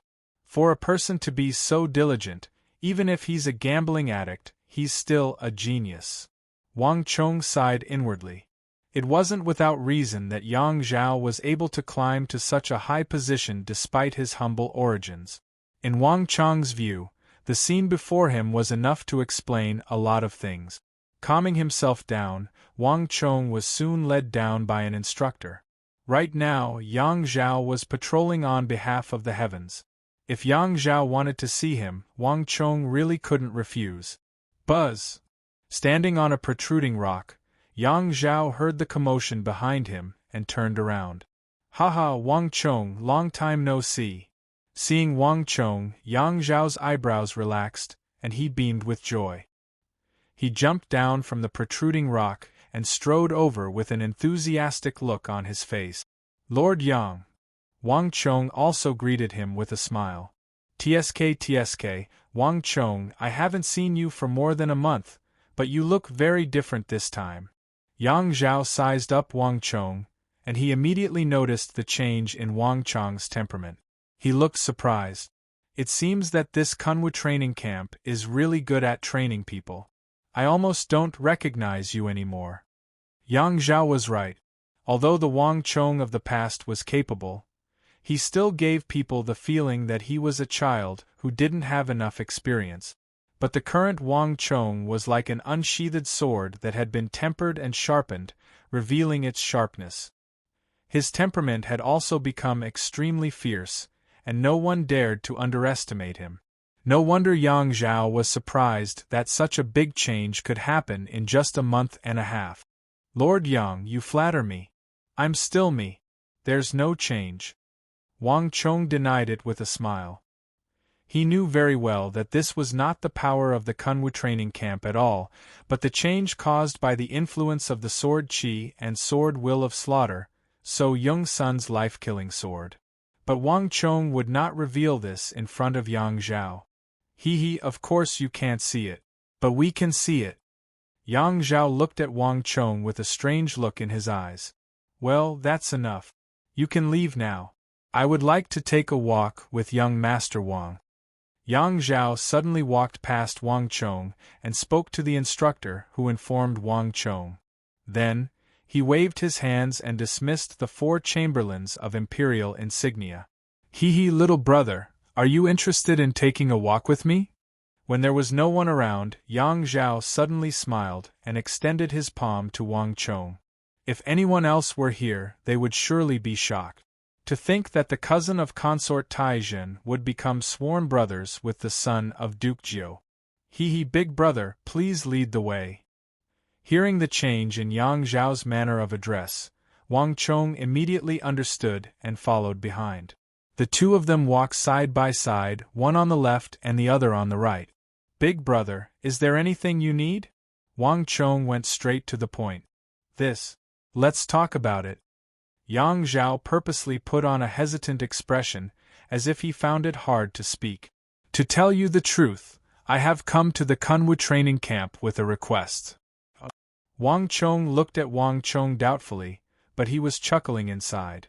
Most likely, Yang Zhao didn't know that Big Uncle Wang Zhen was already here. Even though Wang Chong didn't pay much attention to the affairs of the royal court, he knew that Big Uncle Wang Zhen was right. The matter of Zhangzhou Jianxiong entering the royal court had probably reached a critical juncture. Or rather, this matter seemed to be a little uncertain at the moment. The matter of Zhangzhou Jianxiong entering the great court had probably reached a critical juncture. Or rather, this matter seemed a little uncertain right now.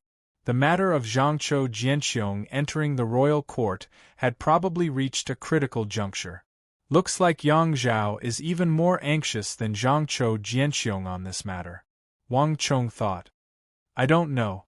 Second brother doesn't pay much attention to the royal court. The matter of Southern Protector General Zhangzhou Jianxiong entering the royal court has already caused a huge uproar in the royal court. In truth, back when I was in Jiannan, Lord Zhangzhou helped me a lot. If not for him, Yang Zhao would have already starved to death on the road to Jiannan Pass. This time, Lord Zhangzhou wishes to enter the Bureau of Military Personnel. Yang Zhao thinks that one mustn't forget one's root. An eye for an eye, a tooth for a tooth. Lord Zhangzhou once helped me and saved my life, so this time, no matter what, I hope to fulfill this dream of his. Yang Zhao said earnestly. Those who didn't know the truth might really think that Yang Zhao was doing this to repay a debt of gratitude. However, Wang Chong already knew the ins and outs of this matter. Regardless of what Yang Zhao's reason was, there was one thing that was certain. Yang Zhao wanted to insert Zhangqiu Jianxiong into the royal court so as to pave the way for him to ascend to the throne. Working hard for Zhangqiu Jianxiong was ultimately for himself. Similarly, Consort Taizhen shared the same sentiments behind this matter. It was too lonely in the royal court, especially after experiencing the Consort Taizhen incident and being ostracized by the other officials. The fervor in Consort Taizhen's heart was probably no less than Zhangqiu Jianxiong's. "Big brother, what do you wish for me to do?" Wang Chong flung his sleeves lightly as he walked down the spine of Kunwu Mountain together with Yang Zhao. "Second brother, I know that your big uncle is an influential official in the royal court, and the Wang clan wields great influence in the royal court. I know that this request of mine is a little overboard, but I am indebted to Lord Zhangqiu. Can I ask your big uncle to?"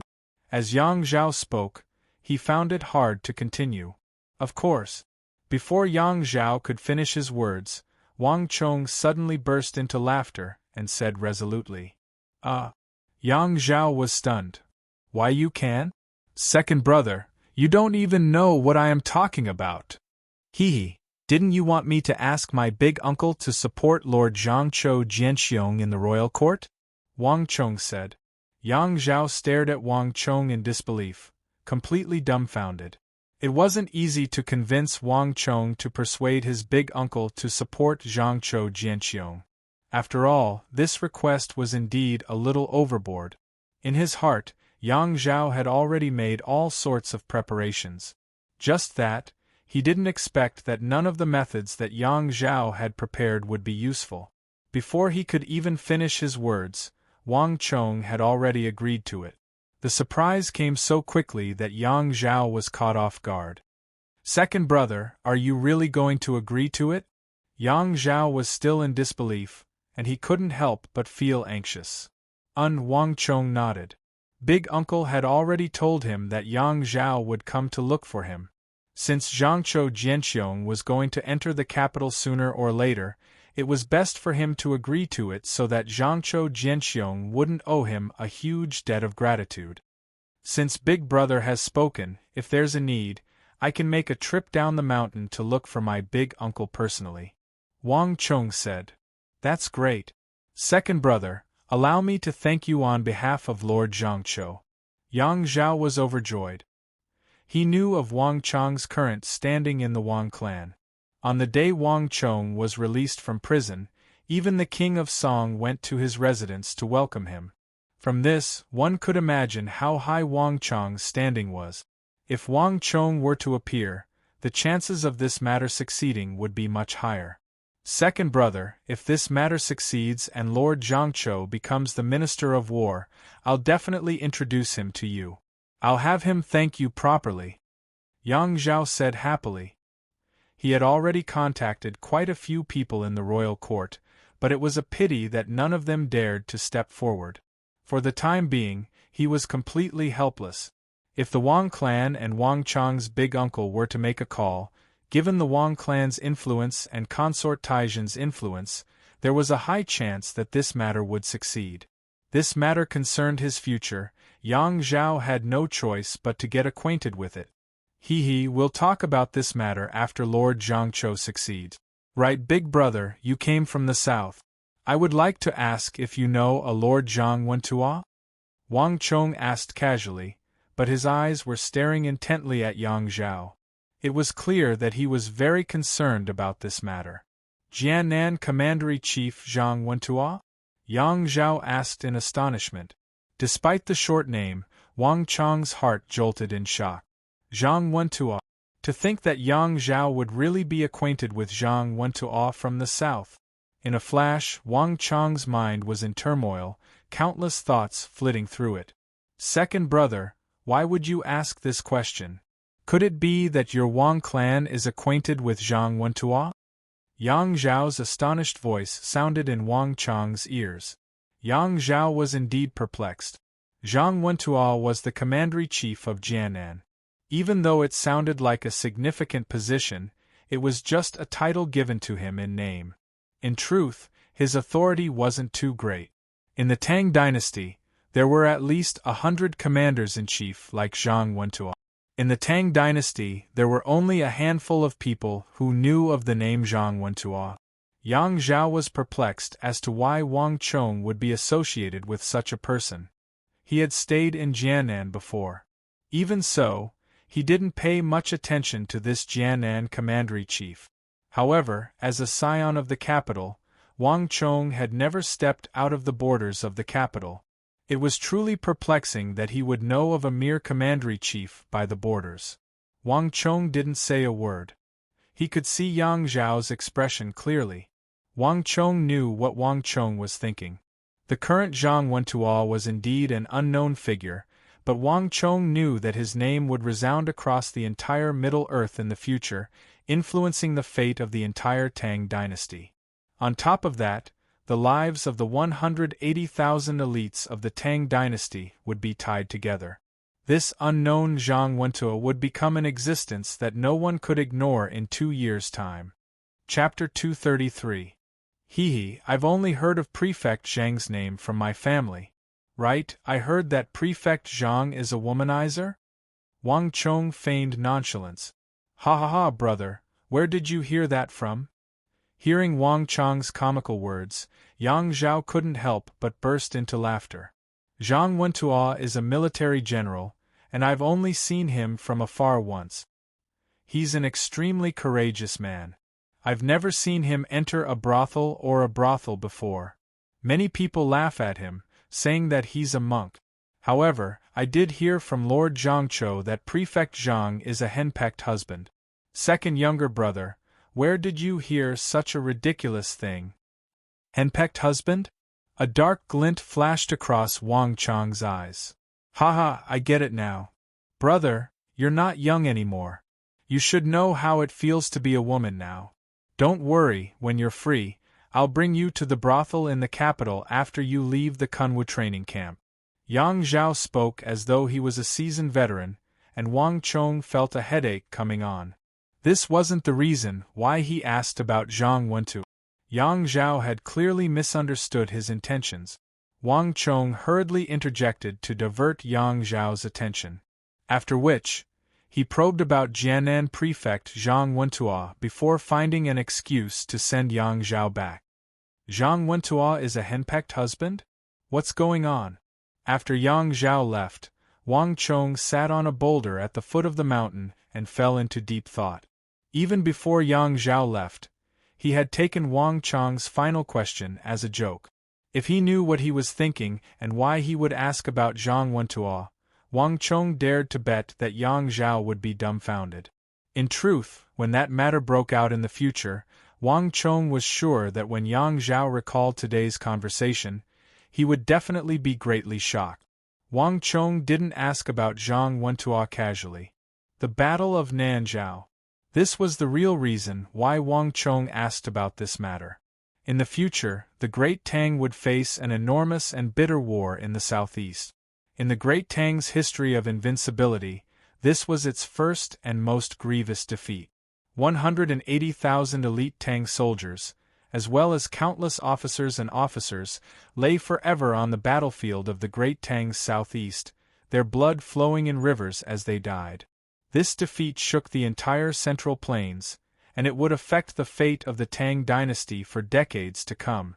The Annan Protectorate Manor, which Zhangzhou Jianxiong had guarded for decades, was disbanded, and the 5 great protectorates were reduced to the 4 great protectorates. The southern edge of the empire lost its barrier, and countless civilians were affected. The casualties numbered in the millions. And all of this, if one were to look into it, was because of a man and 2 women. The man was the Jianan commander-in-chief, Zhang Wentuo, and the 2 women. Those 2 women weren't ordinary women. They were the beautiful wife and daughter of the king of Mengxizhao, Jelifeng. No one witnessed the entire incident, and that was because it was impossible for such a thing to happen. Wang Chong only knew the truth, that he was familiar with later on. Zhang Wentuo was lustful by nature. In the vassal state of the Tang dynasty, the wife and daughter of the king of Mengxizhao, Jelifeng, found an opportunity to pay a visit to the capital, and they were raped and murdered in the city lord manor. When Jelifeng received the news, he flew into a rage and led an army to attack the Tang dynasty to exact vengeance for his wife and daughter. In the end, Zhang Wentuo also died in this war.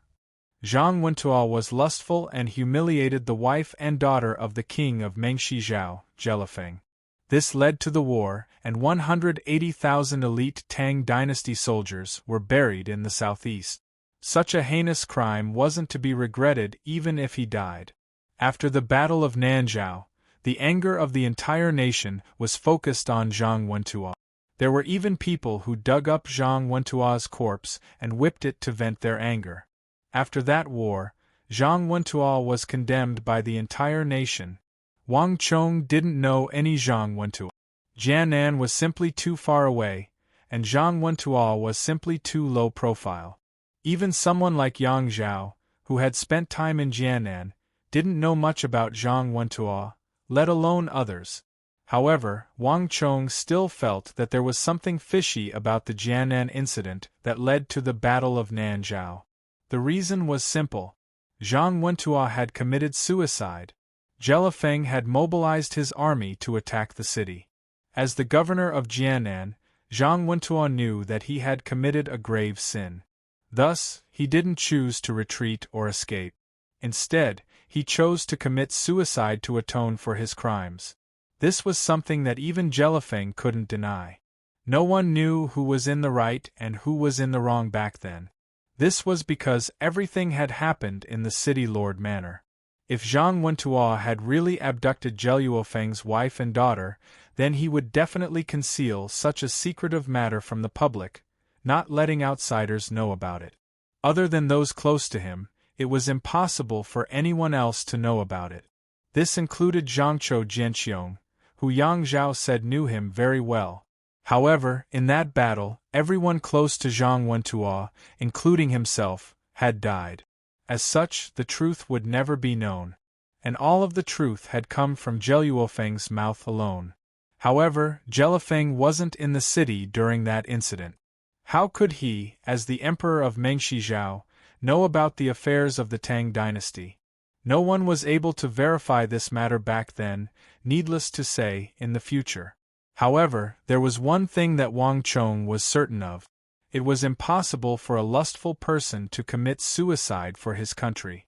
He might have been killed by those close to him, or he might have been killed by his enemies during the war, but it was impossible for him to commit suicide. As the saying goes, lust blinds one's mind. Those who would commit such acts would likely choose to retreat or escape, but it was impossible for them to commit suicide. A person who indulged in lust would never have the courage to commit suicide. Furthermore, Yang Zhao had also said that Zhang Wentuo was a henpecked man who didn't like lust, and he would never go to a brothel. On this point, Wang Chong trusted him completely. However, Jelifeng's wife and daughter had indeed died in Jianan, and this was something that couldn't be denied. Jelifeng was the leader of a generation. Although he was also extremely ambitious, he wouldn't joke about being cuckolded. The entire Jianan incident was shrouded in mystery, and there were too many inconsistencies and contradictions in it. In his previous life, this was destined to be a mystery that no one could unravel. But in this life, no matter what, Wang Chong was determined to unravel this mystery. This was because Wang Chong knew that Zhang Wentuo's life wasn't at stake alone, but the lives of millions of soldiers and civilians of the Tang dynasty, as well as every single person living in the Central Plains. If Zhangzhou Jianqiong were to become the ruler of the Central Plains, it would only be a matter of time before he enters the capital. As the Jianan commander-in-chief, Zhang Wentuo would have to enter the capital once every 3 years to report on his duties. This year's transfer of the Southern Protector General is a huge matter. Even if it wasn't the 3-year deadline, Zhang Wentuo would still have to enter the capital once to be questioned by the Holy Emperor and the royal court. When Zhang Wentuo enters the capital, at that time, whether it is true or false, whether Zhang Wentuo is truly loyal to the emperor and his country and has suffered an injustice, or whether he is a man with two faces, a man who appears to be loyal and treacherous, a treacherous hero with great forbearance, at that time we will know. Wang Chong raised his head to look at the clouds in the sky, and many thoughts were running through his mind. Zhang Wentuo was a commander-in-chief of the Tang dynasty, and not everyone would have the opportunity to come into contact with him. However, Wang Chong and the Wang clan would definitely have the opportunity to do so. Zhang Wentuo's arrival in the capital will take at least 2 months. There's no need to rush into this matter. After a moment of contemplation, Wang Chong left the foot of the mountain. Right now, he had another important matter to attend to. Gongzi. At the foot of the mountain, in a low-lying area filled with lush trees, Wang Chong saw Zhuang Jingping and Qi Siwei. When the two of them saw Wang Chong, they could vaguely sense the sword qi in his body, and a sliver of fear flashed through their eyes. Zhuang Jingping, Qi Siwei, have you brought the experts from your clans? Wang Chong said. They have long been here. The two of them nodded. They had rushed over upon receiving Wang Chong's message. Upon hearing that Wang Chong wanted to mobilize the experts from the Zhuang and Qi clans, how could they dare to delay? Two sharp cries sounded, and in an instant, the earth trembled and dust billowed. The sound of galloping horses could be heard from the forest in the distance. Wherever the galloping horses passed, the trees would creak loudly. It was as though a massive beast was charging out of the forest. Neigh! A long neigh could be heard, and in the blink of an eye, a monstrous and huge horse could be seen leaping out of the forest. The huge war horse galloped over 10 zhang away, flying high above everyone's heads. At that moment, Wang Chong could clearly see a tall and muscular heavy-armored knight on the back of the horse. His eyes were filled with disdain, and his aura was astonishing. That fluttering cape seemed to cover the entire sky. Bang! The war horse landed on all fours, and with a turn, it landed behind Wang Chong and the others. Beneath the warhorse, a brilliant light burst forth. In an instant, a dazzling blue halo of thorns rippled out from the warhorse's hooves and spread out in all directions. Young master! The heavy-armored knight from the Zhuang clan sat on top of the horse, looking straight ahead. His entire body was emitting a heavy aura that was as heavy as steel. Although Wang Chong didn't know his background, he could feel a strong sense of threat from him. Without a doubt, this person was very powerful. The Zhuang clan's iron cavalry is indeed worthy of its name. Wang Chong looked at the heavy-armored knight with a strange look in his eyes. The number of iron cavalry in the Zhuang clan was limited. When he became the commander of the Zhuang clan, most of the iron cavalry in the Zhuang clan had died on the battlefield. Therefore, Wang Chong didn't have the chance to meet the famous iron cavalry of the Zhuang clan. This was the first time he saw the famous iron cavalry of the Zhuang clan. The war horse of the Zhuang clan was especially strong and tall. It was a head taller than ordinary war horses. Moreover, its bones and muscles were especially strong and powerful. The most obvious ones were its 4 limbs and neck. The muscles were bulging, and they were full of power. Chapter 234. Chapter 335. Good steeds. Wang Chong was overjoyed. As a cavalryman, half of their strength came from their steeds. As a former Grand Marshal of the Central Plains, Wang Chong was quite fond of these steel steeds. Steeds, armor, and knights all require special training. The Zhuang clan has undoubtedly formed a system.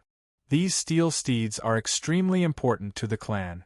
No wonder the Zhuang clan has such strict restrictions on them. Wang Chong thought to himself, "Kacha kacha." Just as he was deep in thought, a series of crisp, snapping sounds came from the forest. Amidst the snapping sounds, one tree after another fell to the ground. One could vaguely make out the sound of a sharp object chopping something. In the forest, no matter how thick or thin the trees were, there was nothing that could stop a sharp object from chopping down. Boom, boom, boom. A moment later, 3 huge trees were chopped down in front of everyone. The huge tree trunks fell in 3 different directions. Behind the trees, 2 burly men with bulky limbs walked out of the forest calmly. They looked like glaring vajras and they were fully armored. Their gazes were sharp, and their footsteps were uniform. But the most eye-catching of all were the huge axes in their hands. The imposing aura they exuded made it seem as if they could even split a mountain in half. The Qi clan's steel guards. Even without Qi Weixi's introduction, Wang Chong already knew the identity of these axe-wielding men. The axes of the Qi clan were exquisitely made. Not only was the surface as smooth as a mirror, there was also a blood-red coiling dragon on each side. The Qi clan's axes were more than 3 Qi long, and anyone who laid eyes on them would shudder in fear. If the Qi clan's steel guards were placed on the battlefield, they would be able to split men and horses into two. In an intense battlefield, these people were the best weapons to break through head-on. There was almost nothing that could stop those terrifying axes. "Young master!" The two of them murmured to each other and nodded slightly as a form of greeting. Be it the Zhuang clan or the Qi clan, these steel steeds and steel guards were strategic forces with special identities. "This is young master Wang Chong, a descendant of Duke Jiu. For the next few days, they will follow young master and do their best to assist him." Zhuang Jingping and Qi Weici ordered their cavalry and guards. "Yes, young master." Hearing the name Duke Jiu, the Zhuang family's cavalrymen and the two Qi families' steel guards immediately showed respect in their eyes. In the Tang dynasty, Duke Jiu was highly respected. This was not only in the court but also in the army. If this person was of Duke Jiu's bloodline, then his identity could be deduced. Thinking of this, the few of them became even more respectful. "Young master, are these people enough?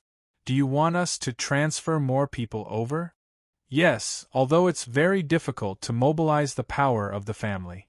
However, if it's young Master Wang, I believe that the clan will agree to it," Zhuang Jingping and Qi Weici said.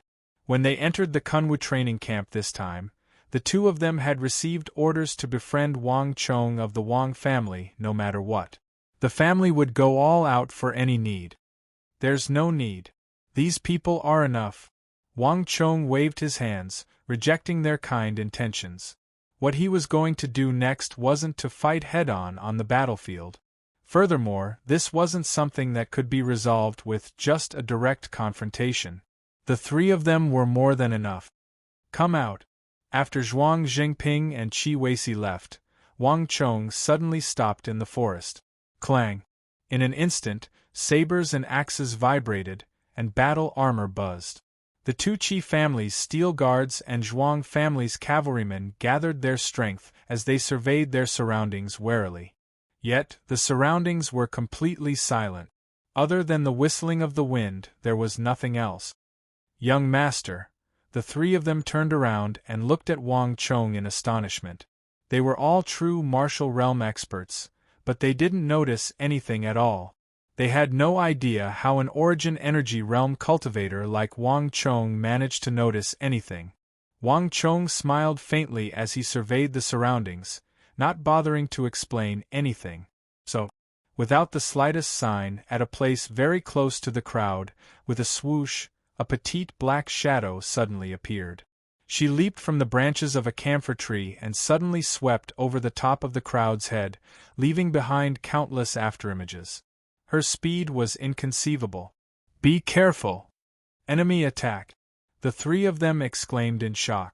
The air split apart as two massive axes cleaved down at the black figure above them with lightning speed. At the same time, the cavalrymen on horseback were also startled. The steel spears in their hands trembled, and like an enraged dragon, they stabbed at the black figure above them. Clang! That petite black shadow lightly tapped the ground with the tip of her foot. In midair, she lightly tapped the surface of the axes of the two Qi family iron guards as if she was flipping over the ground. At the same time, the sword at her waist flicked lightly, striking the tip of the Zhuang family steel guard's spear. Borrowing the momentum, she somersaulted in the air and landed lightly on the ground on the other side. This miraculous scene left the three of them dumbfounded. They had never met such a formidable opponent before. Her entire body was light as a feather, as though she wasn't affected by any force at all. Kill her! The faces of the trio froze, and killing intent surged in their hearts. The war steeds neighed loudly, and the spear lord roared loudly. Just as they were about to strike the black figure down from their steeds, "Stop!" In an instant, a voice sounded from behind.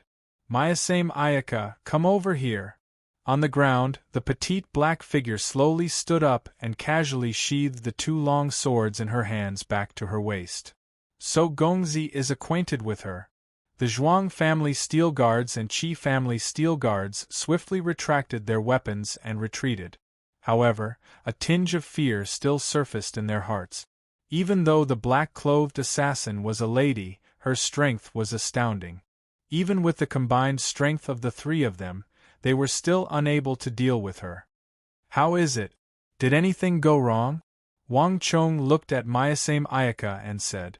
It had been almost 2 months since they last met, and Myasame Ayaka's strength had grown much stronger than before. Her movements had also become much more relaxed. No. Knowing what Wang Chong was asking, Myasame Ayaka shook her head. Those who entered the fleet didn't pose any problems. Occasionally, there were a few fellows with ulterior motives, but I dealt with them personally. Myasame Ayaka didn't remove the black cloth covering her face, revealing only her eyes. Myasame Ayaka didn't like to reveal her identity in the presence of outsiders. "Gongzi, is this your new subordinate?" Myasame Ayaka glanced at them and asked. "How is it?" Wang Chong smiled. "Not bad, just that her body is a little too clumsy. With her strength, it's impossible for her to protect Gongzi." Myasame Ayaka replied calmly. "Bastard, what are you talking about?" The trio flew into a rage. I'm just speaking the truth." Myasame Ayaka harumphed coldly. Ignoring the trio, she walked over to Wang Chong's side. Her arrogance made the trio glare at her angrily. Wang Chong chuckled inside. It was likely that Myasame Ayaka was displeased that he had invited these 3 men over after she left, so she intentionally said those words. "All right, they are all brave warriors on the battlefield. The battlefield is about strength and might, and it's completely different from the nimble, agile, and swift style of you assassins." Wang Chong smiled. The style of the battlefield was completely different from a life-and-death duel between martial artists. If the steel cavalry of the Zhuang clan and the steel guards of the Qi clan were to be placed on the battlefield, they would be able to slaughter countless enemies.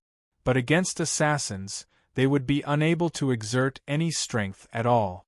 Of course, on the other hand, on a battlefield of tens of thousands or even hundreds of thousands of people, there wasn't much room for maneuver. As such, assassins wouldn't necessarily be much stronger than warriors. After hearing Wang Chong's words, the trio's complexion improved significantly. "Gongzi, where are we going now?" Myasame Ayaka asked. She had been back for quite some time now, but she hadn't seen Wang Chong leave the mountain. His sudden departure meant that he had something up his sleeve. You'll know once you follow me." With a flick of his sleeve, Wang Chong began to walk forward. At the west of the city, near the falling jade pavilion, there was a majestic gambling den that stood amidst a cluster of buildings. On the arched golden roof stood a golden 3-legged golden crow instead of a common dragon species in the Middle Earth.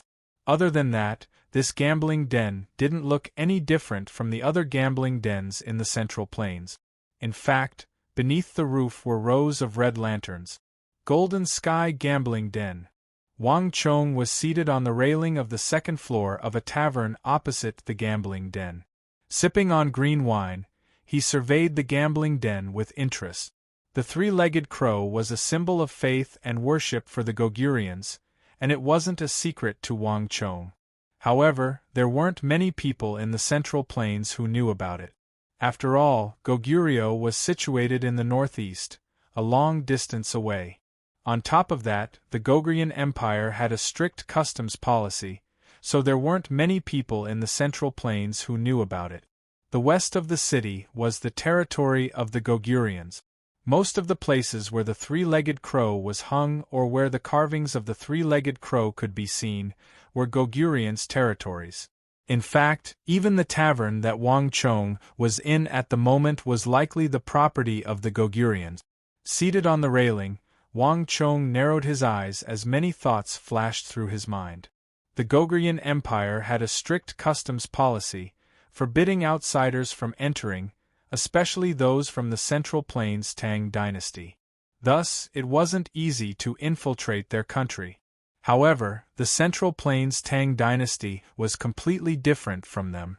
Regardless of which power they were at war with, the Tang dynasty never forbade the entry of other countries. It was a completely tolerant attitude, accommodating those from other countries. All merchants were protected under the Tang dynasty. In fact, even the Chamberlain of Dependencies had set up a law specifically to protect these merchants who came to trade. Even though Wang Chong was dissatisfied with many of the actions of the Chamberlain of Dependencies, he had to admit that the Tang dynasty's open and tolerant attitude had benefited him greatly. It was clear that the Great Tang's current prosperity was inextricably linked to this open and tolerant attitude toward trade. This was also the reason why the Goguryons were able to survive in the capital of the Tang dynasty despite the tense relationship between the Goguryon Empire and the Tang dynasty.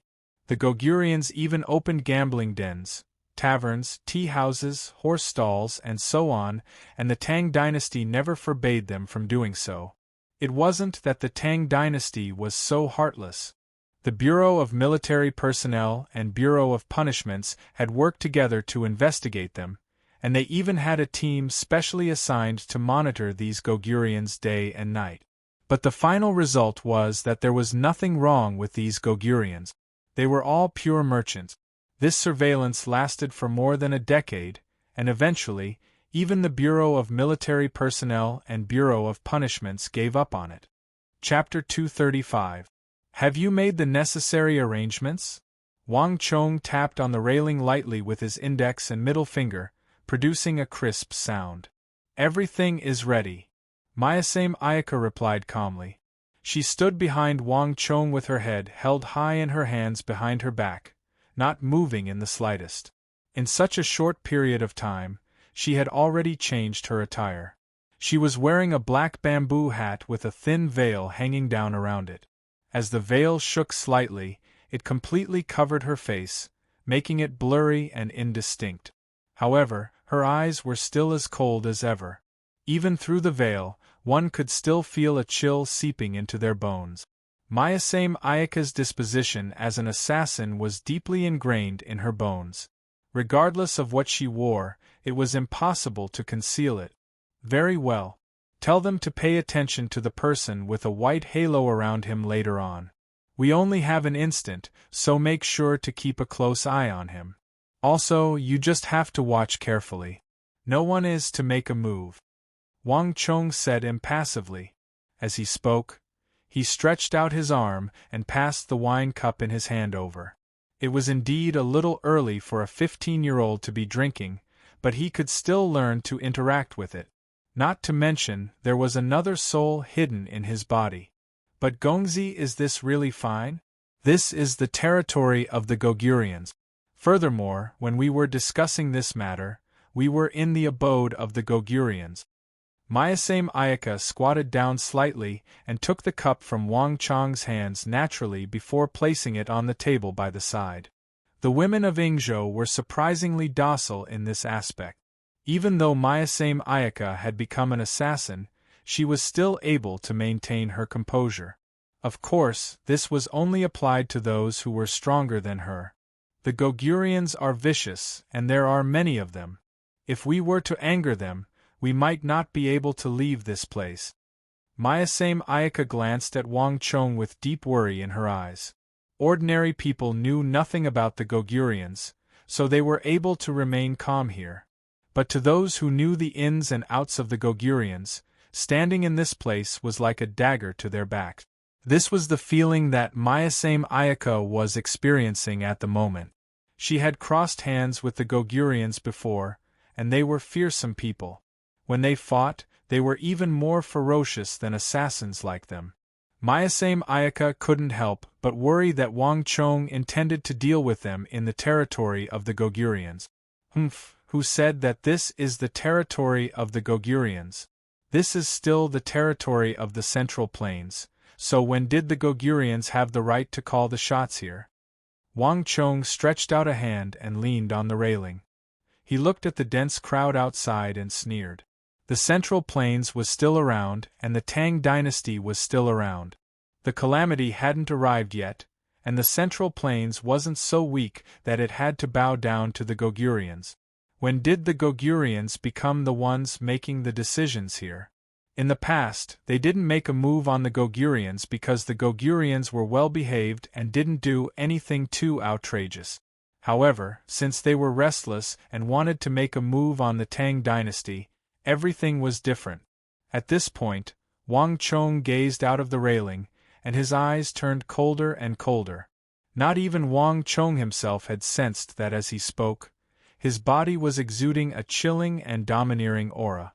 The 3 cavalrymen from the Zhuang clan and the Qi clan guards were taken aback. Even Mayasame Ayaka was dumbfounded. This Wang Chong exuded an intimidating aura that instilled fear in others. It was completely different from their impression of him. But even so, we don't have any evidence. We don't have any evidence to prove that the Gogurians are related to the people here.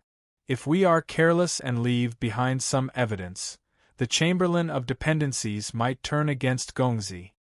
Mayasame Ayaka said worriedly. She knew what Wang Chong was up to. To be assaulted by the Gogurians on his first day in the camp and nearly die on White Tiger Peak, anyone would be infuriated. However, the Gogurians in the West were different from others. Even though they were known to be loan sharks and teach those who didn't pay their debts a lesson, other than that, they didn't do anything out of line. Otherwise, the Tang dynasty wouldn't have tolerated them. Evidence? Of course I will. Wang Chong sneered coldly as a cold glint flashed across his eyes.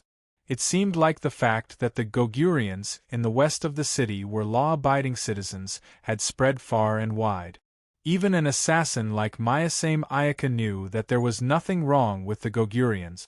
However, Wang Chong had a completely different view of the matter. King Sojurim and his group of Gogurian assassins were infamous in Great Tang, and everyone knew of them. Even though many people claimed that they had nothing to do with the Gogurians in the West. But how could Wang Chong possibly believe them? Birds of a feather flocked together. It was impossible for a person to leave their source. How could it be possible for King Sojurim and his group of Gogurian assassins to have nothing to do with the Gogurians here? With so many Gogurians here, this was the best hiding place for King Sojurim and his group of Gogurians. Other than here, King Sojurim and his group of assassins wouldn't be able to do as they pleased anywhere else. Even though the Bureau of Military Personnel and Bureau of Punishments had been monitoring them for decades, they didn't manage to find anything. But in Wang Chong's view, they had missed out on an important corner.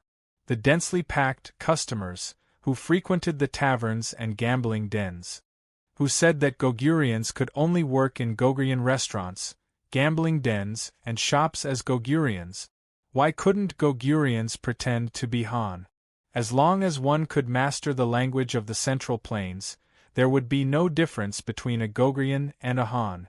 Wang Chong had thought it through before. The Bureau of Military Personnel and Bureau of Punishments weren't useless people. The only reason why they hadn't found anything in the past decades was that they had been heading in the wrong direction from the start. The person they were looking for wasn't in the taverns or taverns. Rather, it was somewhere else. Make the arrangements and have them carry it out immediately. Recovering from his daze, Wang Chong waved his hands. Yes, Gongzi.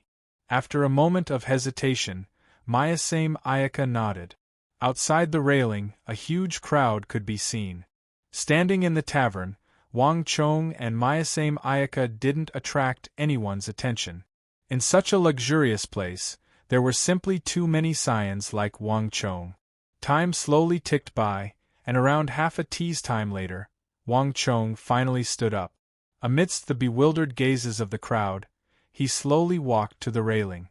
Whether these Gogurians are innocent or not, we'll know soon enough. Wang Chang's gaze swept past the railing and landed on the huge crowd outside. At this moment, time seemed to have stopped. Pung! Without any warning, Wang Chong raised his right leg and stomped lightly on the ground. Pung! In the next instant, an invisible ripple spread out in all directions with Wang Chong at the center. In the most prosperous area of the Gogurian-controlled territory in the west of the city, Wang Chong released his bane of the battlefield halo. The royal court had never been able to differentiate between real Gogurian merchants and Gogurian assassins. But Wang Chong was different. The bane of the battlefield halo was the best way to identify such Gogurians. Wang. The crowd outside the railing was silent, and there didn't seem to be any changes. Looking outside, Wang Chong's eyebrows shot up. Did I guess wrongly? Just when Wang Chong thought that his bane of the battlefield halo was ineffective, a sudden change occurred. In Wang Chong's sight, a white ripple suddenly appeared amidst the crowd, enveloping a plump man who seemed to be a wealthy merchant of the Central Plains.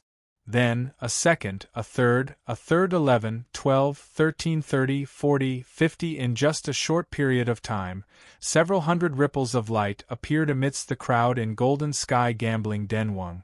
In just an instant, the white ripples vanished without a trace. It was so fast that one thought it was just an illusion. On the second floor of the tavern, Myasame Ayaka and the Zhuang clan's cavalrymen and the Qi clan's guards had already noticed them. Even Wang Chong himself was so stunned that he couldn't speak. The surroundings were deathly silent. To think that there would be so many of them. The phenomenon caused by the bane of the battlefield only lasted for a short instant before vanishing. However, Wang Chong's heart was in turmoil.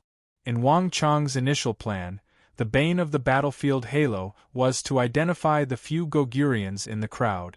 But the outcome far exceeded Wang Chong's expectations. There were actually several hundred orthodox Gogurian warriors in the vicinity of a Golden Sky Gambling Denver. This number far exceeded Wang Chong's expectations. Furthermore, at the very last moment, Wang Chong clearly saw that the Gogurian warriors were dressed in Han attire. Regardless of how they moved, it was impossible to discern them at all. Wang Chong's conjecture had been verified. Did you see it clearly? Wang Chong asked. Behind him, it was quiet. Everyone was stunned by the scene just now. Gongzi, you've really guessed it. Myasame Ayaka took in a deep breath. Deep astonishment could be heard in her voice. She had no idea how those white ripples appeared. But after hearing Wang Chong's warning, no matter how slow Myasame Ayaka's reaction was, she could easily guess that those caught in the white ripples were the real targets. But wasn't this number a little too much? Lord, these Gogurians, shut up. Stop talking. Behind her, the Zhuang clan cavalrymen and Qi clan guards were shocked as well. But before they could finish their words, Myasame Ayaka had already interrupted them. This place was too sensitive, and it wasn't a good place to talk about the Gogurians. It would have been fine if she didn't know, but now that she did, the atmosphere in this place immediately changed. Even Myasame Ayaka couldn't help but reveal a fearful expression. Don't bother too much about it. You should have seen the situation clearly, right? Let's settle the bill and leave. In contrast to Myasame Ayaka's wariness, Wang Chong smiled calmly. Flinging his sleeves, he pushed aside the chair by the side and left the tavern. Chapter 236. Deep into the night, the capital fell silent. In the absence of his little sister, Wang Chong sat cross-legged in the study, breathing in and out. Strand after strand of origin energy immediately gathered and flowed into Wang Chong's body. Pung! After an unknown period of time, Wang Chong's body suddenly jolted, as if something had opened up. Wang Chong's aura abruptly changed, as if he had grown stronger. Qi. Intrigued, Wang Chong opened his eyes and raised his finger. Qi. In the next instant, a piercing cold gleam shot out from the tip of his finger. This cold gleam was only half a chi long, but it exuded an incomparably sharp aura. Opening the Guanyuan acupoint can indeed allow one to release sword chi and sword chi of massacre. Wang Chong thought as he stared at the sword chi at the tip of his finger. Cultivators below Origin Energy Tier 9 were unable to release their inner chi.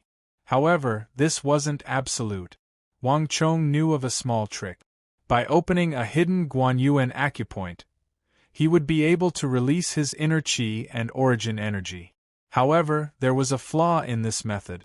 Only the few meridians near the Guanyuan acupoint could release origin energy. At this moment, Wang Chong could only release sword chi through his index and middle fingers. This referred to sword chi. Sometimes it could display unexpected effect. Suddenly, faint footsteps sounded from outside. They were as light as a cat's, and if one didn't pay attention, it would be impossible to tell them apart. Maya-same, come in. Wang Chong retracted his finger, dispelled the sword chi at the tip of his finger, and turned his gaze to the door. Jia, the door was pushed open, and a masked figure dressed in black walked in. It was Maya-same Ayaka. Gongzi, I've found their residence. Maya-same Ayaka dived straight into the topic after entering the room. Wang Chong's shoulders trembled slightly, and he abruptly raised his head to look at Maya-same Ayaka. To the southeast of the capital, near the edge of the city walls, a solitary courtyard quietly stood amidst the lush forest. In the capital, foreign merchants would often purchase real estate here, and this sort of isolated, single-door courtyard was extremely common in the capital. Is this the place you've been investigating? In the darkness, Wang Chong said while hiding in the crown of a camphor tree. From his corner, he could see a few lights in the courtyard. He could vaguely see the silhouettes of people coming and going, but it seemed that there weren't many of them. However, he could still see that the people in the courtyard were very vigilant. There were many open and hidden sentries. Wang Chong couldn't be more familiar with this. The first thing a scout in the army had to do when investigating a military situation was to eliminate the enemy's open and hidden sentries.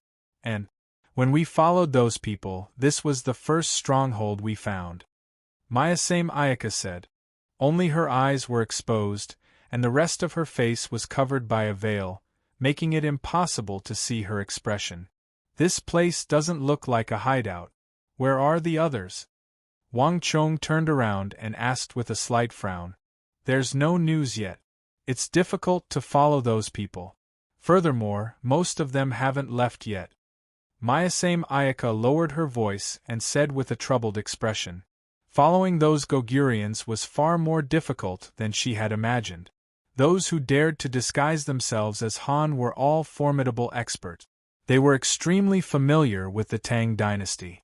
Furthermore, after so many years, they had already formed a complete system.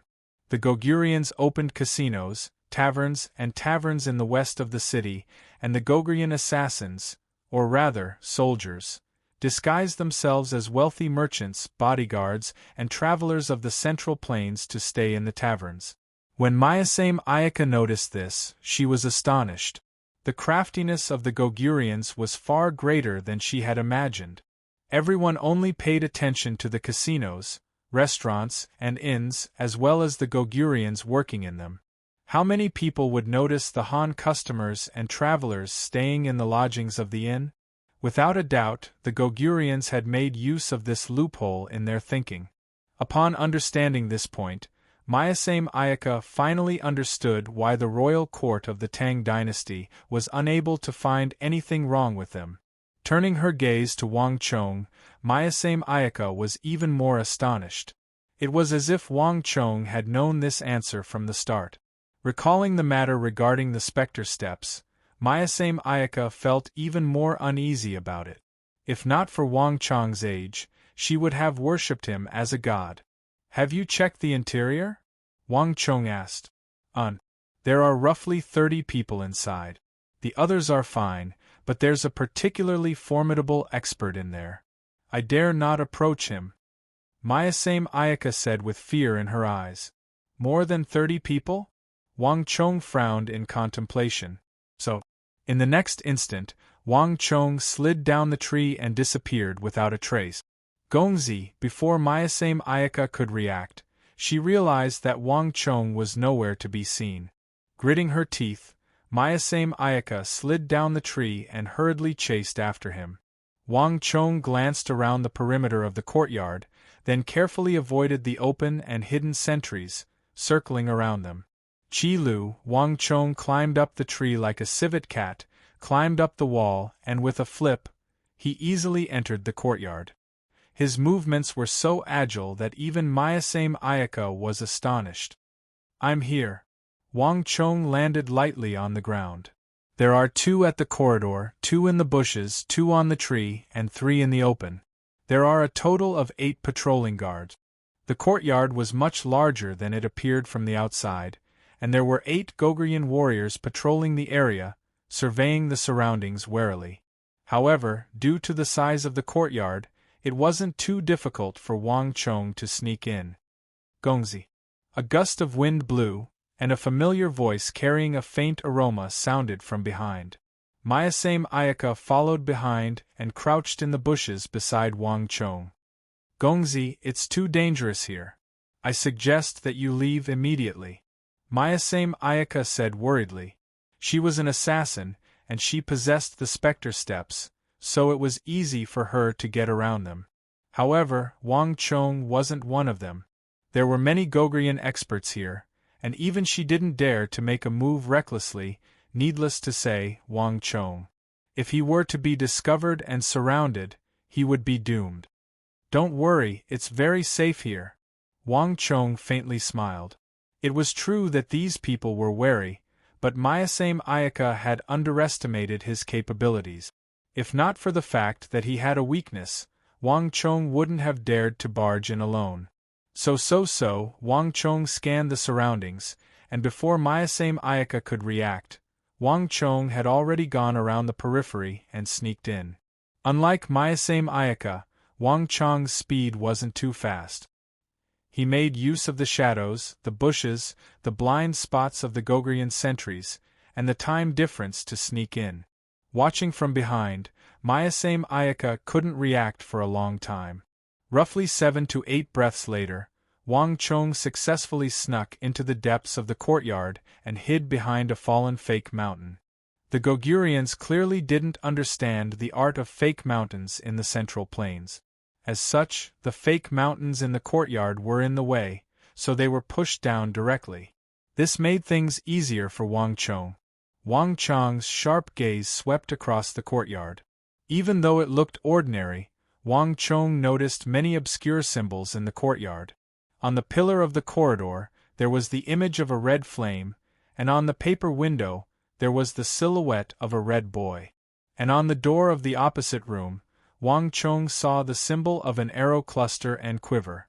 This is a temporary base of the Gogurians, and its level isn't high. The person stationed here shouldn't be above true martial tier 5. Wang Chong thought. He had come into contact with the Gogurians and captured a few assassins before, so he knew some of their customs. The flame represented the sun, and it was usually imprinted on the corridor. This way, it wouldn't raise any suspicions. On the other hand, the red boy on the paper window represented the 3-legged crow. The Gogurians believed that the 3-legged crow could be transformed into a red boy.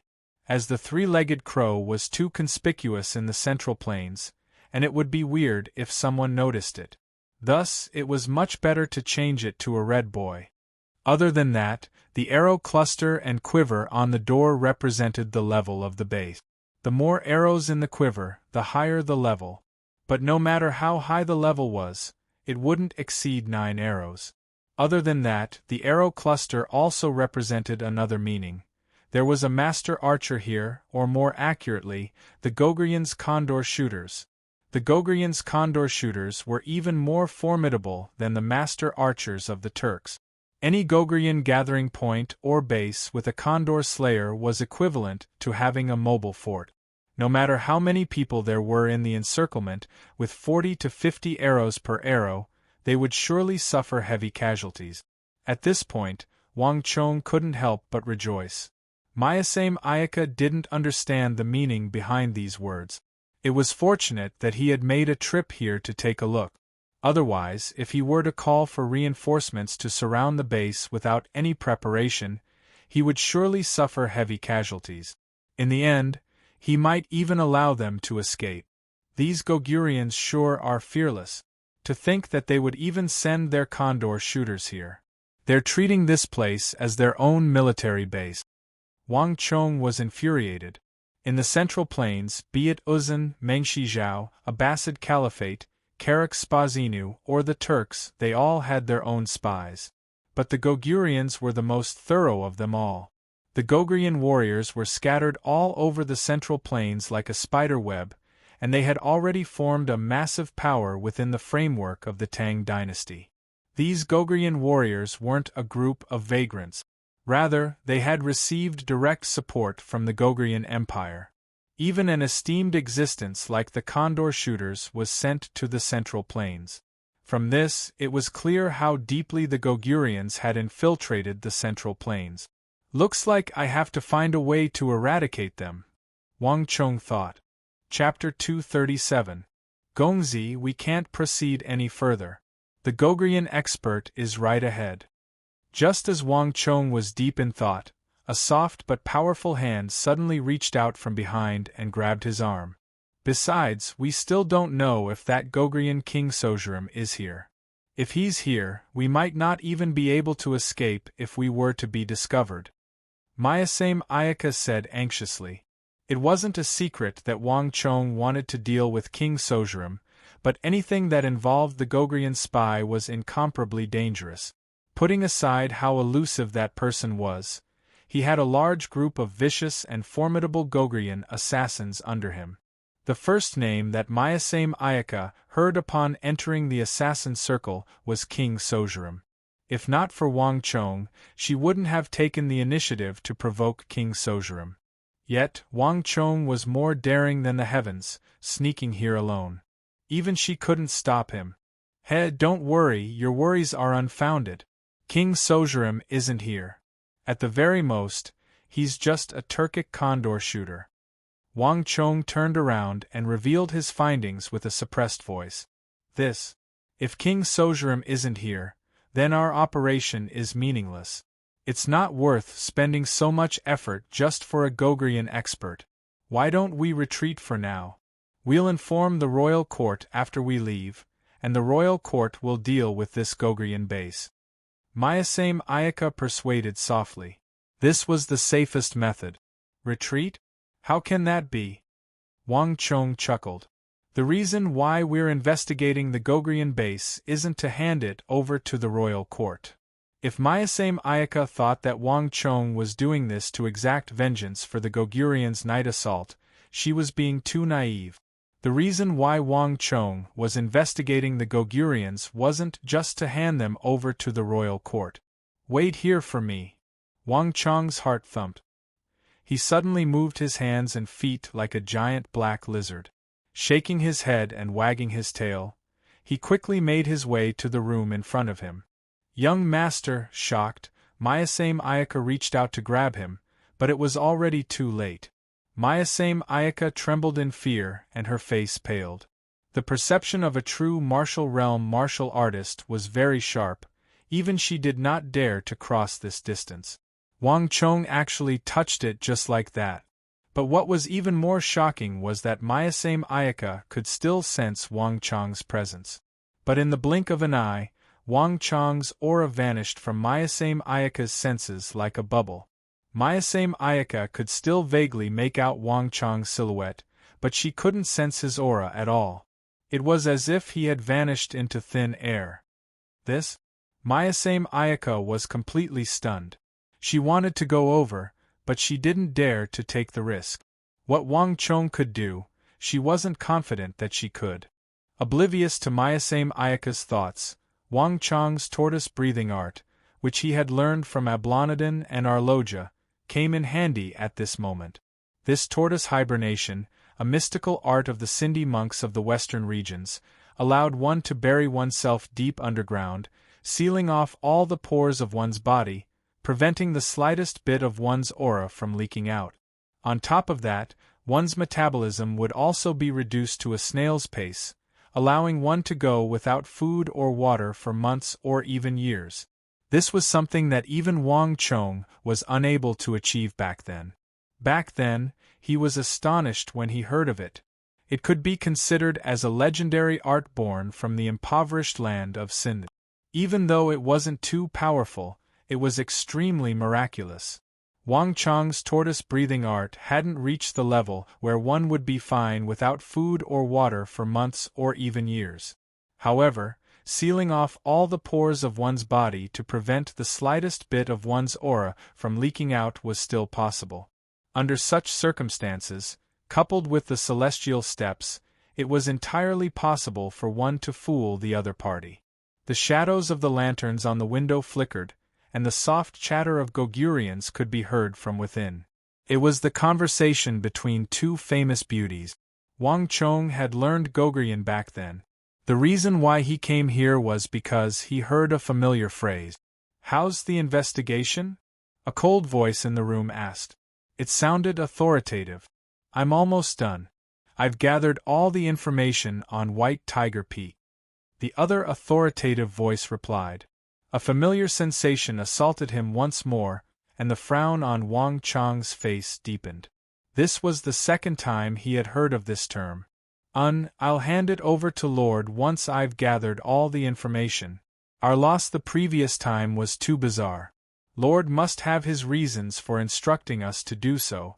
We'll know what's going on once we look into it. The authoritative voice replied. Wang Chong's mind buzzed, and countless thoughts flashed across his mind. He vaguely understood something.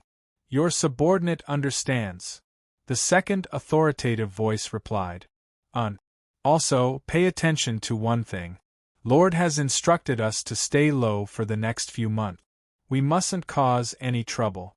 The Tang dynasty is loose on the outside, but tight on the inside. It's not as simple as it looks. The warriors we transferred over from the empire were used by the Tang dynasty to temper them. Not a single one of them escaped. The voice, which sounded like it had a high status, seemed to be a little repressed. It paused for a moment before continuing. However, these warriors died a worthy death. They have served the empire loyally. Also, Lord has instructed us to deal a heavy blow as long as we survive this wave. He has already contacted His Majesty, and a batch of elite warriors will be arriving from the Empire soon. When the time comes, we'll make the Tang dynasty suffer.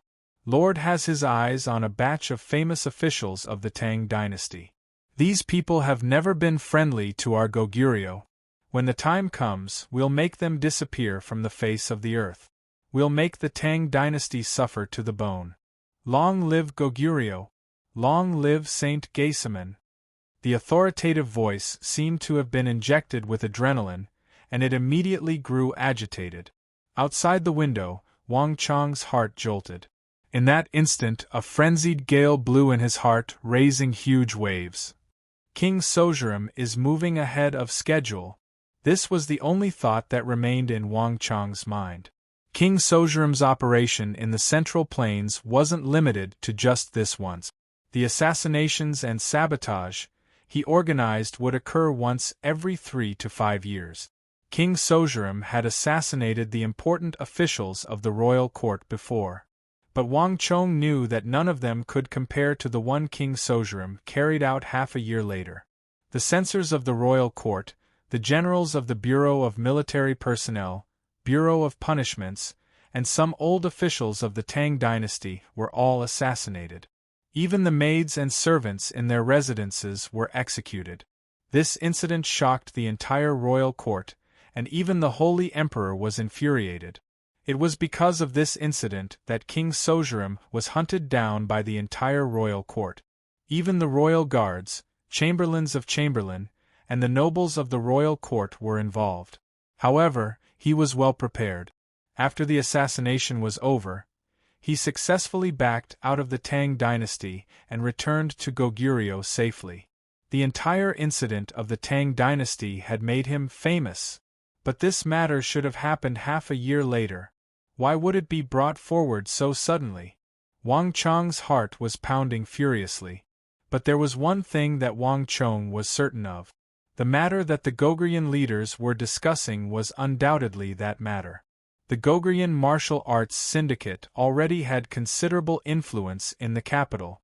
For King Sozhiram to mobilize a large number of elite soldiers from the capital, this was the only time in history that such a matter had happened within half a year.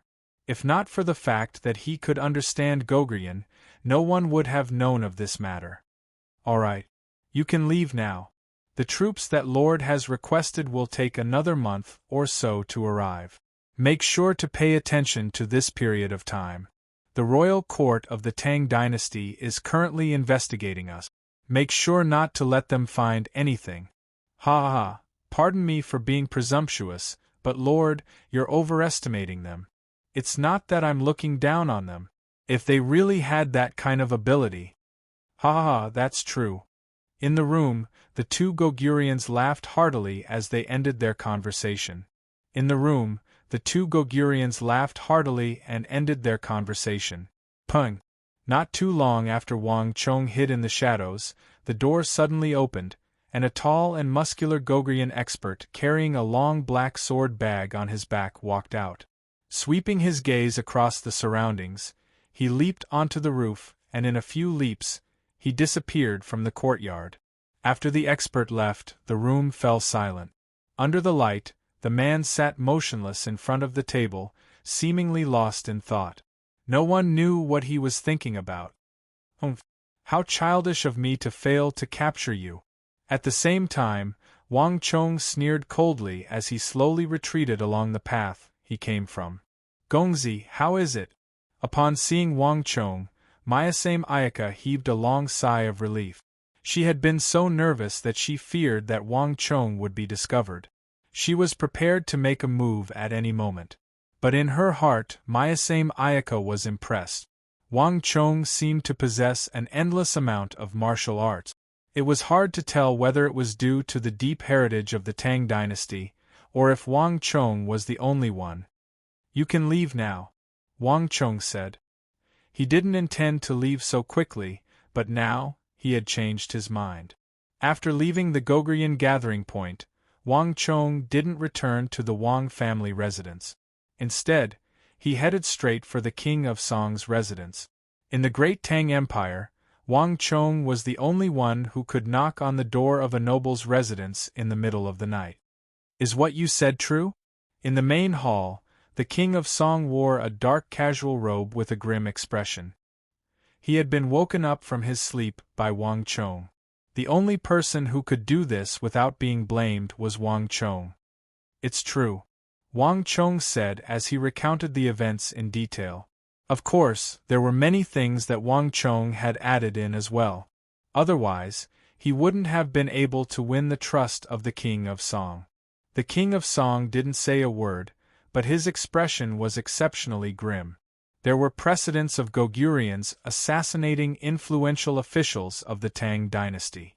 Even though there was no concrete evidence, all of the clues pointed to the Goguryons. Chapter 238. Regardless of which dynasty it was, the murder of an official was a huge matter. If the Goguryons were to really pull it off, it would be a huge blow to the prestige of the Tang dynasty and the royal court. More importantly, without evidence to prove that the Goguryons were the culprits, the royal court wouldn't be able to make a move against them. The Tang dynasty was a law-abiding nation, and everything was done according to the law.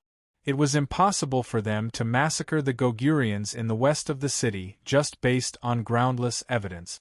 Otherwise, it would cause a chain reaction, and the repercussions would be even greater. Wang Chong, this isn't a small matter. If an official is killed without any evidence, our reputation will be tarnished. We can't allow such a thing to happen. If you have their whereabouts, I can mobilize the city defense army and even request for the Imperial Forest and Imperial Forest to help you suppress the Goguryons. However, the prerequisite is that you have to confirm the time and location of their arrival. Otherwise, if we were to make a move recklessly, we might end up in a disadvantageous position," the King of Song said grimly. He immediately understood the severity of the matter, and he also understood why Wang Chong came to look for him. The Goguryans' movements actually included the Bureau of Military Personnel and Bureau of Punishments, both of which were under his jurisdiction.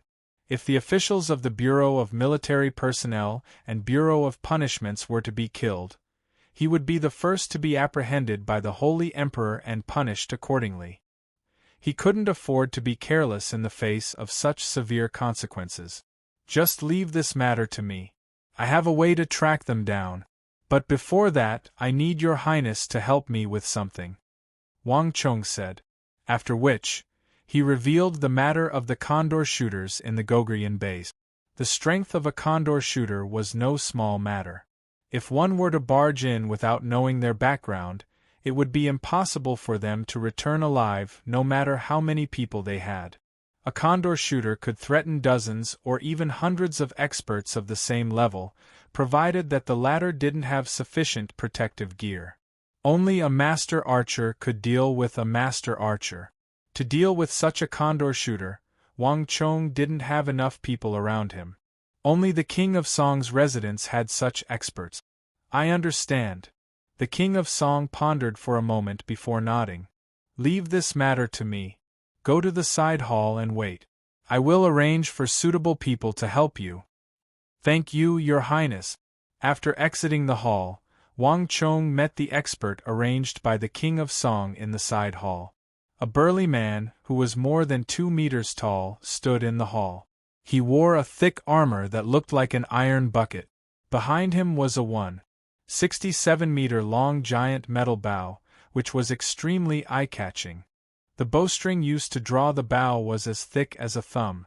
The thick armor covered his entire body. Other than a pair of cold eyes, nothing else could be seen.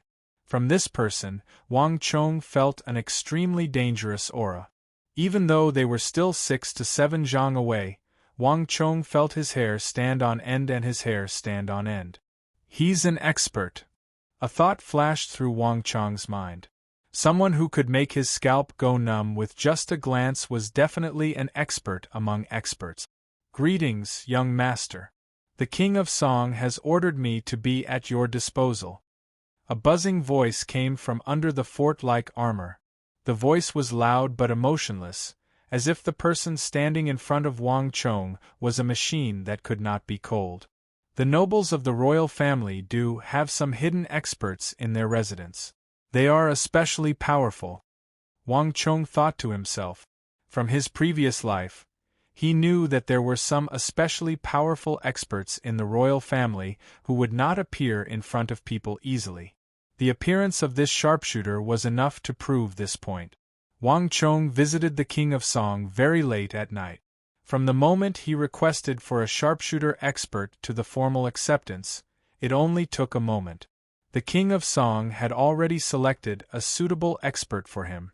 "How many arrows can you shoot in an instant?" asked Wang Chong, looking at the burly man who was a head taller than him. 104.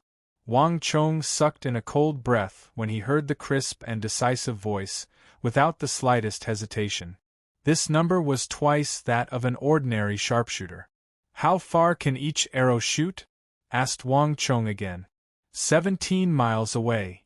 Once again, it was a surprising answer. "How far can one see in the dark, down to the finest detail?" Wang Chong said. This time, it involved another concept in archery. The so-called down to the finest detail was to clearly see the lines on the wings of a mosquito or the veins on the back of a leaf. Only when one reached this level could one be said to be able to see the finest detail. This was one of the aspects of archery. It was much more demanding than observing an apple on a tree from several miles away. Because an apple alone was not considered a vein, it was naturally not considered as being able to see the finest detail. This time, the burly man at the corner of the hall hesitated for a moment and did not answer immediately. 267 zhang. The burly man said after a moment of silence. 267 zhang, that was 800 meters.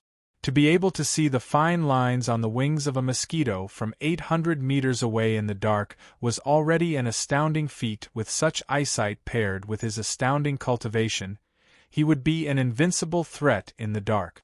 Wang Chong was delighted. "Follow me." Bringing the burly man with him, Wang Chong left the King of Song residence. There was still a month before King Sozhirim would make his move, so there was more than enough time. On the other hand, with this master archer whom he begged from King Song, Myasame Ayaka, and the experts of the Zhuang and Qi clans, Wang Chong didn't panic. Instead, he began his cultivation plan. In the silent night, the Gogurians' gathering point was as peaceful as ever. So far, the Gogurians hadn't noticed anything at all. Swoosh! Around 1:45, a figure leaped over the walls of the residence. Beneath his clothes, 3 protruding swords stood out conspicuously. This was the most obvious symbol of a Gogurian warrior. The night wind blew, and the Gogurian warrior seemed extremely wary. As soon as he landed on the ground, he immediately scanned his surroundings, and after confirming that there was nothing amiss, he quickly walked away. After walking for a while, he soon left the vicinity of the gathering point. While he was walking, he suddenly saw a young man hurrying toward him. Taken aback, a hint of doubt flashed across his eyes. He felt that something was amiss, but he didn't think that he had exposed any flaws, so the other party shouldn't be coming for him. Thus, he continued on his way. It seemed like an insignificant encounter, but just as the two of them were about to brush past each other, an abrupt change occurred. Clang! The sound of a sword being unsheathed suddenly echoed in his ears. Indistinctly, killing intent surged, and a chilling aura enveloped the Gogurian expert like a tidal wave. Not good! The Gogurian expert's face warped in horror, and he subconsciously tried to draw his sword. However, his overconfidence and carelessness had harmed him. Chi! A sharp sword chi pierced through his chest, piercing right through his chest and exiting through his back. The blinding radiance of the sword chi even pierced through a large tree behind him. In just an instant, the Gogurian expert was severely injured. Bastard! Alarmed and furious, the Gogurian expert swiftly whipped out 2 black sabers, and at the same time, origin energy burst forth from his body. A ring of white ripples formed from origin energy rippled outward in all directions, reminiscent of the rumbling of metal. Wherever the white ripples passed, the surrounding air would tremble violently, and a sound reminiscent of a tsunami could be heard. Origin energy Tier 9. At this level, one would be able to release one's inner chi externally, and the white ripples would appear with every movement of one's body. At this level, one would be able to execute the void-splitting palm, void-shattering palm, and even more formidable experts would be able to execute the legendary 100 Steps Divine Fist. Clearly, the Gogurian expert was an Origin Energy Tier 9 expert. "How dare you assault me? You're courting death." The Gogurian's eyes were sharp. With a single glance, he could tell that the young man who assaulted him didn't possess a high cultivation.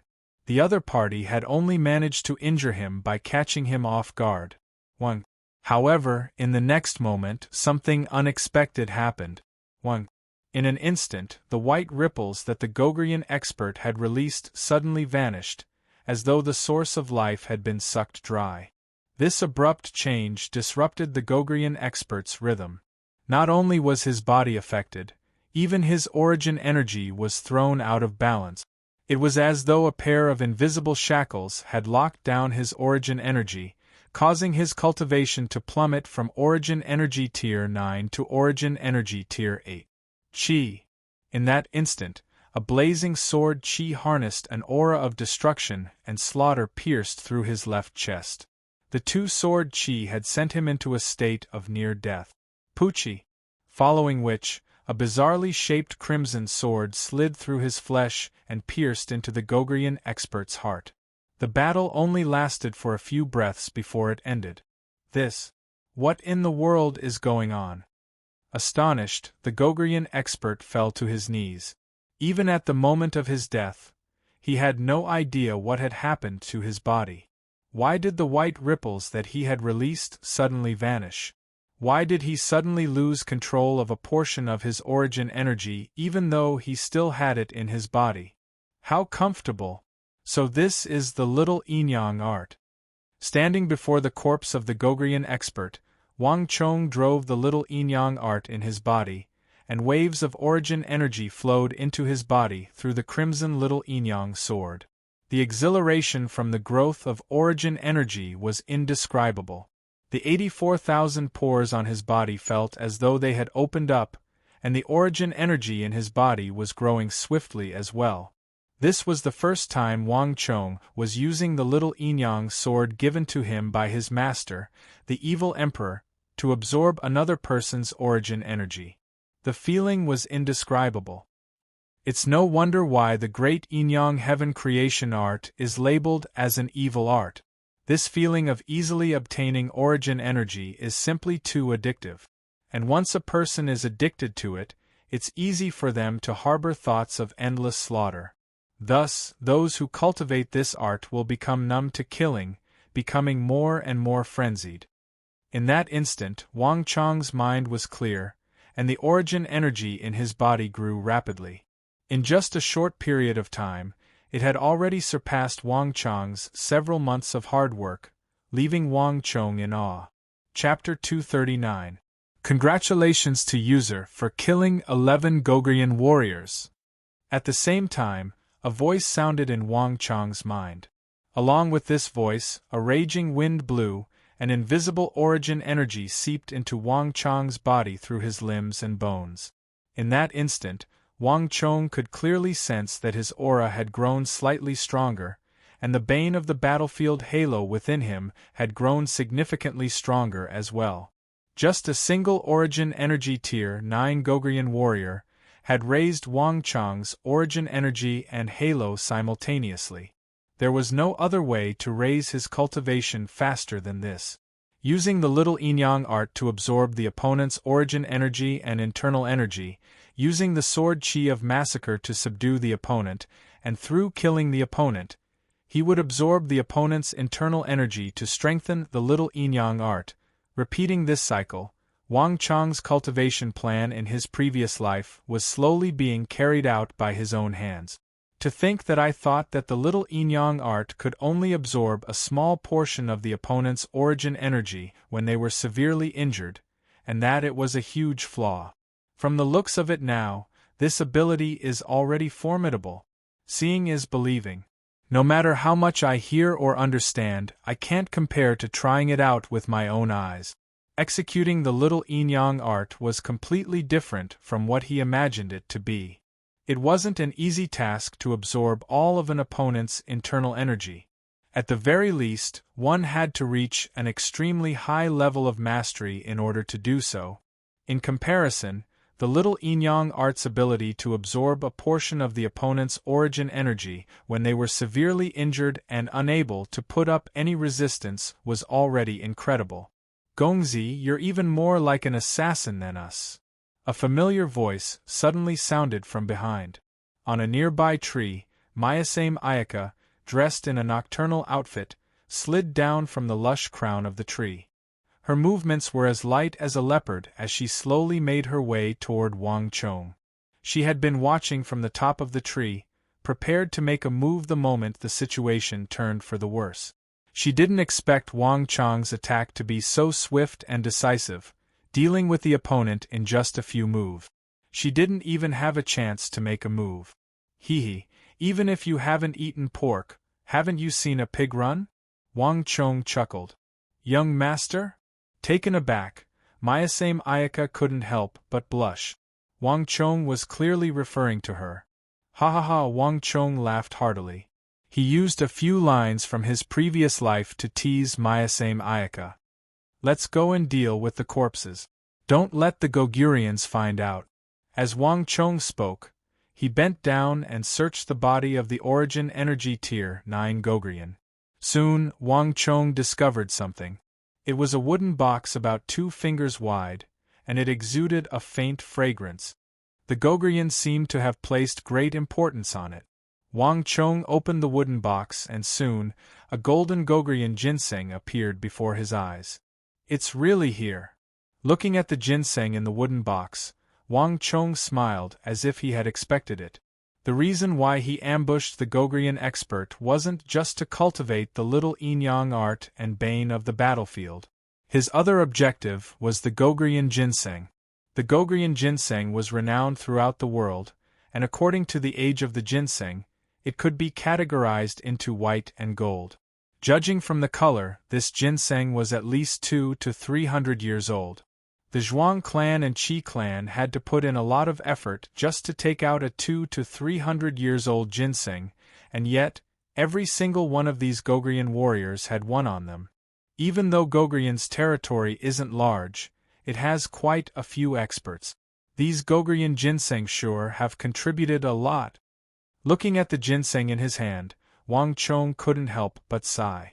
Just by picking an Origin Energy Tier 9 Gogrian warrior, he was able to find a 200 to 300 years old ginseng on him.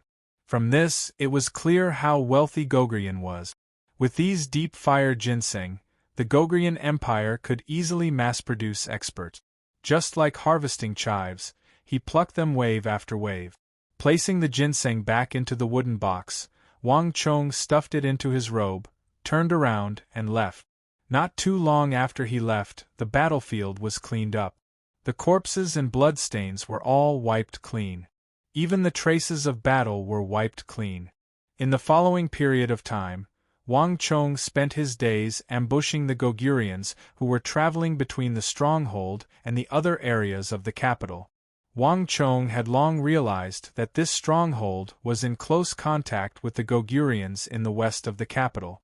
Every day there would be a different group of people coming and going. As long as he chose a suitable time to ambush them along the way, he would be able to accomplish it without anyone noticing. Of course, the Gogurians didn't lack experts either, and those true martial realm experts were more than enough to crush Wang Chong easily. Thus, Wang Chong chose his opponents carefully, choosing only Origin Energy Tier 9 experts. As for the others, he didn't touch a single true martial realm expert. At the very least, he wouldn't touch them at his current cultivation realm. 1, 2, 3 Wang Chong ambushed the Gogrian warriors one after another, strengthening his bane of the battlefield halo and the origin energy in his body. At the same time, the ginseng collected from the Gogrian warriors was also consumed by Wang Chong, nourishing the origin energy in Wang Chong's body. Wang Chong could feel his strength growing stronger and stronger, and he was getting closer and closer to Origin Energy Tier 8. Days passed, but Wang Chong wasn't in a hurry. He made use of this rare opportunity to strengthen himself. The amount of Origin Energy required to advance from Origin Energy Tier 7 to Origin Energy Tier 8 was far greater than any of the previous tiers. The higher one's realm, the more Origin Energy one would require. In fact, the amount of Origin Energy required could even be multiplied. Ha! Amidst the darkness, a loud bellow sounded. In an instant, 3 black sabers charged out from the forest like a massive spinning top, slicing toward Wang Chong. So, without any hesitation, Wang Chong executed the single consecutive slash and somersaulted in midair, dodging the lightning strike by a hair's breadth. Qi. 2 dazzling sword qi, each as thick as a finger, filled with killing intent and destruction, shot out from between Wang Chong's fingers as he somersaulted. These 2 sword qi were incomparably sharp. The first pierced through the flood of stellar energy and pierced through the Gogrian warrior's left chest, while the second pierced through his right chest. 2 consecutive surges of sword qi struck down the Gogrian cultivator. What kind of sword qi is this? Amidst the forest, the Gogrian warrior bellowed in disbelief. The flood of stellar energy of an Origin Energy Tier 9 cultivator was powerful enough to shatter boulders and deflect even the attacks of swords and sabers. Yet it was unable to dodge those 2 inconspicuous sword qi. But before he could even react, Puchi, Wang Chong leaped up from the tree branch and flew back. The little yin-yang sword pierced into the Gogrian warrior's body. Congratulations to user for killing 20 Gogrian warriors. A voice filled with anticipation sounded by Wang Chong's ear. Hong Long, the surrounding air vibrated, and an indiscernible surge of origin energy gathered from the surroundings. Wang Chong wasn't unfamiliar with the bane of the battlefield aura, but there was something different this time around. Wang Chong could clearly sense that the rate and duration of the origin energy surging into his body had increased significantly, and it was completely different from before. Not only so, along with the influx of origin energy, Wang Chong felt the bane of the battlefield aura in his body jolting, and the aura it emanated also changed slightly. It became denser and heavier. As expected, when the number of enemy soldiers I kill reaches an integer of 10, 20, or 30, the energy I absorb from the surroundings will undergo a qualitative change. Regardless of whether it's the intensity of the origin energy absorbed or the duration of the absorption, it will increase significantly. Surges of origin energy gushed into Wang Chong's body from the Gogrian warrior's body, and while feeling the increase in origin energy, Wang Chong slowly closed his eyes and nodded in realization. Back then, during the night assault, Wang Chong had noticed that there would be a change in the absorption of origin energy when the number of enemies he killed reached an integer. However, he wasn't able to verify it back then. Now that he had verified it, it was indeed the case. Gongzi, the Gogurians are getting more and more wary. Behind him, Myasame Ayaka walked out from the forest. Glancing at Wang Chong's back, a hint of admiration flashed across her eyes. Wang Chong had already simplified his assassination methods, turning them into a model that would allow him to become more efficient. His battle with the Gogurians had never lasted too long before Wang Chong started. Most of the time, the battle would end in just a few rounds. Of course, this was also due to the fact that such an ambush wasn't suitable for a prolonged battle. Otherwise, if the Gogurians in the base were to be alarmed, Wang Chong's identity would be exposed.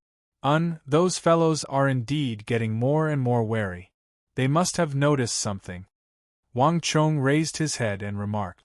He should have been the one to make the first move, but the Gogrian was the one who made the first move. This was the first time such a situation had occurred. If not for the massive increase in his fighting prowess over the past dozen days, he wouldn't have been able to match up to his initial strength. It would have been impossible for the battle to end so quickly. Gong Yu, aren't you curious as to why I never allow you to interfere? Wang Chong suddenly turned around and glanced at Myasame Ayaka. Gong Yu wouldn't dare. Wang Chong replied with a smile that didn't seem like a smile, but Myasame Ayaka's heart skipped a beat, and she hurriedly lowered her head. She wasn't a fool. In just half a month, Wang Chong's cultivation was already higher than what others would achieve in a year. The powerful sword qi at his fingertips and the inexplicable weakening of his opponents all pointed to the fact that there was something invisible at play in the battle. Gong Yu's cultivation was even higher than Wang Chong's, so she could sense that the aura of this young master of the Tang dynasty would rise significantly every time he killed an opponent. It would be a miracle if she said that there was nothing amiss here. Chapter 240. Translated by Hypersheep 325. Edited by Mikir. Wang Chong chuckled. Myasame Ayaka was much smarter than he had thought. I guess there's no need for me to say anything then, Wang Chong thought. It was impossible for the Gogurians to not notice the disappearance of so many of their men. Wang Chong knew that it would be more and more difficult to ambush them. Gongzi, what should we do next? Kneeling on the floor, Myasame Ayaka asked with a lowered head. Since this place is already guarded, let's change our location. Myasame, have you memorized the faces of those Gogurians? Wang Chong said. Yes. Every single one of the Gogrian soldiers that we have discovered has been tailed. Myasame Ayaka replied respectfully. Even though they had been targeting this Gogrian base, Wang Chong and the others had their own plans as well. All of the Gogrian soldiers that Wang Chong had identified had been tailed. Every single one of them had been recorded down in detail. Even though they had only discovered this Gogrian base initially, they had discovered more and more as time went by. As the saying goes, a crafty rabbit has 3 burrows. In a place like the capital, the Gogurians had far more than just this one. Are we going to head to another place now? Myasame Ayaka raised her head and asked. There's no rush.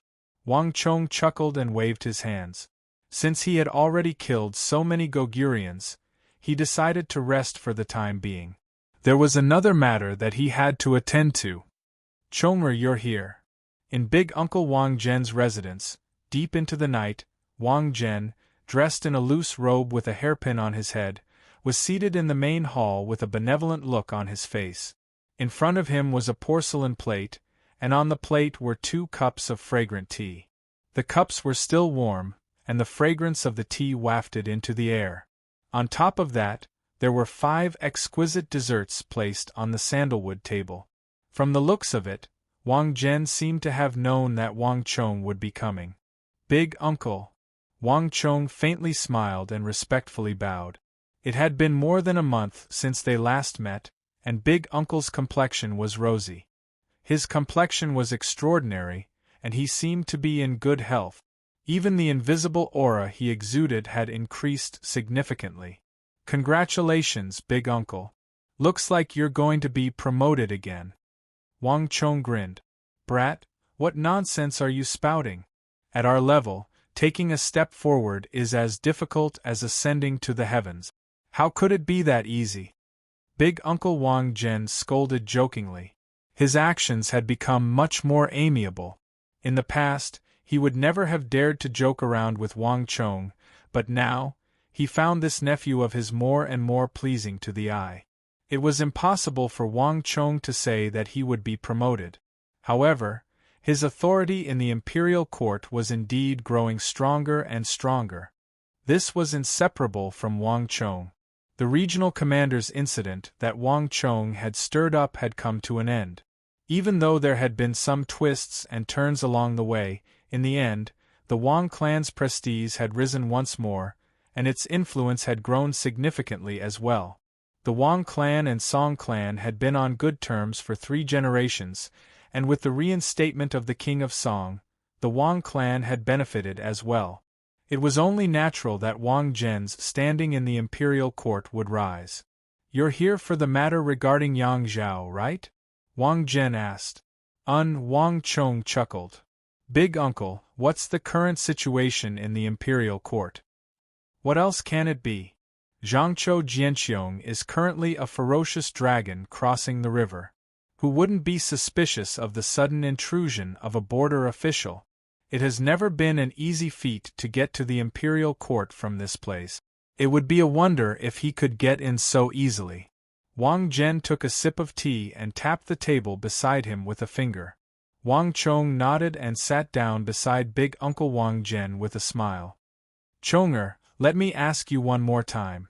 Are you sure that Zhangqiu Jianqiong will be able to enter the imperial court? Wang Zhen put down his teacup and asked grimly. This matter was of great importance, so he had to get to the bottom of it. Of course, it's because that person wants him to go up. Wang Chong pointed to the sky and smiled. Wang Zhen frowned. He was an intelligent person, so he immediately understood what was going on. By pointing to the sky, it went without saying that Wang Chong was referring to the Holy Emperor. Given the Holy Emperor's standing, he shouldn't have anything to do with Zhangqiu Jianqiong. After all, even though Zhangqiu Jianqiong had presided over Jiannan for several decades, he hadn't contributed much to the empire. At the very most, he had only managed to ensure the peace of the region. Given his achievements, it was impossible for him to enter the Bureau of Military Personnel. Since this wasn't the intention of the Holy Emperor, there was only one person left. Consort Taizhen. This thought flashed across Wang Zhen's mind. Consort Taizhen and Yang Zhao were cousins, and Yang Zhao was on good terms with Zhangqiu Jianqiong. It wasn't hard to imagine the relationship between the two. The Holy Emperor had never been interested in women. But for some reason, He was extremely fond of this consort Taizhen. In fact, he even made an exception to stand against the entire royal court for her, and even the king of Song was demoted. If consort Taizhen wanted Zhangqiu Jianxiong to enter the capital, it would be the will of the Holy Emperor. No matter how inexperienced Zhangqiu Jianxiong was, no matter how many people were against him, he would still be able to enter the capital. Chong'er, looking at the young Wang Chong before him, a complicated gleam flashed across Wang Zhen's eyes. Wang Chong might be young, but for some reason, he possessed talent in the royal court that left even his uncle in awe. If it was in the past, Wang Zhen might have felt a little jealous, but now it was truly a blessing for the Wang clan to have such a Qilin son. I know what I should do now. Wang Zhen nodded. I'll make a move tomorrow and officially support Zhangqiu Jianxiong. Those bastards in the royal court sure are cunning. They are probably waiting for someone else to step in. Wang Chong snickered inside. Others might be like that, but Big Uncle was the same as well. Right, Big Uncle, where did Cousin Yen go? Wang Chong said. Why? You don't know? Wang Zhen frowned in bewilderment. Zhu Yen went to Shenwei training camp. Didn't she tell you about this? Wang Chong shook his head. Initially, he thought that this second sister of his would come to Kunwu. Little did he expect that she would go to the even more impressive Shenwei training camp. She really didn't care about him, her little brother, at all. But thinking about it, this was indeed something she would do. After leaving Big Uncle's residence, Wang Chong headed straight for the Falling Jade Pavilion. It had been 2 months since he last visited the Alchemist's Secret Alliance. Adding it all up, he could already afford 6 pills. To Wang Chong, these powerful pills of the royal court were the best tools for him to raise his cultivation. After paying a hefty fee, Wang Chong successfully obtained what he wanted from Liu Zhizhang. 4 elixirs that could increase one's cultivation, and 2 healing elixirs. After receiving these pills, Wang Chong didn't return to the Wang clan. Instead, he swallowed them on the spot. Boom! After swallowing 4 pills consecutively, Wang Chong's aura surged, and in a short period of time, he was already infinitely close to reaching Origin Energy Tier 8. Boom! A deafening explosion sounded, and the bones in Wang Chong's body creaked. The tide-like Yuan Qi was vast and mighty, rushing through all of his bones and muscles. For a moment, Wang Chong felt like the thunder in the distance had grown much louder. His eyes lit up. The darkness before him seemed to have lightened. Congratulations, Gongzi, you've finally reached Origin Energy Tier 8. In the Falling Jade Pavilion, Mayasame Ayaka knelt on the floor respectfully. She immediately sensed the changes in Wang Chong's body, and she understood Wang Chong's plan. The reason why Wang Chong stopped his plan was because he wanted to use the pills here to reach Origin Energy Tier 8. With a cultivation of Origin Energy Tier 8, it would be much easier for him to carry out the assassination later on. That's right. I've finally reached it. Feeling the raging energy in his body, Wang Chong couldn't help but feel delighted. Upon reaching Origin Energy Tier 8, one's eye of discernment and strength would be enhanced significantly. More importantly, once he reached Origin Energy Tier 8, he would be able to cultivate a speed-type secret art on top of agility-type cultivation technique. Strength, speed, and dexterity. To a true martial artist, none of these were lacking. With just the Spectre steps, Mayasame Ayaka was able to become a top-notch assassin. On the other hand, Wang Chong would only grow stronger. Sharpening the axe won't delay the work of chopping wood. Raising his speed, strength, and dexterity would make dealing with the Gogurians much easier. 1. In the remaining time, Wang Chong continued to work hard and raised his might of the barbaric god to 8 Dan. At this point, Wang Chong's strength and explosiveness had already reached the level of an Origin Energy Tier 9 primary stage expert. Even without using the sword chi of Massacre, he was still able to match up to an expert of this level.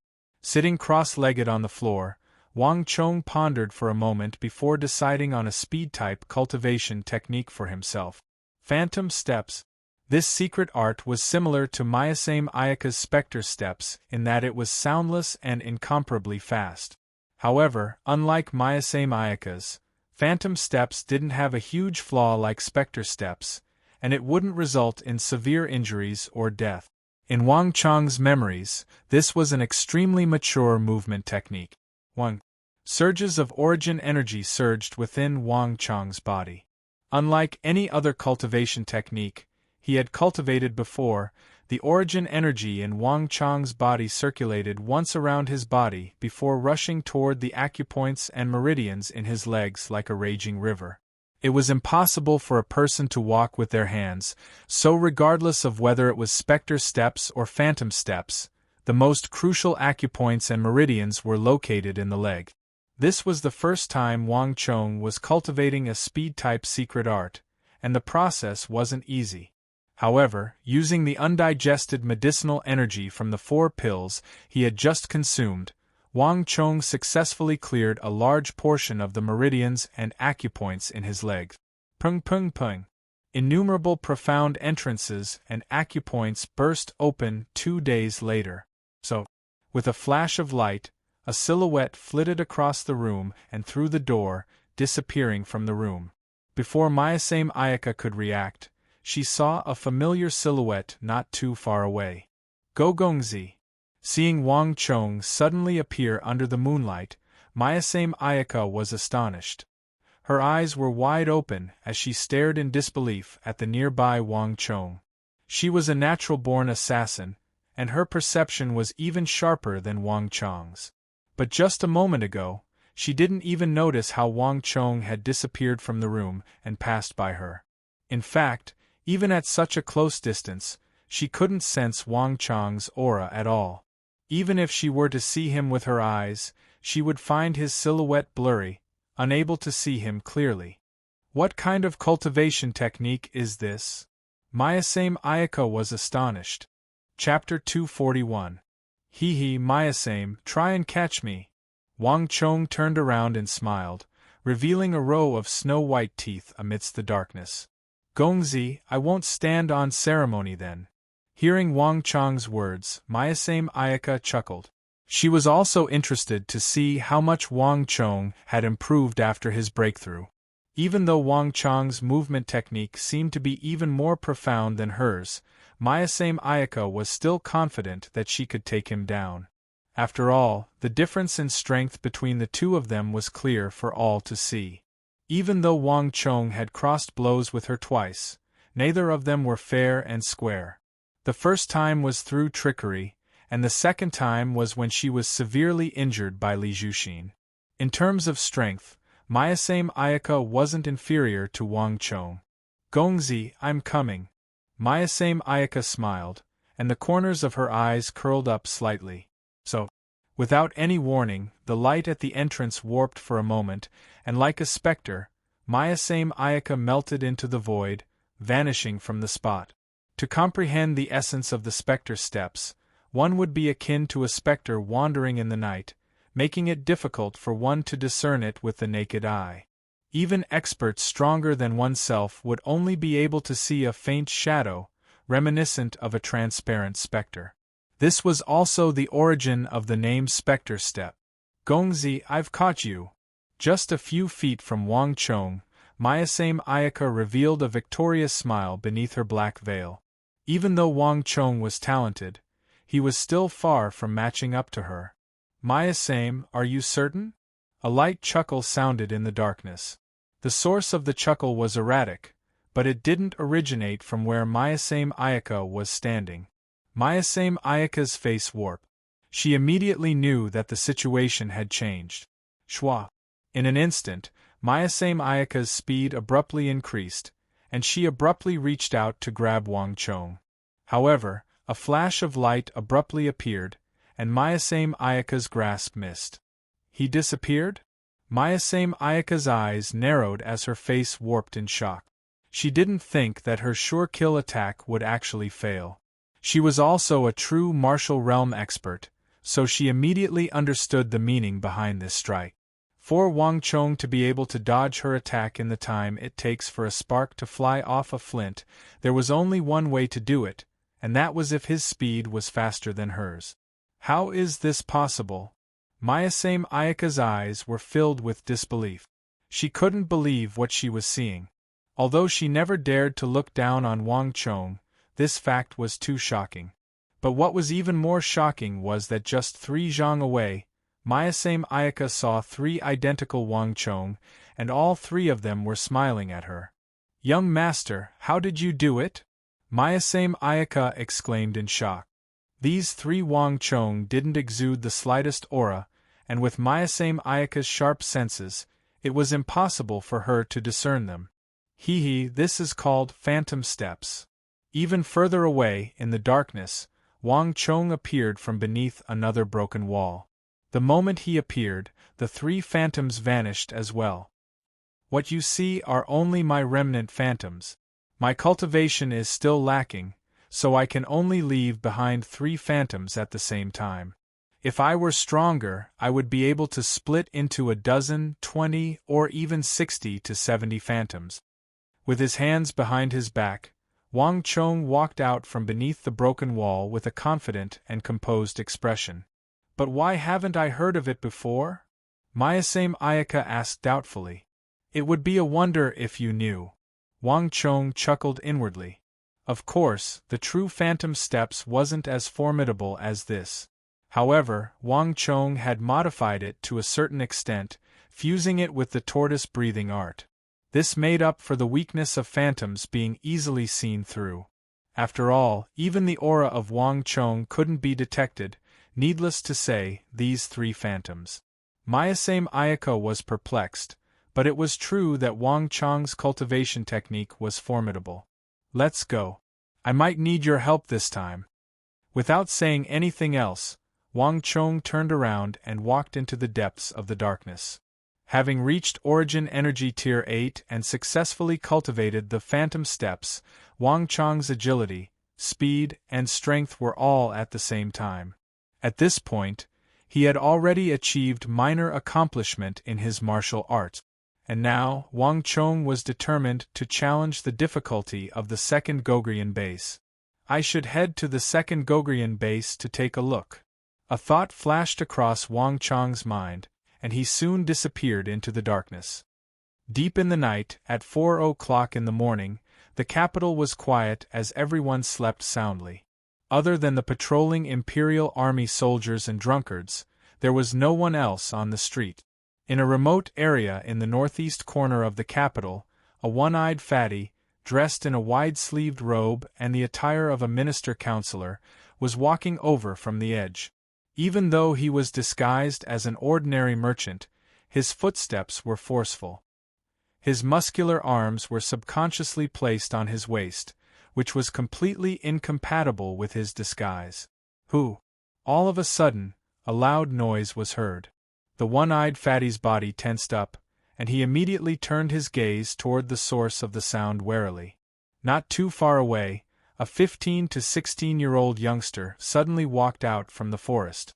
That youngster was leaning against a tree trunk with his arms crossed, and a cold sneer appeared on his face. "Gogrian!" The youngster's lips moved, and he suddenly uttered 4 words in Gogrian. Hearing these 4 words, the one-eyed fatty's expression changed dramatically, as if he had been greatly humiliated, and his expression suddenly became ferocious. "Bastard!" There was no one around. The one-eyed fatty gritted his teeth, and with a "Hwala" sound, he took off the minister-counselor's robe and removed the Han disguise on his body. Beneath the loose robe, 3 Gogrian sabers were revealed as well. "You're courting death." The one-eyed fatty's face turned cold. Holding the 3rd saber under his ribs, his movements were inconceivably agile. Shwa! The moment he took off his outer robe, the one-eyed fatty stomped on the ground and charged toward Wang Chong like an arrow released from a bow. In an instant, he covered a distance of 12 zhang. In that instant, the one-eyed fatty's speed was inconceivable. Seeing the one-eyed fatty's superior martial arts, the youngster seemed to have been frightened. His body trembled, and he hurriedly retreated into the forest. Humph, you're only thinking of escaping now? It's too late. The one-eyed fatty was as swift as a blink of an eye, and killing intent burst forth from his remaining eye. Schwa schwa. Before he could even reach the other party, two incomparably sharp saber-chi were already flying toward him. Gotcha! Two massive trees abruptly snapped, and the cracks were as smooth as a mirror. Die! The saber-chi was swift, but the one-eyed fatty was even faster. In the blink of an eye, he had already entered the forest. Chi! Chi! Almost at the same instant the one-eyed fatty entered the forest, two figures charged toward him from the left and right. Mayasame Ayaka's speed was incredible, and the dagger in her hand shot toward the one-eyed fatty. At the same time, Wang Chong executed phantom steps and arrived at the same time. Chi, without any hesitation, a blinding sword chi of massacre burst forth from the tip of the little Yin-Yang sword. Boom! The one-eyed fatty reacted swiftly. Almost at the same instant that Wang Chong executed the sword chi of massacre, he released his Jinchi, and a powerful deluge of stellar energy burst forth. Unlike the deluge of stellar energy of an Origin Energy Tier 9 expert, the one-eyed fatty's stellar energy was clearly much stronger. Jolted by the deluge of stellar energy, Wang Chong's sword chi of massacre weakened significantly. However, the sword chi of massacre was still invincible. Even the stellar energy of a true martial realm expert was able to pierce through it. You brat, to think that you still have such a move! The one-eyed fatty sensed that something was amiss. Without even thinking, he slashed out with his saber. Boom! A saber chi directly shattered Wang Chong's sword chi of massacre. At the same time, he slashed out with his hand, and a saber sword flew toward Wang Chong. Saber chi! Wang Chong was astonished. Unlike the other Gogrian warriors he had come into contact with before, this fatty had actually managed to cultivate saber chi. His slaughter sword chi was shaken by the astral chi and then slashed by the saber chi, causing it to dissipate. Who? With no time to think, Wang Chong had no choice but to dodge the other party's powerful saber chi. A true martial realm expert possessed incredible strength, and he wasn't a match for them at the moment. Hong Long. Almost at the same instant that Wang Chong was sent flying, a saber chi struck the spot where Wang Chong had been standing a moment ago. With a loud boom, dirt flew into the air, and a crack of 6 to 7 zhang long appeared on the ground. Ah! At the same instant that Wang Chong dodged, Mayasame Ayaka also clashed with the one-eyed fatty. With a chi sound, the clothes on the one-eyed fatty's shoulder were torn apart, revealing a deep wound several inches deep. However, with a loud bellow, the one-eyed fatty's 3 sabers dashed forward like a whirlwind. Using his ferocious aura and vicious fighting style, he was actually able to suppress Mayasame Ayaka. As an assassin, Mayasame Ayaka specialized in agility, speed, and killing with a single blow. She was completely different from warriors like the one-eyed fatty, who preferred to fight head-on. Facing the one-eyed fatty's ferocious fighting style, Mayasame Ayaka was actually unable to utilize her footwork for the time being. She could only use the specter steps to change her position. That fellow is strong. When Wang Chong saw this sight, he was inwardly shocked. This was the first time he was facing a true martial realm expert as an Origin Energy Realm cultivator. The one-eyed fatty was far more difficult to deal with than he had expected.